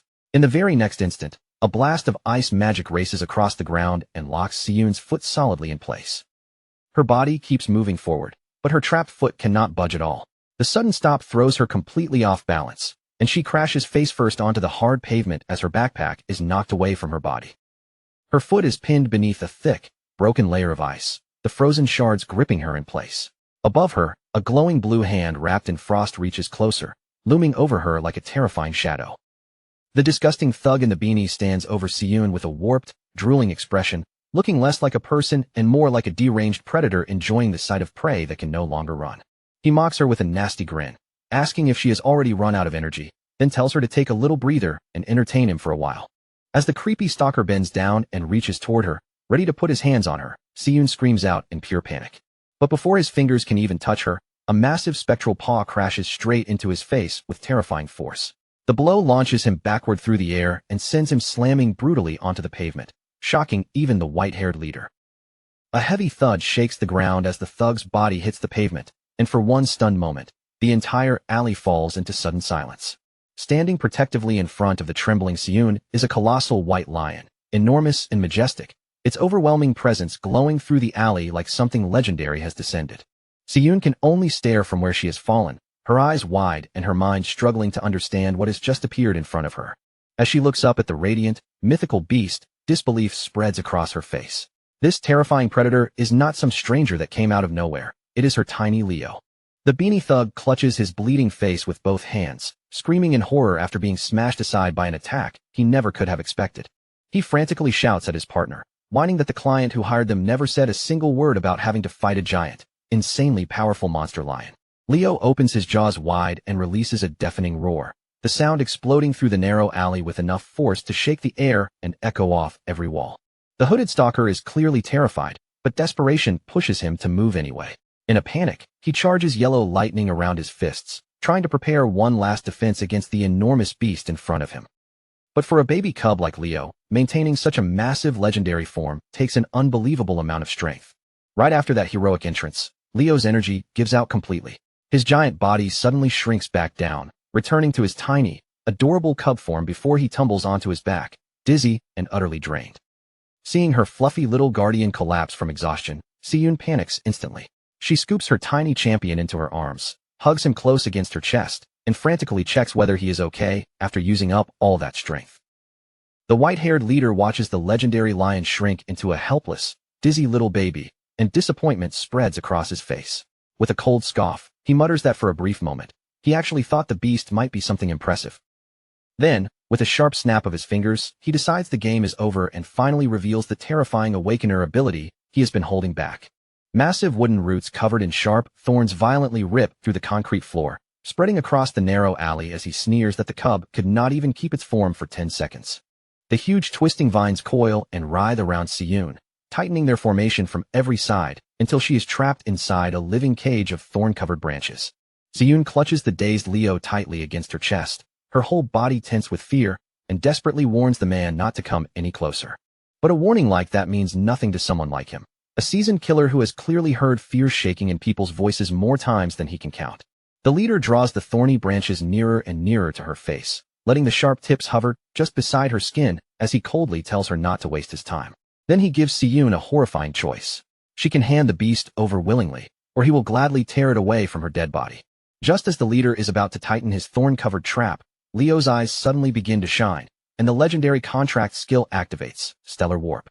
As Leo's mental control is consumed, a massive warp portal opens beside them. In a flash of pink light, Sichin teleports directly to Leo's location and drives a devastating kick straight into the leader's face. The force behind that teleporting strike is overwhelming. The thug is hurled backward like a ragdoll, smashing brutally through the metal bins stacked in the alley as the impact rings out around them. Sichun turned his head toward his sister, his expression still unbelievably calm, almost as if he had not just stepped into the middle of a life-or-death mess. With that same gentle tone, he apologized for keeping her waiting, then explained like it was nothing serious that the dungeon situation had taken longer than he had planned. Only after reassuring her did his gaze shift between her shaken face and Leo beside her, quietly checking whether the two of them had managed to stay unharmed. At that exact moment, the hooded thug could only stand there, completely stunned, his thoughts nearly locking up from the absurd thing he had just seen. He had no idea where this terrifying man had come from, or how someone that strong could appear so suddenly. To him, it felt less like a person had arrived, and more like some overpowered monster had dropped straight into their ambush out of nowhere. Sichin's sister was still shaking from the shock, her complexion drained pale as the fear from moments ago clung to her body. Her words came out quickly, almost tumbling over one another, as she tried to tell him what had happened. She warned Sichin that she did not know how these people had managed to track her location, and what made it even more dangerous was that every single one of them seemed to be a high-level awakener. But Sichin only looked at her with a warm and steady smile, the kind of calm expression that made the suffocating fear around them loosen just a little. His voice stayed soft as he told her to take a breath and settle herself, because from this moment on, her big brother was already here, and as long as he was standing in front of her, there was no need for her to be afraid anymore. At the same time, not far away among the shattered rubble, the enemy leader began forcing himself back up again. The moment he understood that his carefully prepared plan had been ruined in a single instant, rage twisted across his face. His jaw tightened, his eyes burned with fury, and he cursed himself for lowering his guard even for one brief second. That tiny opening, that one careless mistake, had given Sichin the chance to cut in and destroy everything. Then thick wooden roots covered in sharp thorns began wrapping around the leader's body, twisting and tightening over him like living armor born from his anger. As the roots coiled harder, his fury erupted completely. He roared that Sichin had just made the biggest mistake of his life, then swore he would take their severed heads back to his client and demand triple the original payment for all the trouble they had caused. But even after hearing that vicious threat, Sichin did not so much as flinch. He slowly curled his fingers into a fist, and the instant his knuckles tightened, golden lightning began bursting to life around his hand. Sharp crackles flashed through the air, wrapping his fist in violent sparks as the atmosphere grew heavy around him. Without looking away from the enemy in front of him, Sichin calmly told his sister to move behind him and stay there, promising her in a steady voice that this fight would end very quickly. Sichin's mind drifts back to the days when he was still a child. In a filthy, dust-filled alleyway, his small body is getting beaten around mercilessly, slammed into the ground while dirt and gravel scrape against his skin from every direction. Standing at the center of the group is his orange-haired cousin, the one leading the entire assault. With a cruel grin stretched across his face, the boy keeps barking at Si-chun to remember his place and stop acting like he belongs above the rest of the family. Several thugs pin young Si-chun flat against the filthy pavement, holding down his arms and shoulders while trying to crush not only his body, but his spirit along with it. But there was one thing those bullies failed to account for completely. They forgot about his sister. Out of nowhere, young Si-yun rushes straight into the alley, gripping an oversized metal pipe with both hands. Her tiny figure trembles with anger as she screams at the gang to get their filthy hands off her brother immediately. The orange-haired cousin doesn't look intimidated in the slightest. He bursts out laughing, openly mocking the idea that this little girl actually thinks she can save anyone by herself. The second Si-chun sees the gang turning their attention towards Si-yun. Panic flashes across his face. Struggling violently against the thugs restraining him, he desperately screams at his cousin not to go anywhere near her. He reminds him again and again about the promise he made before, the one where he swore he would never touch Si-yun no matter what happened. But the smug cousin only laughs harder. Without a shred of guilt, he casually admits that the promise was nothing more than a lie from the start. With arrogance written all over his face, he boasts that today is finally the day he's going to teach this unbearable family a lesson they'll never forget. But while the ringleader keeps running his mouth and enjoying the moment, he completely lets his guard down. And that mistake costs him dearly. Taking advantage of the distraction, young Si-chun suddenly notices a heavy brick lying nearby. In one explosive motion, he snatches it off the ground and smashes it straight into the face of the thug holding him down, the sickening impact instantly shocking everyone in the alley. At that moment, young Si-chun is absolutely furious. Rage burns violently in his eyes as every ounce of fear disappears from his face. Clutching the blood-stained brick tightly in his hand, he charges directly toward his cousin without even the slightest hesitation. The arrogant orange-haired leader instantly goes pale. Watching Si-chun sprint toward him with pure killing intent written all over his face, the boy's confidence completely crumbles. Si-chun swings the brick with brutal force and slams it directly into his cousin's face for breaking his word. The impact sends the bully crashing violently onto the hard concrete pavement. Bleeding heavily and sobbing on the ground, the defeated cousin shrieks in absolute terror, screaming that Si-chun is a complete psychopath. Breathing heavily after the fight, young Si-chun finally lets the brick fall from his hand. Then he slowly turns toward the trembling Si-yun and gently tells her everything is okay now, reassuring her that she doesn't need to be scared anymore. Back in the present day, Si-chun calmly tells Si-yun to stay hidden somewhere safe and out of danger. Without the slightest trace of worry in his voice, he assures his sister that he'll finish dealing with these people in no time at all. Unwilling to let their target get away, the stalkers immediately rush straight toward him, weapons ready as they charge in to cut him down. Holding little Leo tightly in her arms, Si-yun panics instantly. She frantically warns her brother that these aren't ordinary people, but three extremely dangerous awakeners who have clearly lost their minds. In her eyes, there's no possible way he can fight all of them alone at the same time. The hooded thug takes the lead, charging forward while pulling back a massive fist crackling violently with lightning energy. As he closes the distance, the thug screams at Si-chun, mocking him for just standing there motionless without even trying to defend himself. But before the attacker can even process what happened, Si-chun counters instantly with a single devastating punch. The blow sends the thug flying headfirst into the concrete wall with terrifying force. Watching her brother casually crush a high-level awakener with one hand, Si-yun's eyes widen so much that her jaw practically drops open in disbelief. Right after that, the bleeding thug in the beanie suddenly leaps into the air, desperately lunging forward with a glowing elemental dagger aimed directly at Si-chun. Without even looking remotely pressured, Si-chun calmly catches the thug's wrist in midair. Before the man can react, Si-chun drives a brutal knee straight into his face. The sheer force behind the strike blasts the beanie thug backward like a ragdoll, launching him directly into a pile of alleyway garbage bins where he crumples motionless. Suddenly, a gigantic thorn-covered root tears violently through the alley toward him from behind. But with unbelievable reflexes, Si-chun casually tilts his head aside at the last possible second and avoids the ambush completely. The massive vine misses him entirely and whips into the tiled brick wall behind him, smashing against it with explosive force. Seeing both of his subordinates get taken down so easily, the white-haired leader completely loses control. Furious veins bulge across his face as he screams that some kid wearing a school uniform is humiliating all of them. Fueled by rage, the boss unleashes his plant magic at full power. Massive glowing wooden spikes erupt around him as he roars that he's going to turn Si-chun into a human pincushion.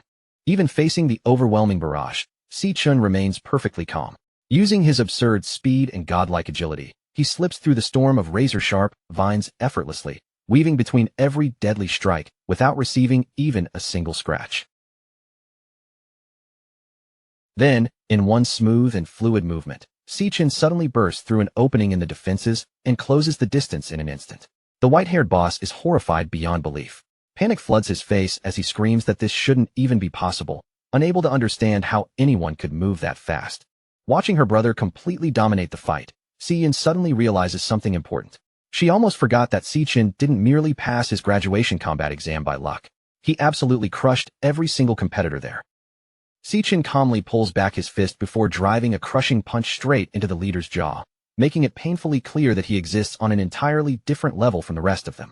The impact is so overwhelming that the white-haired boss gets launched backward like a missile, smashing violently into the alley wall behind him. And just like that, the white-haired leader collapses onto the pavement unconscious, bleeding heavily and utterly defeated. Meanwhile, over by the overturned trash bins, the beanie thug still hasn't moved an inch and remains completely unresponsive. Not far away, the hooded thug sits slumped lifelessly against the wall, fully unconscious as well. In less than a minute, the entire threat has been wiped out completely. After casually brushing the dust from his clothes, Sichin turns toward his sister and tells her to take little Leo and head straight home, where it's safe. With a relaxed smile on his face, he reassures her that he'll just dump these clowns at the local guard station real quick and be back at the apartment before she even notices he's gone. Still stunned by everything she just witnessed, but feeling completely protected now, Sichin hugs her fluffy little cub tightly against her chest and happily agrees to head home first. Several hours pass beneath the dim glow of a crescent moon before the severely beaten white-haired leader finally starts drifting back into consciousness. Groaning painfully, the battered boss struggles to pry open his blood-covered eyes while every inch of his body aches from the brutal beating he took earlier. But the moment he fully wakes up, confusion immediately turns into pure dread. He realizes that he and his two subordinates have been stripped of all their weapons and tightly tied back to back around a concrete pillar, while Sichin stands nearby staring directly at them in silence. The leader instantly panics, hysterically demanding to know where they are and why they were dragged out to this isolated location. Beside him, the beanie thug whimpers miserably, complaining that his shattered skull feels like it's literally splitting apart. Completely unmoved by their whining, Sichin coldly asks whether they work for the Black Mountain Society.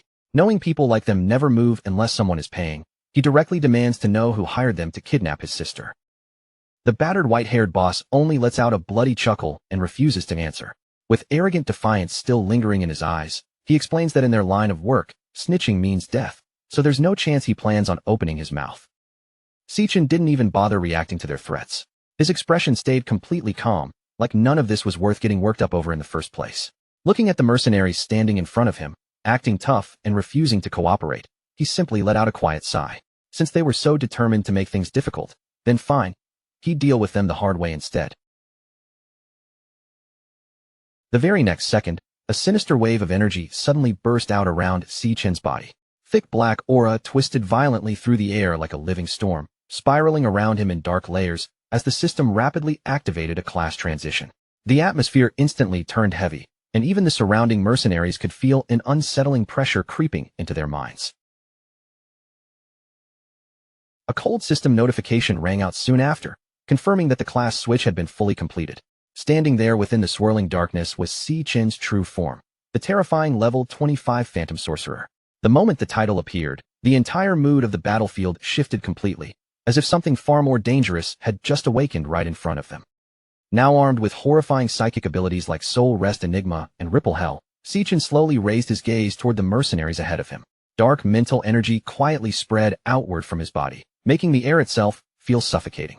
These people had wanted to act fearless just moments ago, but they were about to experience a kind of psychological torment far beyond anything they had ever imagined, the kind of nightmare that would stay carved into their minds forever.